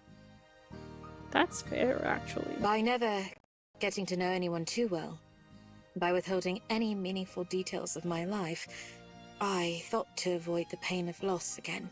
But all I've done is keep myself from experiencing that joy of companionship again, while even causing hurt to others. I'm not too experienced when it comes to being honest to myself. Or perhaps only honest to a point. But you're right, Miho. That isn't how it should be. From here on out, I'll endeavor to be more open, more real, with both of you. For myself, and for you. That's nice. Juliet looks in the direction, but in particular at Aspen right now. As such, Aspen, there's something that I'd like to tell you. She begins telling Aspen about Cosette, in much the same way she told me yesterday. I sit quietly and think about what she said. Juliet describes herself reminds me of me. In the end, we've both be running away, haven't we? Despite being perfect and put together, Juliet always seems she's actually been struggling just as much. She was just better at hiding it than me. As Juliet recounts the vow she made in honor of Cosette, I see. Uh-oh, I did that again. I see Aspen is listening with rapt attention, like when she gets really absorbed in one of her books. When Juliet finishes her story, both of them have to wipe their eyes. Aspen rummages around in her bag and pulls out a small pack of tissues, offering one to Juliet before noisily blowing her nose and wiping her eyes. God, that's certainly a lot to take in. Poor Aspen. Listening like stories of two fabled beings, two super sad stories of fabled beings with humans. Oh. Thank you for telling me, though. Cosette sounds like she was a wonderful person, just like Johnine. I wish I could have met her. I wish you could have as well. She would have had endless stories to recount. And I know she would have loved to share them. As for all the other stuff, first of all, I promise, to both of you, I want us to be truly friends as well. I don't have anything quite so dramatic in my past, but I certainly know how it feels to be performative. I can hardly fault you for curating your self-image when I do the same thing. It's kind of funny, actually, and a little scary to hear you talk about Cosette and Zhuangyin, because as someone who will one day be past tense, I often wonder about I'll be remembered when I'm gone. Yeah, that's true. Not that I expect that to be any time soon, but still, I hope that someone speaks of me just as fondly someday. There will be more than enough time for me to worry about that in the future, though. Right now, I'm glad we had this conversation. Aspen's really brave to decide to be friends with Fables when she's a human. I mean, maybe it's a normal in such a mixed society, but still. It was worth the near panic attack I had earlier, wondering what would be said tonight. Me too. I still have a lot to think about, and I'm still sad. But I don't want to be sad forever. I know it's not what they would have wanted for me either, but I do know that I'm lucky I met you two, and that you're my friends. I want it to stay like that. My cheeks burned from saying something like that out loud for the first time ever, but I liked saying it because it's true. Although I had already made up my mind to stay, it's sitting here in the middle of the garden and I know I made the right decision. For all the doubts I had, all the struggles, I am thankful that it happened, and I can finally admit that to myself. Maybe it won't turn out the way I expected, but for one, I'm content with my life right now. Well said. And don't worry, Miho. We're not going anywhere. Even if it's not always perfect, it doesn't need to be, just like Juliet. Oh, Miho, I'm glad too. The first time you stepped into the Bell House was one of the luckiest days of my life. Of course, you fell in love in first sight, didn't you? All I have to do is keep trying like Aspen. So maybe another first time would be appropriate. Hopping up from the bench, I grab Aspen's hand and Juliet's hand and pull them to their feet too. Oh, so cute! Then spreading my arms as wide as I can, I pull them both in a hug. Without hesitation, I feel them embrace me in return. From that first day at the cafe all the way to now. It's chilly out here in the gardens in the cool evening air, but it's warm in Aspen and Juliet's arms, and I smile to myself and to them and to anyone who may be watching. Mine too. Oh. But then you have to tell them about the other Gumiho that you met, You're still keeping secrets to yourself, Miho. After spending a bit more time walking around the gardens last night, Juliet and I went back to the library and Aspen took a bus back to her apartment. Once we got back, I fell asleep almost immediately. My brain finally getting some relief from all the emotions of the last few days. In the morning, once I go downstairs for breakfast, it's pleasantly familiar. Toast, egg, and fruit like always, and conversation about books and work and Wellington. After cleaning up, but before Aspen departs, Juliet clears her throat. By the way, Aspen, I do believe this weekend is a special occasion. Am I correct? I had been trying to ignore that until now, but yes. Birthday? Wait, what? What happens this weekend? This Friday is my birthday. A brutal reminder that, like we just discussed, time won't wait for me. Oh, don't be like that. It's good too. Whoa! Humans have parties for that, right? Are you gonna have a party? It's good to grow older. No, I'm not turning 12. How old are you turning? Not 12. I thought parties were a thing you got to do your whole life. That's not fair that only 12-year-olds get to have them. It's not like that. They're just one of those things that you grow out of. Why? Why what? Why do you grow out of them? Her brow gets some more creases, like she's trying to explain this as much to herself as to me. It's just part of being an adult. You get older and older, and you reach the real world, and then you don't feel like having a party, I suppose. Well, I mean... When you're young, it's exciting getting older because there's so much you can't do as a child. Once you're an adult, you realize that what you thought adult life would be like isn't real. Ooh. So instead of being excited that there's cake and ice cream, you start worrying about how many calories are in each. What's a calorie? Oh no. Oh. Oh no. Never mind. You know, Miho has a point. What is your birthday? Shouldn't you be getting loose? And just feel happy about that? You can regret later. Life is full of regrets if you want to regret about things, so why don't you just have fun? That sounds so bad if taken out of context. She does? I do! You're never too old to have fun, as you both went out of your way to remind me. 25 can be just as much a reason to celebrate as 5.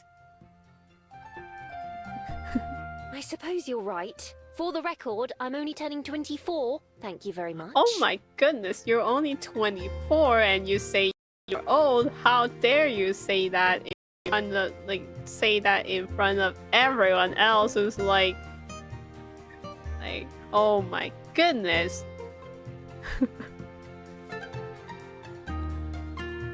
Like, human age is a weird thing to grasp, but 24 is definitely not old, unless you're comparing it to like 16-year-old teenagers, then maybe they would think you are a bit old, but they see anyone about 20 old, so that doesn't count. You're only 24. Don't say you're old. Still, I'm not the partying type. Plus, I told my parents I'd go visit them this weekend. Just for a day, mind. I'll be back well before 24 hours have passed. That's wonderful. I'm sure they'll be overjoyed to see you. I'm sure they will be, at least for a little while. I still wouldn't want to stay for more than a weekend, even without Miho to keep in mind. Longer than that, and my mum and I would probably go crazy. Oh. I'm not leaving Welly until late Saturday evening, though. Right, don't say you're old until you reach the legal retirement age. Then maybe you can start thinking you are old. If you're not reaching the legal and the retirement age or anything, or if you're not getting those like elderly benefits, don't ever say you're old. And even when you reach elderly benefit age, you can still be young.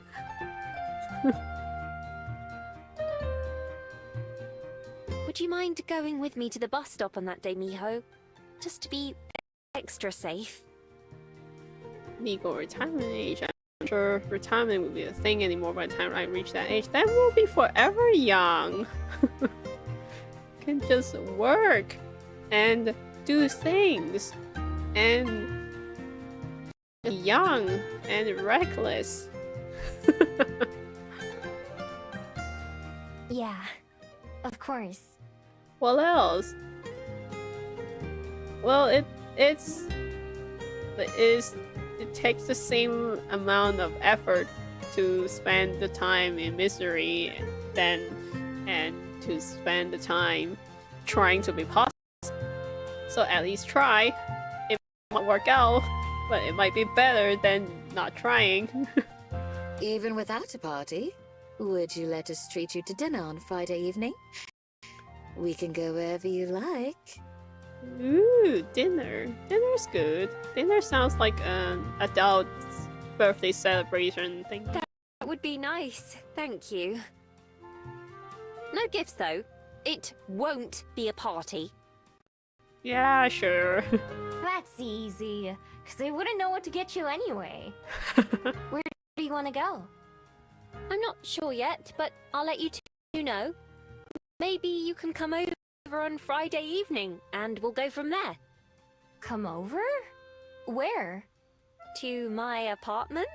I do have my own place to live, you know. And, well, it isn't anything special, but I felt I should at least let you two see it. Only if you want to. Well, of course I want to. Of course I want to! Same brain cell. I mean it. It's the definition of average. I'm not even sure if it can fit 3 people. I lived in a dirt hole for most of my life. I can handle anything. Good point. You'll feel right at home then. Right. I'd love to come visit as well. Thank you for the invitation. Great. I'll clean up and make sure the cats are on their best behavior. Oh, It's you been got quite cats. a while since we've had company. She have cats in her home. Oh, now I must visit her house. I need to. I can't wait! Let's chit chat for a little bit longer until it's time for us all to split up for the day. Miho, do you have any plans for the day? Not yet. Why? I was planning to go see a movie soon. Would you like to come with me? You're more than welcome to, of course, Juliet, but I imagine it's rather late for you. Unfortunately so. I'll be up a while longer, but I wouldn't be able to make it through an entire movie. I hope that you enjoy it, though. I understand. Miho? It's fine if you don't want to come along, but the showing starts in an hour, so we'd need to leave soon. I prefer... Uh-oh. It's fine if you don't want to come along, but the showing starts in an hour, so we'd need to leave soon. I prefer to get there before it's crowded.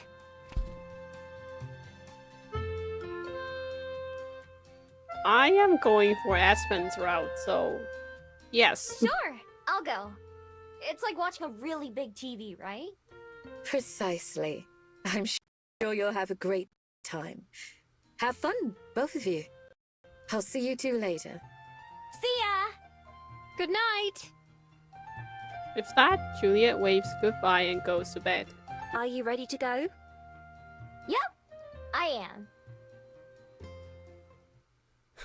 Popcorn. Don't mention the popcorn. They're crazy.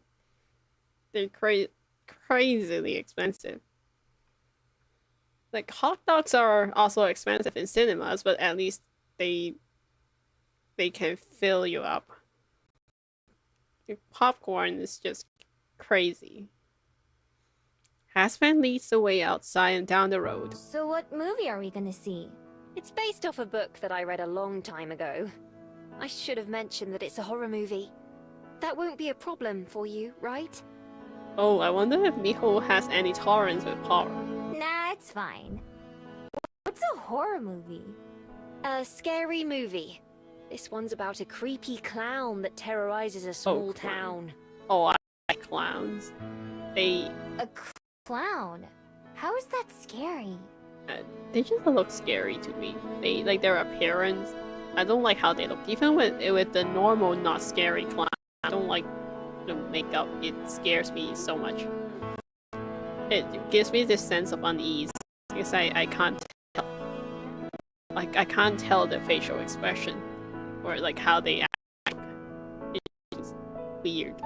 Well, he's not a regular clown, although those are frightening enough on their own. You'll just have to see, I suppose. Alright. I didn't know you liked scary things. I don't watch them that often, but like I said, I read the book a long time ago, so I already know what happens. It's just interesting to see how well it gets translated to the screen. If it ends up being too much for you, just let me know. Not everyone has the stomach for these sorts of films. Yeah, I think a lot of people have a fear of clowns. The scary clowns, just the normal ones. Okay. The movie theater is on the same street as the Bell House, but a lot further down. It's the one that Juliet showed me before then. After that, I didn't think I'd be interested in scary movies, but here I am anyway. It's not something I'd go see by myself though. Aspen pays for both of our tickets, saying I can just pay her back later. We go inside through a pair of glass doors like the ones at the museum. Do you want any snacks? Of course! What do they have? Well, traditionally you have popcorn at the movies. They also have candy and other things too. If you'd like, we can share some popcorn. Sounds good. I've never had popcorn from a machine like that before.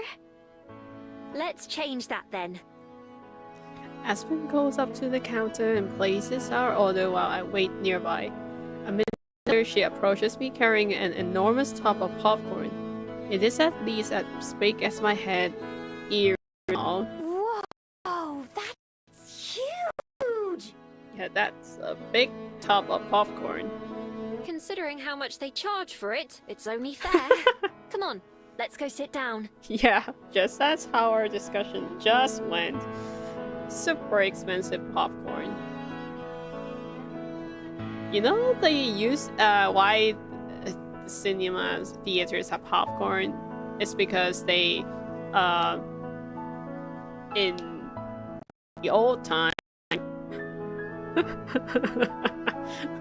right, got it.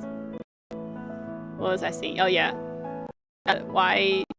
reason why cinemas sell popcorns is because in the old days people used to throw things at the screen, just like when they're watching shows at theater when they don't like it, or for whatever reason they throw things at the screen, and because it gets really messy they just decide to sell popcorns so they can throw popcorns at the screen, because popcorn is easier to clean up, like not those with the caramel but the just like salted popcorn, not the chicken jokey. So yeah, if you not saying you should ever throw anything in a cinema, that's gross, but if you are throwing, at least throw popcorn, that's easier to clean up. I've seen videos of people throwing drinks and that's crazy.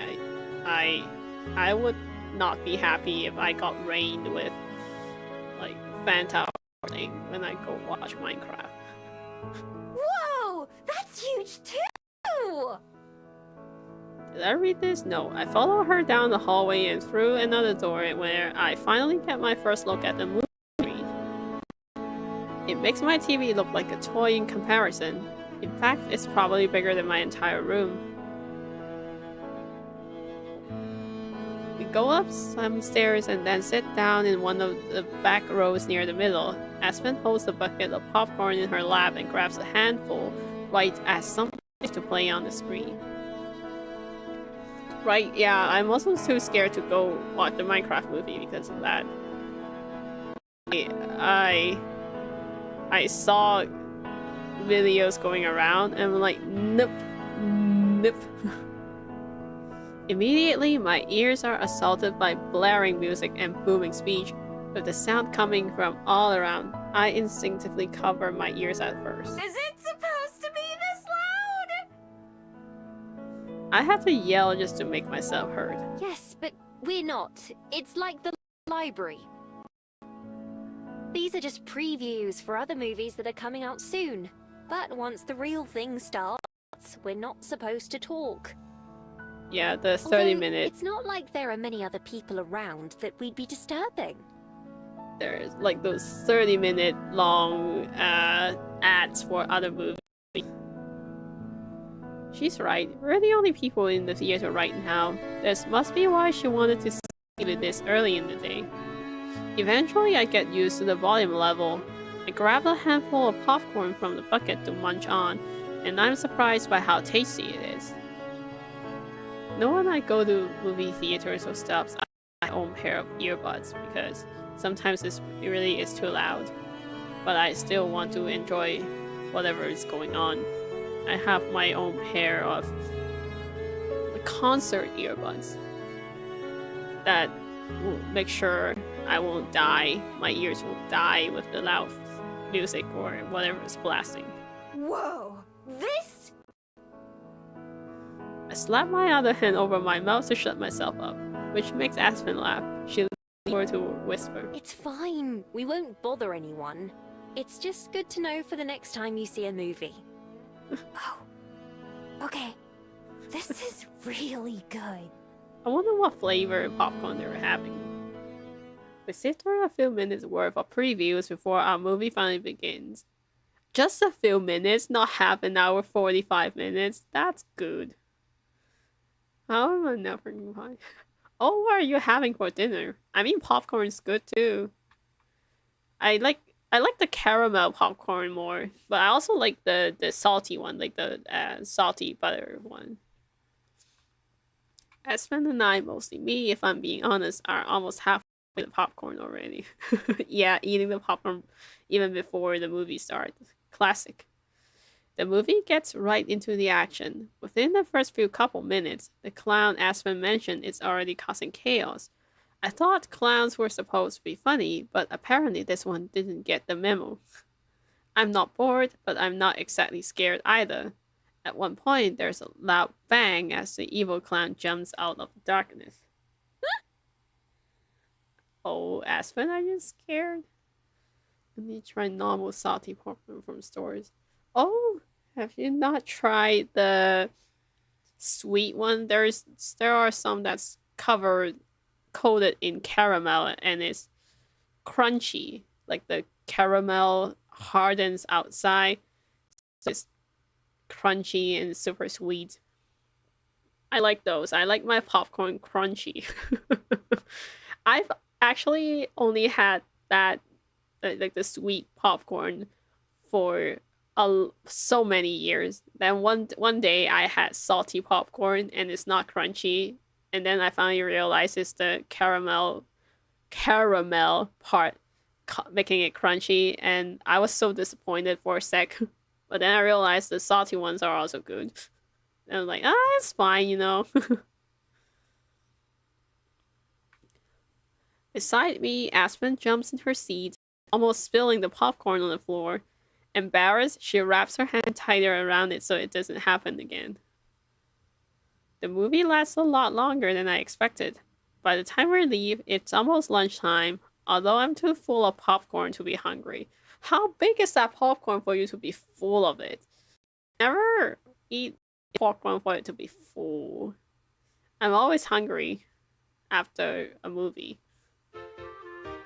Stepping out and into the sunlight, I notice Aspen's face is pale and she wipes her hand on her blouse. She's scared. So, how did you like it? Oh, so that's why you want someone to watch with you, because you're scared to watch alone. That was so cute. It was alright. I don't think I was ever very scared, though. That's good. I thought I would be okay since I knew what was going to happen, but it startled me a few times. Yeah, I noticed. At that point, she was even covering her eyes.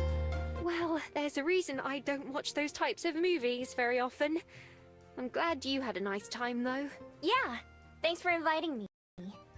Maybe next time we can see something that's easier to watch. Right. So then, it's like look at her. She's so cute, but also like look at here, it's like brain at me. Finally, Aspen manages to smile. Yes, I'd like that.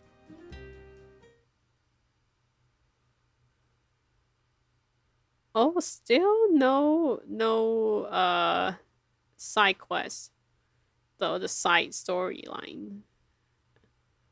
I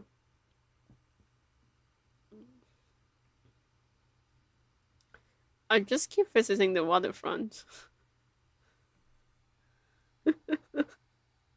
Well, she lived for so long, but she's just a little fox. I was gonna say, I guess we cannot blame her, but also you've lived for so many hundreds of years. You can do better, Miho.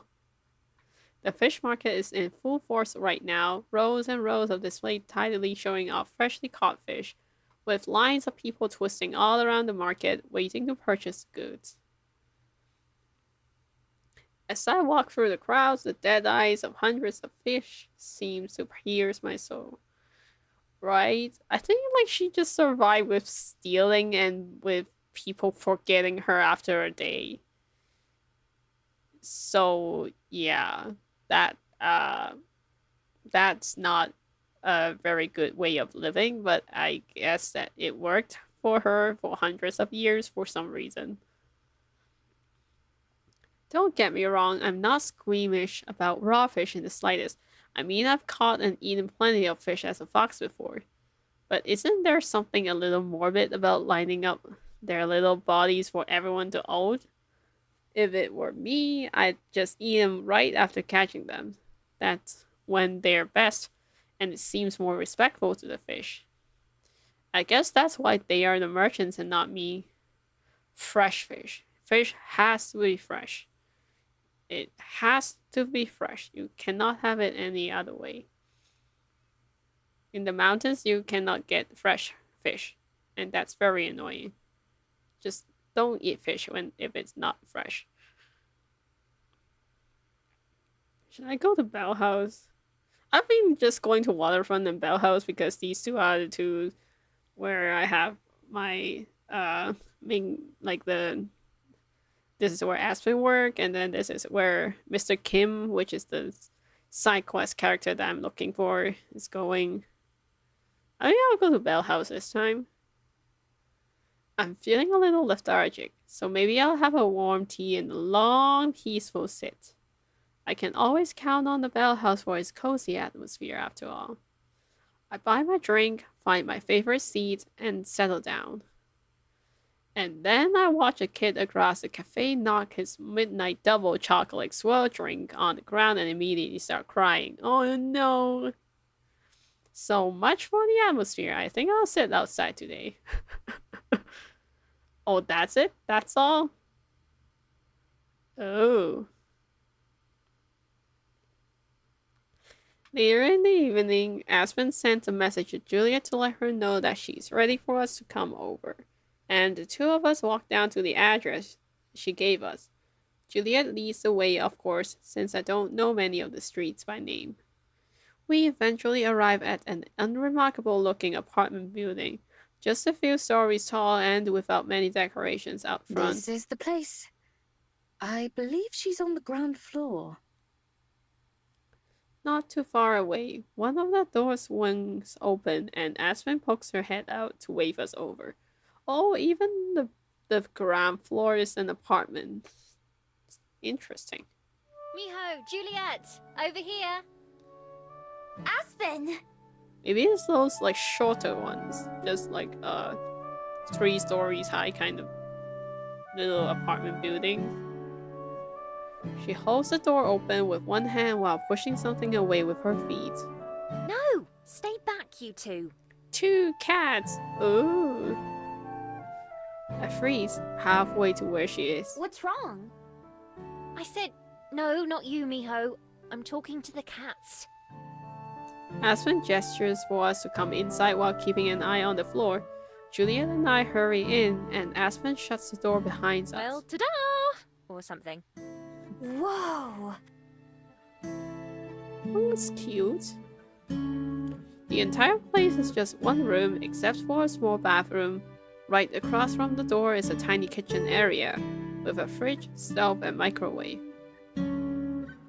It looks nice and cozy though. Everything else is basically a bedroom. There's a dresser, a small desk with a computer, and Aspen's bed itself. Some luggage and boxes are scattered around, which I'm guessing were part of Aspen's cleanup. I hope that was the good kind of whoa. It's lovely, Aspen. I adore the fairy lights and plants. They make it feel very welcoming. Thank you for having us. What is the hesitation when you, like... Why? Yeah, thanks. It was a good whoa, don't worry. I didn't really have any expectations, but I'm still kind of surprised by how small it is. I figured she'd been exaggerating that part at least a little bit. The decoration makes it feel fitting for Aspen though. I mean, it's fine. if you're living alone and you're not sure how long you're gonna stay or something. Yeah, I don't see anything wrong with that. It looks like an apartment. Like a small apartment, but an apartment. Two pair of green eyes peeks at us from around the corner, and both cats go pushing under the bed as we step further in. Sorry there's not more space to sit down. You can see why I don't have company over very often. You can sit on the bed if you'd like. Or the computer chair. How boys decorate their room? Is it like those memes? Oh, it's fine. I'm okay on the floor. Like those memes where they have their computer all set up, and then a desk with nothing, and then a chair, and then their is on the floor. Take a seat with my back against the dresser, while Juliet sits down on the bed as invited. Aspen ends up taking the sole chair for herself. Almost as soon as I sit down, I spring back up, remembering the occasion. I mean, there's nothing wrong with that, though.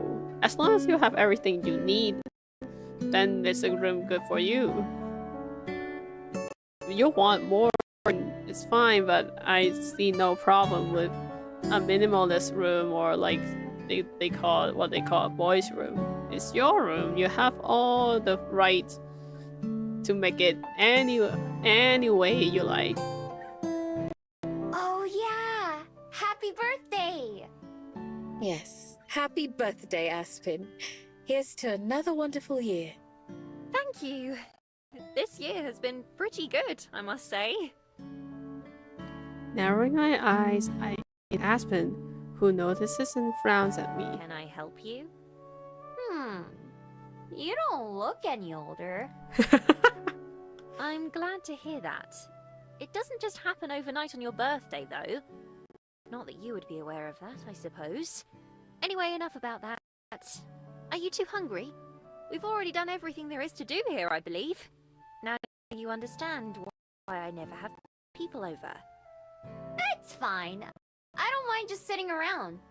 But yeah, I'm always ready to eat. Have you decided where you want to go? I think so. There's a seafood restaurant that isn't too far away that I enjoy, but don't go to very often. Does that work for both of you? Seafood restaurant. Oh, I like seafood restaurant. I'm okay with anything. I just like food. Indeed. It's your birthday, so we'll have whatever you want. All right.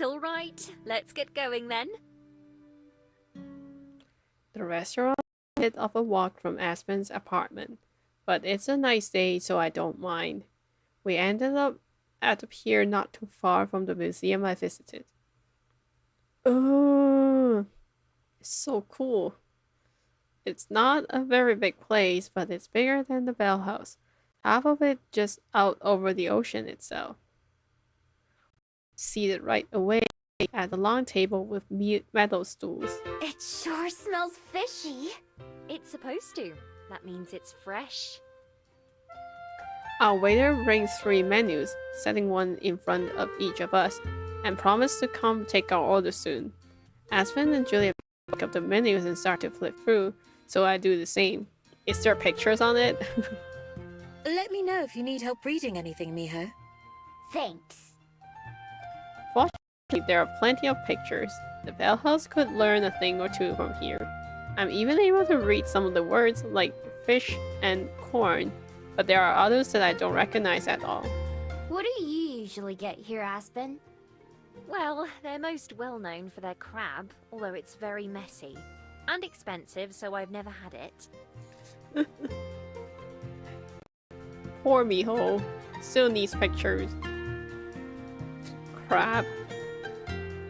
I usually get the clam chowder or fish and chips if I want to hate myself later. Oh, don't be so... I mean, I understand where that came from, but fish and chips are tasty. I mean, I also like clam chowder though. I also like crab. I like all sorts of seafood actually. It does get messy though.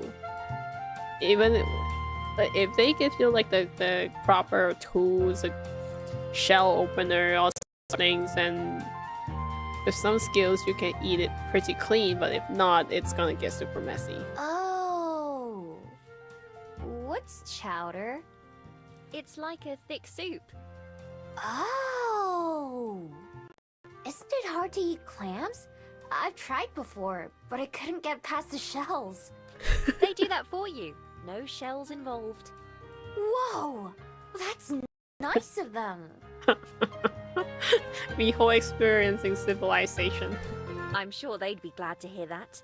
Is there something you usually order when you go out to eat?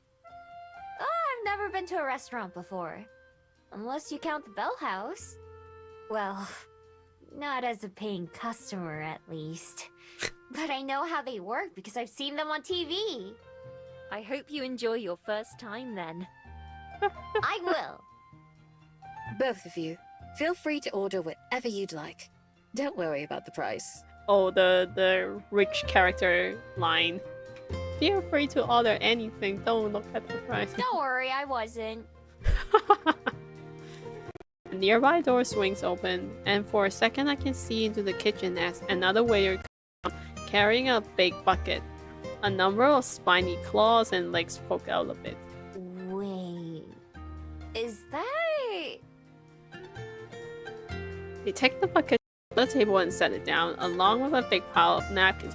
Oh, that sort of seafood restaurant where they can, like, they cook the seafood in a big pot or something, and then you can they just pour it on your table and then you eat everything on the table. That's so cool. Those are like the real fresh seafood. Those are the good stuff. It's so happy when you can eat that. It's so good. The crab? Yes. I watch intently, curious to see how these people are going to get past the shells. You shouldn't stare, you know. I ignore her. I have to know. They grab some utensils that I've never seen before and just crack the shells. I watch fascinated at what they do.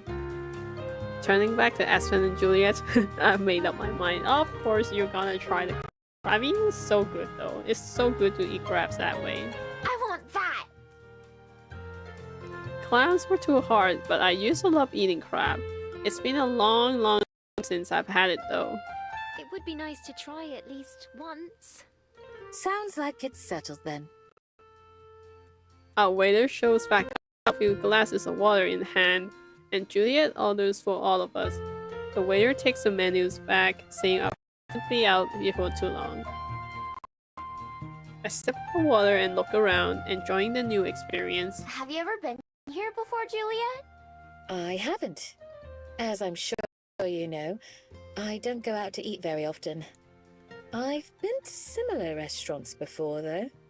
You went to the Bell House back when it first opened, didn't you? I seem to recall you telling me that once. I did, yes. I can still remember what I had. A chai latte with a blueberry scone. Sounds lovely. Were you working there yet?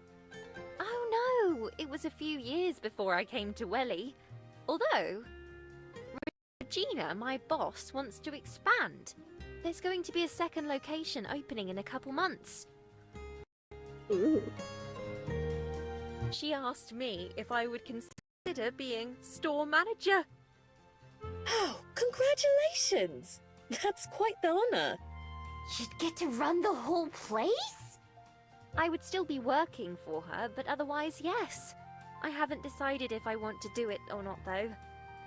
Ooh. It would be a lot more work and responsibility, obviously. It would take up much more of my time, too. I'm not sure if I want to put myself through that. That's understandable. I do think you'd be well suited for it, though.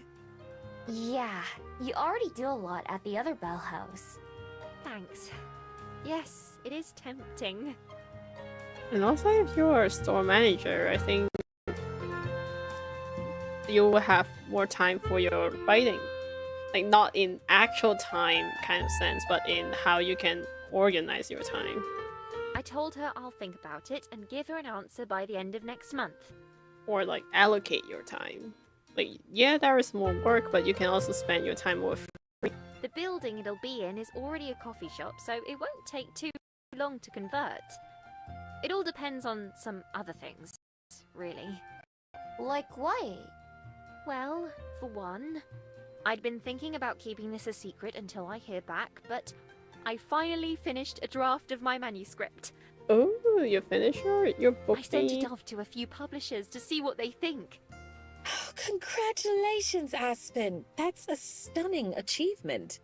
Yeah! What are you gonna do with all your free time now? Thank you. That's a good question. I'm sure I'll spend plenty of it worrying. Other than that, I will need to find some new ways to fill my day. If all goes well, then I won't have time to help out at the new store. I'm getting rather ahead of myself, though. It's only been a little over a week since I submitted it. Oh. I hope it works out for you. I don't know how the writer, like the book writer, works. Is it like that busy? Me too. Probably. Like, I don't know how busy it gets when it gets into the editing phase. When you are writing, then of course it's busy, but I don't know when you get into the editing, reviewing phase, how does the schedule feel like? We sit and talk about the usual stuff for maybe 15 minutes before our waiter comes out of the kitchen, bringing a giant bucket, the one we saw earlier. Aspen and I both gasp in awe as they place it on the table before us with a flourish, giving us a stack of napkins and tools like the other group. Well, let's not just stare. Dig in! I don't even know where to start. I grab one of the pieces closest to me. It's hot, so hot I dropped it on my plate. Aspen does the same thing with a yellow pig.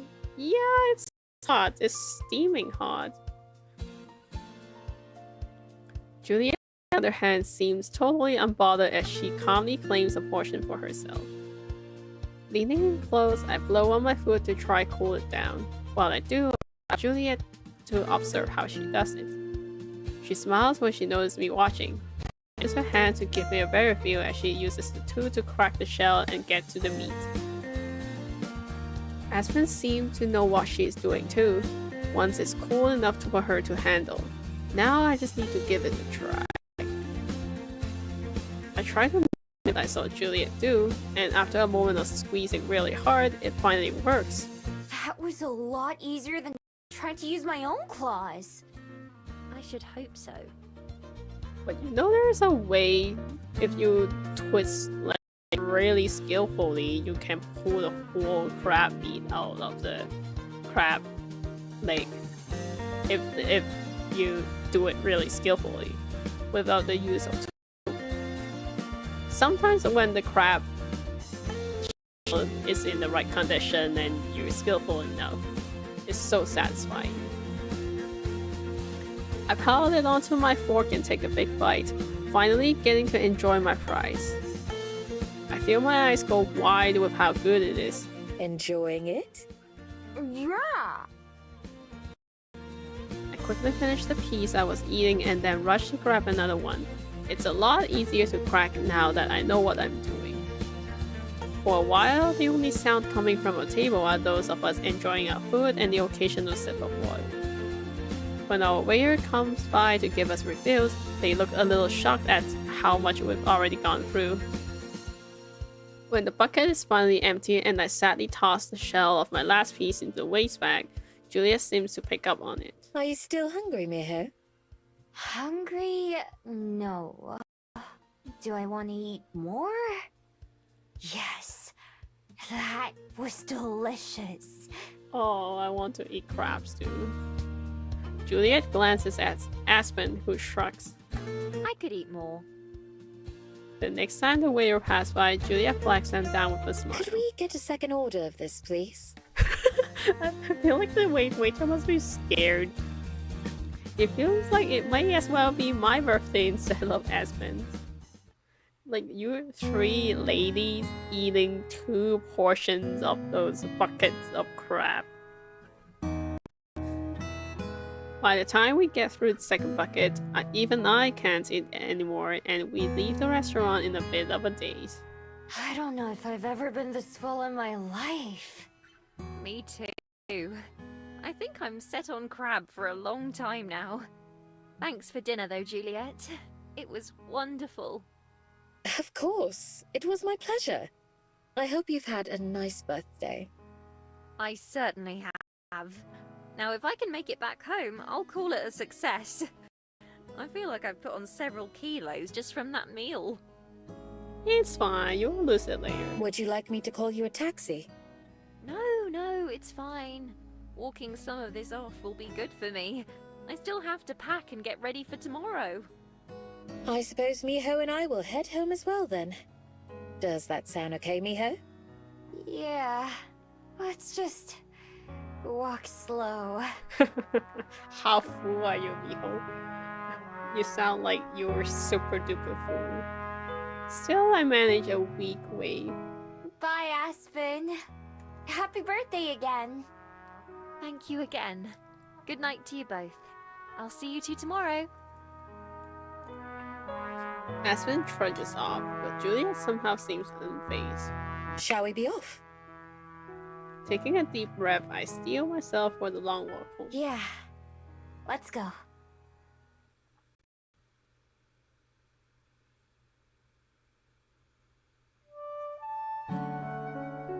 The afternoon of Aspen's departure, she's unusually quiet. Although she shows up to breakfast like normal, she barely says a word throughout the whole meal, other than things like yes please and no thanks. From the way she keeps checking her phone and messing with her face and clothes, I can tell something must be on her mind. I figure she's just antsy. I figure she's just antsy about her trip, so I don't bring it up or try to talk to her. Instead, Juliet and I mostly chat until we're done eating and the dishes are cleaned up. The moment we finish, Aspen perks up a little bit. Miho, are you ready to go to the bus station? Yeah. This way, you have as much time as possible to get back. Precisely. Thank you. Of course. Before departing, Juliet approaches Aspen and gives her a hug. From the outside, I realize that hugs looks kinda weird. People have come up with the strangest way to show they care about each other. But a hug is really nice when you're one to receive them. Like, the feeling of being hugged is nice. Safe travels, Aspen. Let us know when you get there. Will do. I won't have reception while traveling, but I'll send a message as soon as I'm home. How long's your trip? If it was by car, only a couple hours. It'll be closer to 4 by bus, though. I'll take an early one on the way back tomorrow, just to be safe. Ample reading time, it sounds like. Oh, yes. She drums her fingers on the book tucked into her bag. Patricia and I have a lot of catching up to do. Although she's still fidgety, it seems Aspen remembers how to speak. After spending an unusually long amount of time adjusting her skirt and hair, she finally faces me brightly. Well, shall we be off, Miho? Yep. Goodbye, Aspen. Good night, Miho. Bye! Later! Oh, that's a big slide door. Aspen holds the front door open for me as we exit the library. Where exactly is the bus station? Not too far from my apartment. We'll pass it by on the way there. Should we stop by and say hi to the cats? I'm sure they'd love to see me. They're going to be angry enough at me for leaving for a day. I'm not sure I want to traumatize them right before I go. Dang it. I've never gotten along with cats. Have you known many? Only a few. Some of the strays have some really good stories to tell. The two of us walk along in silence for a little bit before Aspen pokes me on the shoulder. I've gotten more used to physical contact like that, but it still surprises me every time. What's it like talking to an animal, anyway? How do you do it? I'm not sure. It was just something that I knew how to do, like making a den. A lot of the time, you can just feel what they mean without saying it. I don't know how to put it. No, that makes sense. There are some things that you just can't put into words, as much as you'd like to. Exactly! I have the problem a lot. I'll bet you don't, though. You'd lose that bet quite handily. Why, I'd say I struggle to put things into words more than anything. Really? How? I thought you loved writing. I do, usually. But it's not that simple. Sometimes you just can't use any old words. You have to use the right ones. Writing is hard. And often that means going through lots and lots of the wrong ones until you find them. I think it's easier the way animals do it. It certainly sounds like it. I often wonder if I could talk to Percy and Byron, what they would have to say. Maybe they just complain about me not feeding them enough or something. Do you want me to ask them? It's tempting, but no thanks. As long as I don't know for a fact that they're saying rude things, I can convince myself that they're not. Rather like that other cat in the box. Cats like being in boxes, so they probably wouldn't be complaining. Not quite what I meant, but I'll take it. For a bit, Aspen hums quietly to herself while we walk. I don't know if she knows that I can hear her. Even though she's being more chatty, there's still something that seems a little off about Aspen. I can't quite place my finger on what it is though. At one point, she checks her phone and starts to walk a little bit quicker. Are you looking forward to going home? If she has to think about it, that kind of answers my question. I am, yes. But like I said, I prefer to only do so for a day or two at a time. 'Cause of your parents? A little. They're not really that bad, though. Mum's a worrywart and Dad isn't, so Mum feels like she needs to worry enough for both of them. It's not too bad over the phone, but when I'm there, Mum always tries to convince me to stay and move back. So I tell them they should move out here instead, and Mum goes into why they can't, and it's just tiresome. Oh, that sure is tiresome. Sounds like she cares about you a lot. She does. And I love her too, don't get me wrong. It's more the town than them. Or rather, the lack thereof. What do you mean? They live in the middle of nowhere. Mum loves it out in the countryside and says she can't live without her backyard view and half a kilometre from the nearest neighbours. Oh. I, on the other hand, can't live without bookstores and coffee shops and high-speed internet. There. So that's why you moved to Wellington? That's why I moved to Wellington. It seemed like a necessity to make it as an author. I tried to put together the things she's been telling me into one big picture. Can you only find the right words here? Exactly. At least, that's what I thought before I came. Turns out that moving to a new city won't magically make you a better writer. Or even a writer at all. Back when I was in school, I used to daydream about what life in the big city must be like. Busy and important things happening during the day, and then nights full of excitement and sparkling wonder. Well, it kind of is in a way. Instead, it's the Bell House, and a tiny apartment the size of my living room back home. I thought if I put myself in this new environment, then I'd grow into the type of person who belonged there. I learned the hard way that places don't change who we are. They shape who you are.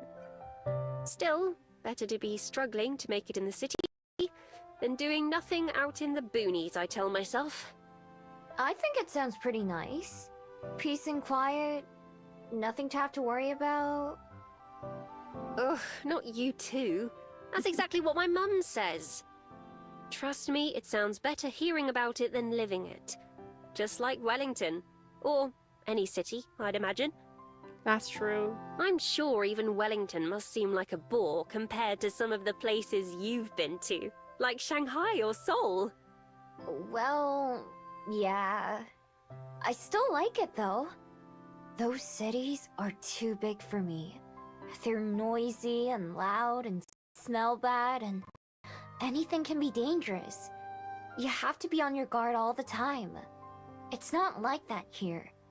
The scariest thing I've seen was a movie. That's true. I'm glad. I'm glad you liked it enough to stay. Me too. Well into the city, pretty far past Cuba Street and the Bell House. Now that I've been there once, I also recognize Te Papa, the museum, when I pass by it. By now, there isn't much I don't recognize. I've been all over this part of Wellington enough that I could probably get from here to Mount Victoria with my eyes closed. I memorized other cities the same way when I lived there, but for the most part, when I left, I forgot all about them. I'm not sure I'd ever be able to forget the streets of Wellington, though, even if I wanted to. Instead of humming, Aspen started fidgeting again as we walked, messing with her phone and purse and hats and glasses. I recognized shops and apartment buildings to walk to Aspen's house, so we can't be very far from the station. Are you nervous? Me?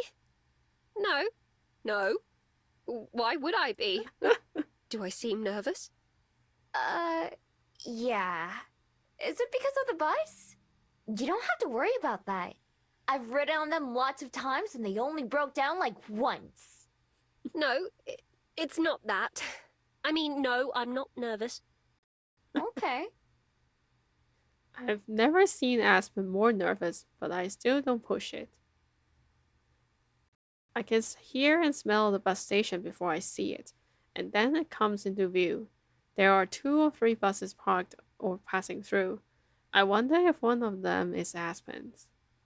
We stop across the street and she checks her phone again, then puts it away. You're not late, are you? Oh, I could have walked faster. No, we're right on time. It'll be here any minute now. Cool. I'll wait with you till it arrives. I start to cross the road, but stop when I notice Aspen isn't following. Instead, she's standing on the sidewalk, gripping the strap on her back tightly. Aspen?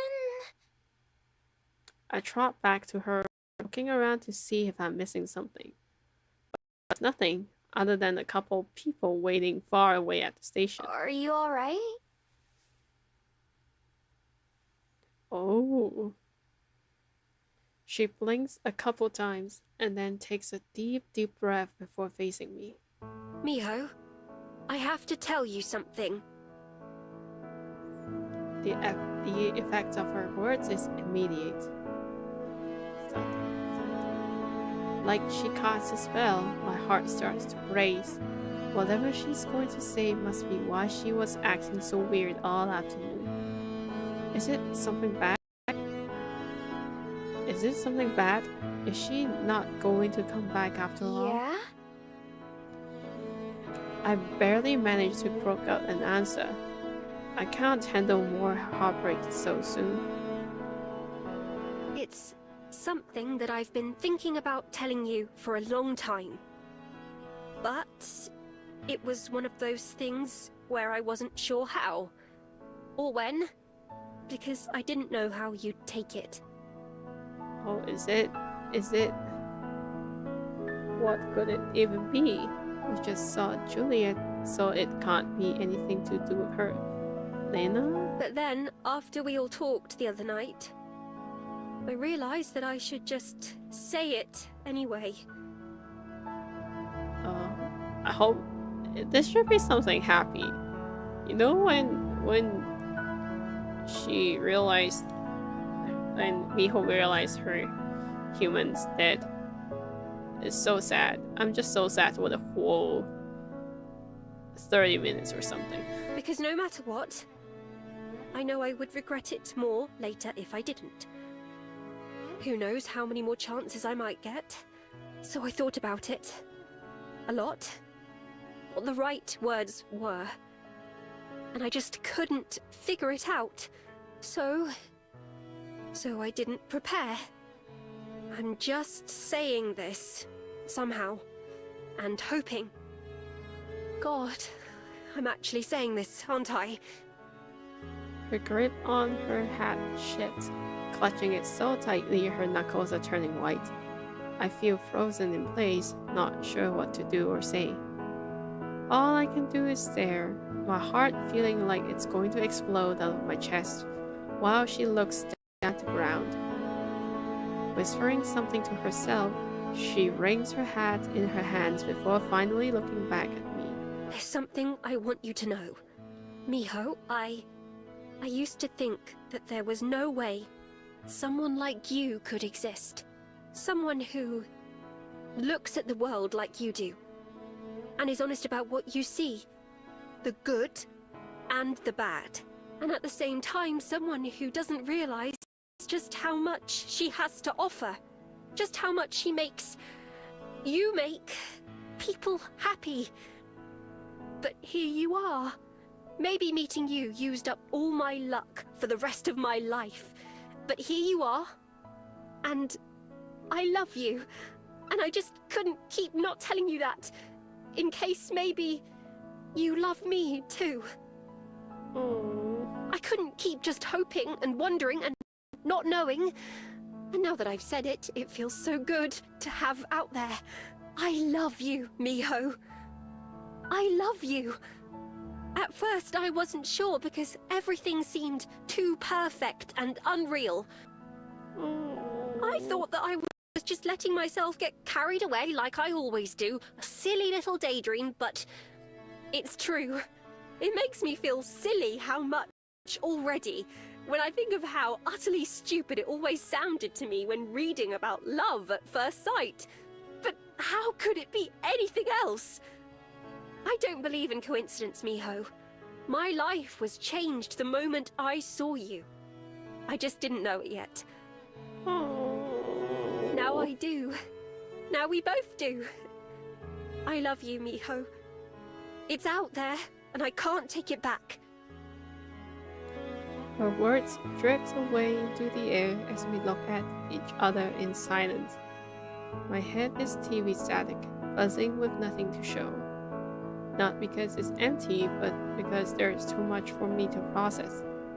Aspen, in love with me? It feels. Wind whips past my face as bus rolls by. Pulling into the station, I barely notice it, barely able to notice anything. Aspen is in love with me? I don't know what to say. But Aspen raises a finger to her lips. Shh. Don't tell me. I said it now before I leave for a reason. Because I thought you might say that tomorrow. Whatever it is you feel, I'll hear it then. Oh. I look at her face for some guide on how to respond, but she just gives a smile. A weak, fragile smile. Left dumbfounded, I nod. Aspen is in love with me? Returning her hat to her head, Aspen sighs, like she just finished a hard day's work. That's it. All I have to say, I suppose. As if that wasn't one of the most important things I've ever said in my life. I like this kind of confessing. Like, I'm just gonna say it, and you know what? You have a day or something to respond. And okay, now I said it. I'm gonna leave. It's so cute like that. That's my bus. So, I'll see you tomorrow, Miho. And no matter what, it's okay. If we just carry on being friends like normal, I'm fine with that. More than fine. I'm just glad that I took the chance to tell you. It's just so cute. Oh my goodness. For how nervous she was a few minutes ago, she does seem a lot calmer now. I may as well be as a statue as Aspen starts to walk past me. but then she pauses. May I give you a goodbye hug? That much I can run to, at least. Yeah. Ah, cute. We wrap our arms around each other, the weird human sensation. Everything may have just changed, but she's still the same Aspen as she was when we left the library. I try to listen for what she might be saying without words as she squeezes me tight. Finally, she steps away with a smile. It might be the most genuine one I've ever seen on her face. Bye, Miho. Bye. So cute. Yeah, you can definitely see her screaming face first in the pillow. So cute. So cute. Oh. I'm dying. I make my way back to the library like a zombie, my feet moving without really thinking about it. Aspen's word keeps replaying over and over in my head. I get them, but I can't make sense of them. There is not a sound to be heard from the empty aisle when I enter. Juliet, having finished tidying up in the hour or so that's passed since I left, after a quick glance around, I head towards the stairs. When I head up the second floor, I spot a silver of light from underneath Juliet's bedroom door. I knock and it opens just a moment later. Juliet greets me with a calm smile at first, but the corners of her mouth falters as she looks at my face. I don't quite know what expression I'm making right now. I don't know what I'm even feeling to begin with. Miho? Did something happen? Aspen said she's in love with me. Oh my goodness, Miho. You are so dense. Oh my goodness, Miho. Oh, I see. Julia's not the type to be shocked easily. That's why I wanted to see her for advice, but she's even less surprised than I thought she would be. Give me just a moment, and I'll meet you in my study. Oh my goodness. Do you know she's the other route, Miho? Do you know? Do you know there's only 2 routes in this game and... Oh my goodness. I nod and head over there, opening the door. As I walk into the darkness, I'm met by several pairs of eyes. What? Just as startled as I am, several bats begin to flap their wings and noisily take flight, chittering overhead before most of them leap out the open window. The biggest one watches me for a little bit longer before departing as well. By the time Juliet enters the study and turns on the lamp, it's just me and her. Sorry I scared off all your bats. It's fine. Don't worry. I'll be back before too long. We settle down into the same seats as last time, with Juliet behind her desk and me across from it. So, Aspen. Yeah. Aspen. I wonder what Aspen's thinking right now. Is her head as much of a mess as mine? Probably, knowing her. We had just gotten to the bus station when she stopped and said it. She said she waited until just before she left, so she didn't have to hear my feelings until tomorrow. When she gets home. You just told her everything. And what are your feelings? Poor Juliet. I don't know. I'm not sure. I haven't ever thought about love. Or someone being in love with me. I don't even really know what it means. I know the word, but how does it feel? How would I know? The other day, you talked about how much you loved Cosette, and how you didn't know much about love before then. This is a different love from that, right? She thinks to herself for a while, carefully considering her answer. I'm glad she does. At least one of us can stand back and think over this properly. Yes and no. Of course, the bond between a parent and their child is different than that of 2 partners. but it comes from the same part of the heart. The part that you give away to somebody else. Love is when you care about another person so much that the feeling becomes bigger than you. Oh, I like this. This is a good way. When your life is more full and joyful for the presence of that person in it. This is a good way to put it. I like it. I could throw out any number of cliches, but they'd be meaningless. What love means and how it feels are different for every person. To speak from my own experiences, love is like a flower. It starts as something tiny, but as it's nurtured and cared for, it grows. It reaches toward the sunlight and towards something better, and blooms into something beautiful. Not all flowers grow at the same rate, and not all flowers look the same. But wouldn't you agree that that's the joy of flowers, Miho? I look up from the floor towards Juliet, who is watching me warmly. I like flowers, but I've never grown one before. The same can be said for everyone at some point. But as long as you're willing to give it the time and patience that it deserves, even the tiniest seed can become something wonderful. Juliet must see the confusion on my face because she touches my hand gently. You should take some time to yourself, Miho. We can talk about it later tonight, if you're ready. If you needed even more time, I'm sure Aspen would understand. Yeah. I need to think about it. And sorry for waking you up. Or keeping you up. Whichever. It's no trouble at all.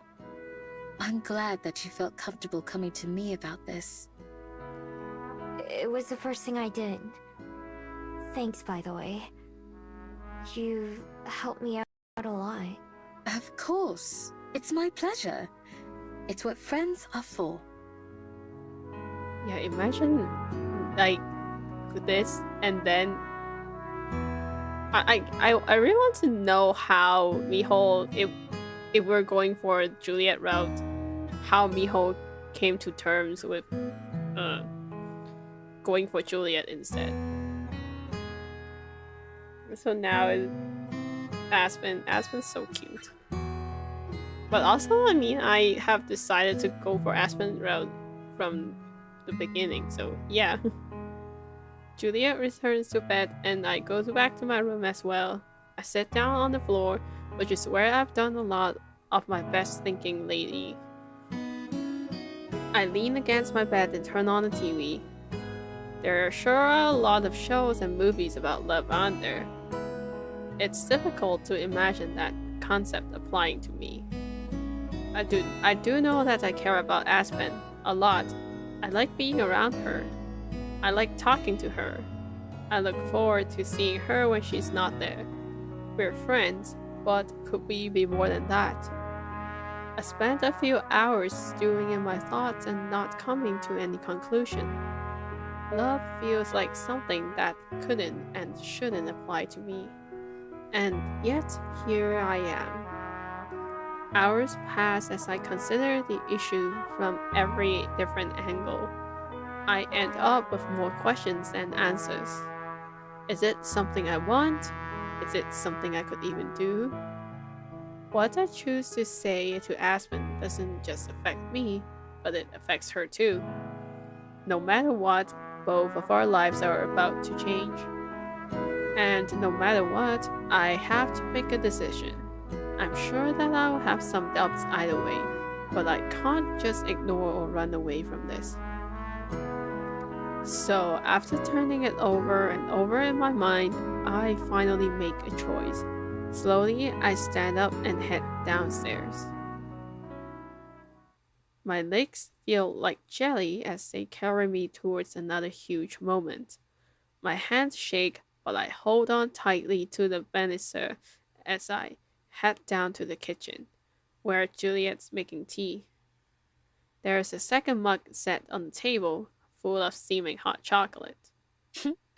Right on time, like always. I was just about to call for you. I heard you get up a little while ago. I was still doing some thinking, though. I see. So I take it that means you've made up your mind about Aspen, then? Yeah. It wasn't easy, but I have. Matters of the heart are rarely easy. Shall we sit? Yeah. We take our usual seats, the third one conspicuously empty. I take a big gulp of my hot chocolate, while Juliet takes a small sip of tea. Wiping my mouth with the back of my hand, I lean back in my chair, take a deep breath, and nod. I've decided. This is an important spot. This is where they say you make a save. This is where the route splits. I am going for the Aspen route. I want to try things with Aspen. I know it'll be hard, but I want to try. I feel more sure of the words as I say them. Something about this decision feels right. I do want to try. Like Aspen said yesterday, it is out there now and I can't take it back. I know she's a human, and so... someday it'll hurt. But I can't just always run away from things that are painful. Because... if it hurts, that means it was important, doesn't it? Oh. She's so brave. And she's so smart for like coming up this conclusion so quickly. It certainly does. That's a wise way to think about it. I know I don't know much about love, or how to be in love with someone. But I'm willing to learn, and try. As I speak, I feel something stir in my heart. That feeling of excitement that's pushed me forward so many times before, kept me motivated in my lifelong search. Is that the feeling that could grow? I've always struggled to put a name to it. Could it be... Trying is all anyone could ask of you, Aspen or otherwise. All you have to do is be yourself. That's who Aspen fell in love with, after all. I can't tell you how happy I am. For both of you. So nice of you, Juliet.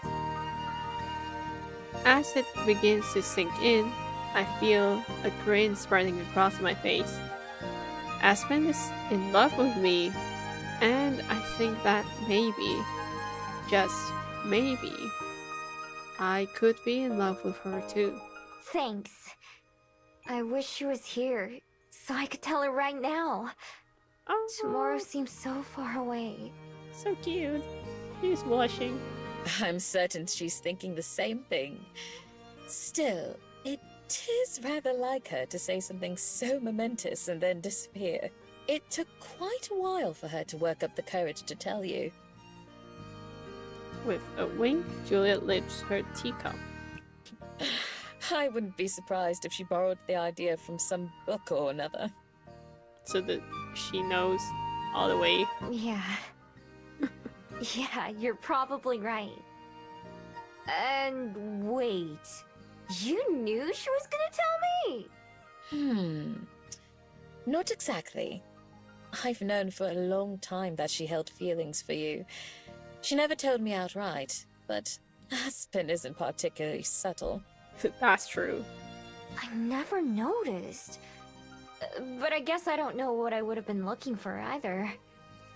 All that's important is that she was able to tell you how she felt. And you were able to accept those feelings. Anything along the way was but a means to the same end. So dense. So empty here. I love her. Juliet's right. not just about Aspen, but about my life in general, as she herself pointed out not that long ago. I thought that it had all been for nothing, pointless ever since Jiangyin died without my knowing it, as if I'd reached a dead end myself. But that was just the end of a chapter in my life, not the whole story, as Aspen would say. I had thought my life as I knew it was ending, and maybe that was true. On the other hand, I feel like a new life for myself is just beginning, one that isn't so solitary and lonesome. Nearly every day, I discover something new about myself, things I used to think were impossible, at least for someone like me. Maybe I'm not so different after all. I found a new place to belong, and someone new to share my life with, as much of it as I can. Aspen, who's seen just as many different sides of me as I have of her, and who still chose to tell me she loved me, even though she'd never told anyone that before. I can't wait for her to get back, so we can find out what's next together. With nothing more to really say about it until Aspen returns, Juliet and I move on to talking about other things, like the library and recent events. I feel pleasantly warm, like I'm glowing, as we sit there and chat. That sensation carries me through the rest of the evening and all the way to bed, where I lie for hours. Usually I'm frustrated when the chaos of my own thoughts stop me from falling asleep, but for the first time ever, excitement rather than fear is what keeps me awake. Instead of just waiting for the day to end, I close my eyes, looking forward to the dawn of tomorrow. For once, my struggle to fall asleep worked out in my favor. I sleep until later than usual the next morning, meaning I don't have to wait as long for Aspen's bus to arrive. I barely even woke up and I'm already thinking about her. Looking up at the ceiling, I can't help but smile. I wonder if she's thinking about me too. I'm too full of nervous energy to stay in bed for too long, so I hop up and get ready in a hurry. In the kitchen, I figured Juliet must have already eaten, cleaned up, and gone to bed because I don't see any dishes or leftover food. To my surprise, she comes downstairs just a minute after I do. Good morning. Hey! I didn't wake you up, did I? No, not at all. Although I was upstairs, I thought I'd wait and have breakfast with you like usual. Oh, thanks. Sorry for keeping you waiting. I kind of fell asleep late, so I slept in too. Understandable. I'm sure you have lots on your mind. You can say that again. I take my seat at the table while Juliet pokes through the fridge. Are you hungry for anything in particular? Not really. Maybe something light? I don't think I can finish a big meal right now. Chuckling, Juliet retrieves a couple pieces of fruit and some cheese. Butterflies in your tummy? Nah, I haven't eaten anything. I'm just nervous. I'm sure I would be too, in your position.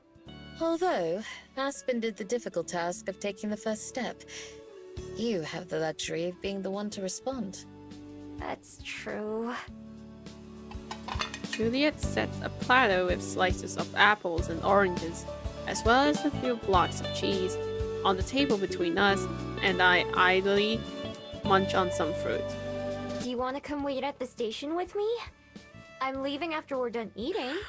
Oh my god, Miho.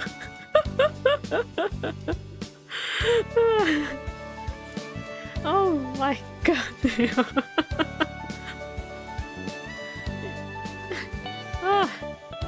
You're too adorable, Miho.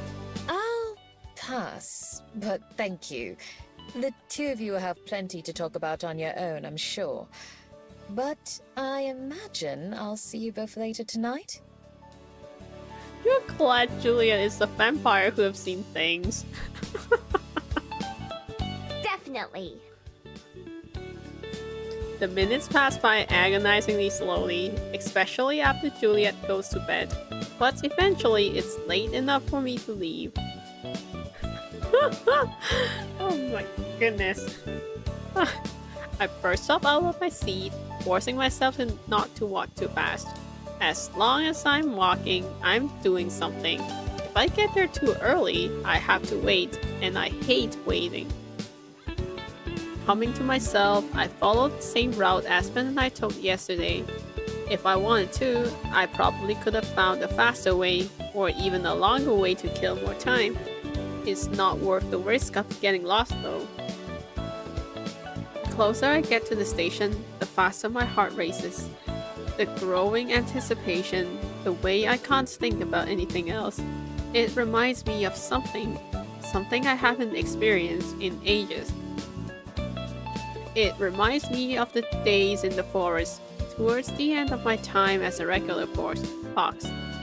The way I felt on the way to the clearing every day to see my person. Back then it was different, of course, more instinct, less thinking, but it still pushed me forward. That was love, wasn't it? In my own way, just like Juliet said. Usually something like that would stop me in my tracks, but today it just makes me smile. My good mood carries me the rest of the way to the bus station. I paused at the intersection where we stood yesterday. When Aspen said everything, this spot would be special to me forever, I already know. I hurried across to the other side. There are a handful of other people waiting, standing or leaning against the fence. I sit down on one of the plenty benches, practically buzzing with anticipation. I watch the clock as it continues to tick away until finally the scheduled minute comes, and there's no bus. I sigh, disappointed but not too surprised, since when are buses ever exactly on time anyway? True, unless you're in Japan. Soon the bus is a couple minutes late, and then 5 minutes, and it gets harder and harder not to worry. Good thing she left early. I notice that I'm not alone. Some of the other people waiting are beginning to get agitated too. One person stands on the edge of the sidewalk, peering in either direction. A couple others, who have been waiting in the boarding zone since I got here, sit down on one of the benches near me and pull out their phones. One of them taps a few times, reads something, and then groans. Told you. Delayed. Says it right here. Guess I owe you a tenner. It say how long? Nope. Just says delayed due to vehicle issues. Oh. Dread seizes me. With a shaky hand, I tap one of the travelers on the shoulder. Excuse me. Which bus is it that's delayed? That be Route 4. You waiting for it too? My friend's on it. I don't know which, but she was supposed to be here 10 minutes ago. Aye. Well, probably the same one then. Bad luck, but it does happen every now and then. I hope you weren't in a hurry. Oh. Now she's worried that Aspen will forget about her, because they have to meet within 24 hours. I was, actually.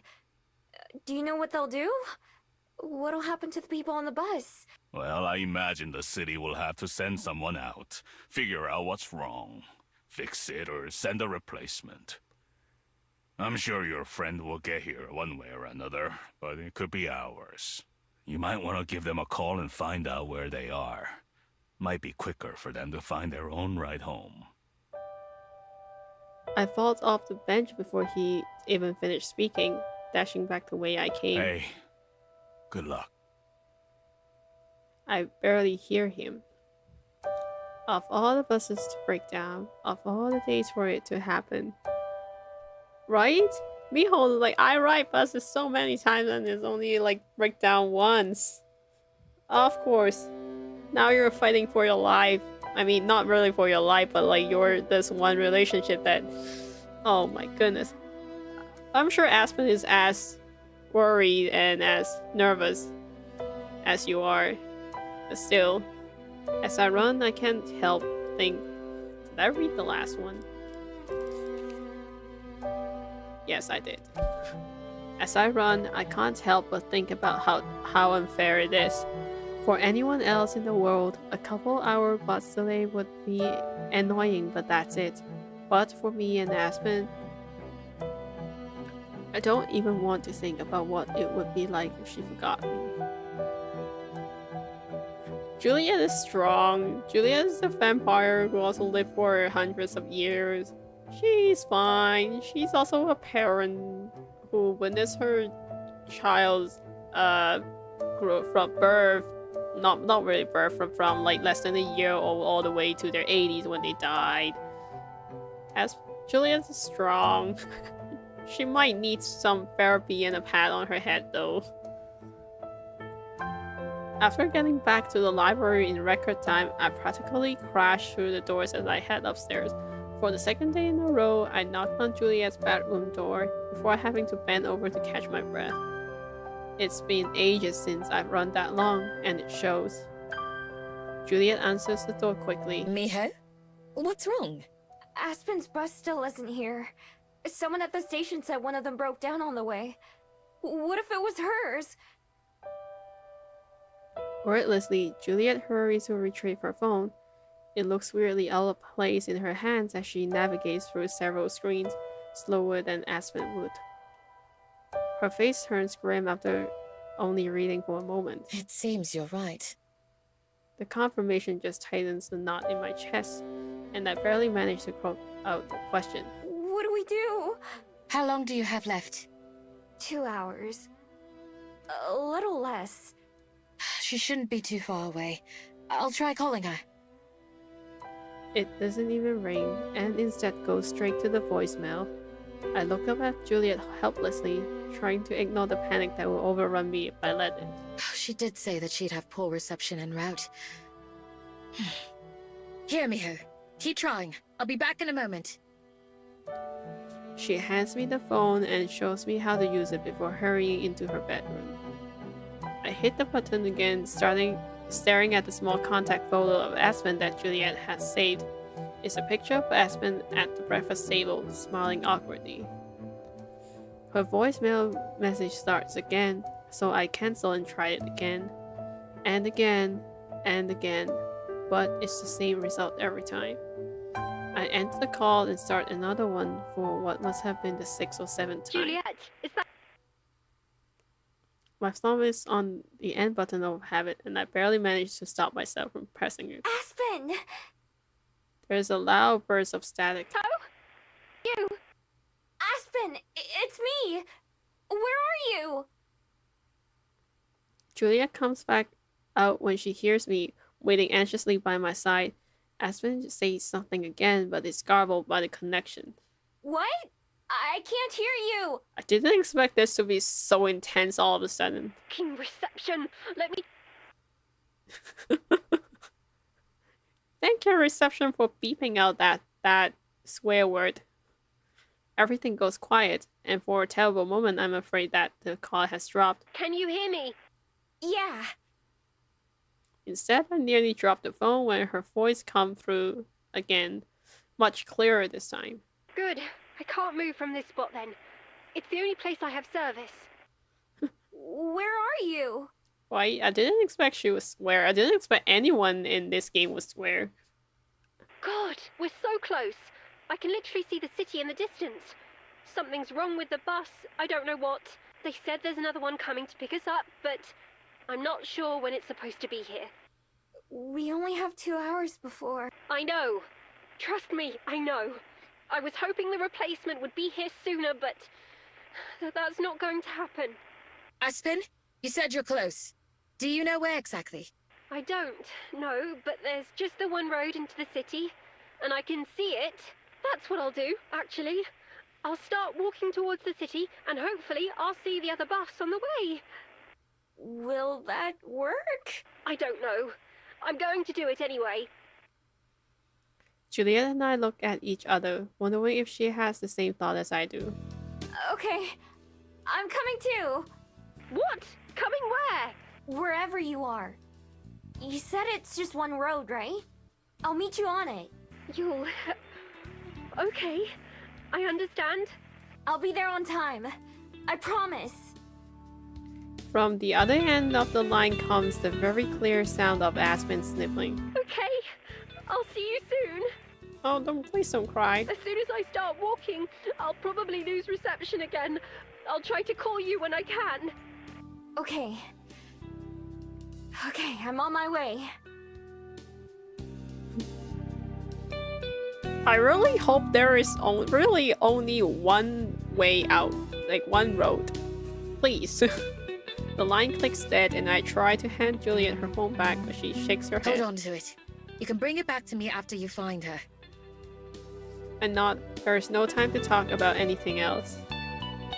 I hope this is like those small towns or whatever where there's only one main road out of town. How do I get there? Juliet pulls up a map and shows me, pointing out where the library is.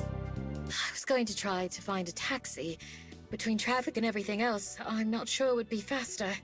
It's so far away though, Miho. Are you sure you'll be alright? Well, you're right. I'm already so sad when she realized her person is dead. I'm so sad. My heart clenched for the whole 30 minutes. I cannot take any more. Not today. I will. I have to be. I immediately make for the stairs, pausing for just a second. Thanks. Thank me later. Together. I nod and then I transform as I bolt out of the front door. Foxes can't run as long as humans can, but they can run faster. As Gumiho, maybe I can do both. Wind whips at my tail as I rush forward, channeling whatever willpower and determination I can into running. The map Juliet gave me showed which roads to take to get out of the city, but I don't need roads. I run straight for the edge of town, dodging traffic, pedestrians, and more. Dogs bark as I race through their yards, and shocked people gape as I dash past them without paying any attention. I don't even know how long I run for, I just know that I don't stop. Even when my legs and chest start to ache, I keep going. A little pain now is nothing compared to what losing Aspen would be like. The buildings begin to thin out even as traffic increases, and finally I find myself out of Wellington. Following the road, I race towards where Aspen must be. Cars and trees fly by, replacing the buildings and street signs. There are hills and forests that I'm sure are as beautiful as everything else I've seen, but I hardly notice them at all. The longer I run, the more it starts to take its toll on me. Against my will, I can feel my speed flagging, each step taking just a little more effort than the last. I have pushed the form to its absolute limit, and eventually it brings me to a halt. I change forms once again, gasping for air as I place my hands on my knees, trying to catch my breath. The run from the station back to the library winds me, and this was many times harder. But I can't stop moving. I have to keep going. I have to. Lungs on fire, and with my legs feeling like lead, I make myself to take another step, and then another. Mustering all my strength, I break into the jog, the fastest I can manage. I keep my gaze set on the horizon, hoping for a glimpse of her. Anything to set my heart and my mind at ease. Anything. The sun begins to dip even lower, as if even the sky is reminding me that time is running out. My steps are leadened, and my mind abuzz with wordless fear and worry. At first, I don't believe my eyes when I finally spot someone walking in my direction, far off in the distance. Please let it be her. A steady trot is all I can do by now, and I let even that slow to a normal walking pace. The other figure and I walk towards each other, but the sun shines in my face and obscures them from vision. Raising one hand to shield my eyes, I see a familiar hat, the glint of light on familiar glasses. I see Aspen running towards me. Thank God! Thank God it's not more. Thank God you guys meet. All I can do is stand there, overwhelmed with relief so intense that all I can do is shake. I made it. She's here. Miho! As she approaches, she also slows and then comes to a stop. Miho! I don't even know what to say. How can I respond? How can I put all the excitement, the worry, and the relief that she's made me feel in the past 24 hours into words? How do I say it? Silently, I close the distance between us. I can see her eyes searching mine, looking for an answer to the unspoken question. Overhead, the sun dips behind a cloud, done watching us for the day, and throwing a handful of colors into the sky as it leaves. I've struggled to find words before, but this is different. Like Aspen said yesterday, not just any words will do. I stop, just an arm's length from Aspen, close enough to see the glint of tears hiding in her eyes. I was so worried. Her voice is barely a whisper, but I can't hear anything else. Looking up into her eyes, I'm surprised to find the answer to my own question. One that I didn't know I want to ask until just now. One that requires more than words, or maybe less. Oh. I take the last step that separates us and lean forward to kiss Aspen. The marks of human affection always seem so strange and foreign to me, and maybe even unappealing. As I kiss her, I think I understand. Without hesitation, Aspen's hand rises to reach my face, holding me in place as if I'd want to leave. She moves like she was waiting for this. Maybe she was. It's unlike anything I've ever felt before. The closeness, the warmth. I place my own hand against her wrist. I think maybe I understand Aspen's fears better now, because I would also be content if this moment lasted forever. Oh God. Even when we separate, Aspen's hand stayed on my shoulder, keeping me close. I see you thought about what I said. And practically nothing else. Pulling me into a hug, Aspen rests her face against mine. I think at this point, Juliet just sees them, like the two of us, as her children or something. So I wasn't the only one then. She sighs contentedly. There's so much more I want to say, but this is hardly the place to say it now, is it? I'd nearly forgotten where we were, not far from the side of the road. Turning around, I look back at the city, which is starting to light up for the evening. Oh, right. Yeah, you should probably let Juliet know. I think she's worried like hell, and her phone is with you now as well. It's kind of a long way home, you know. Aspen squeezes my hand. I have all the time in the world. Aww. Ah! Ah! Save. Oh, so cute. Okay. I am satisfied. I am happy. I am happy for the day. They are so cute. I can't wait to see their dating arc. There are 2 more chapters to this. Is this crazy? Isn't this crazy? I love this game so much. I feel like I have to leave the rest of it for another stream, because I'm getting hungry after all this nice food talk. I don't know if I can finish the rest of the 2 chapters in one stream, or I'll have to separate them. But I really want to finish this game. It's so nice. And also the voice acting is so nice too. They're so cute. I'm dying. And I think Juliet has officially become their third wheeler, their third wheel, their wingman, their consultant. Yeah. Oh, it's such a journey today. The story is so intense. I really like this. But for now, I have to go grab snacks or food. All the food talks makes me so hungry right now. But yeah, thanks for dropping by and thanks for witnessing this super duper lovely story with me.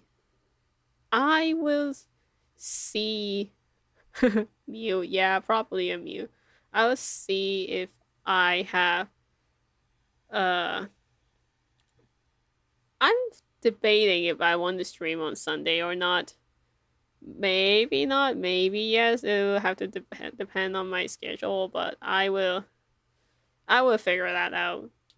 And I'm definitely streaming probably the same time, like Tuesday, Wednesday, Friday next week if if things don't happen.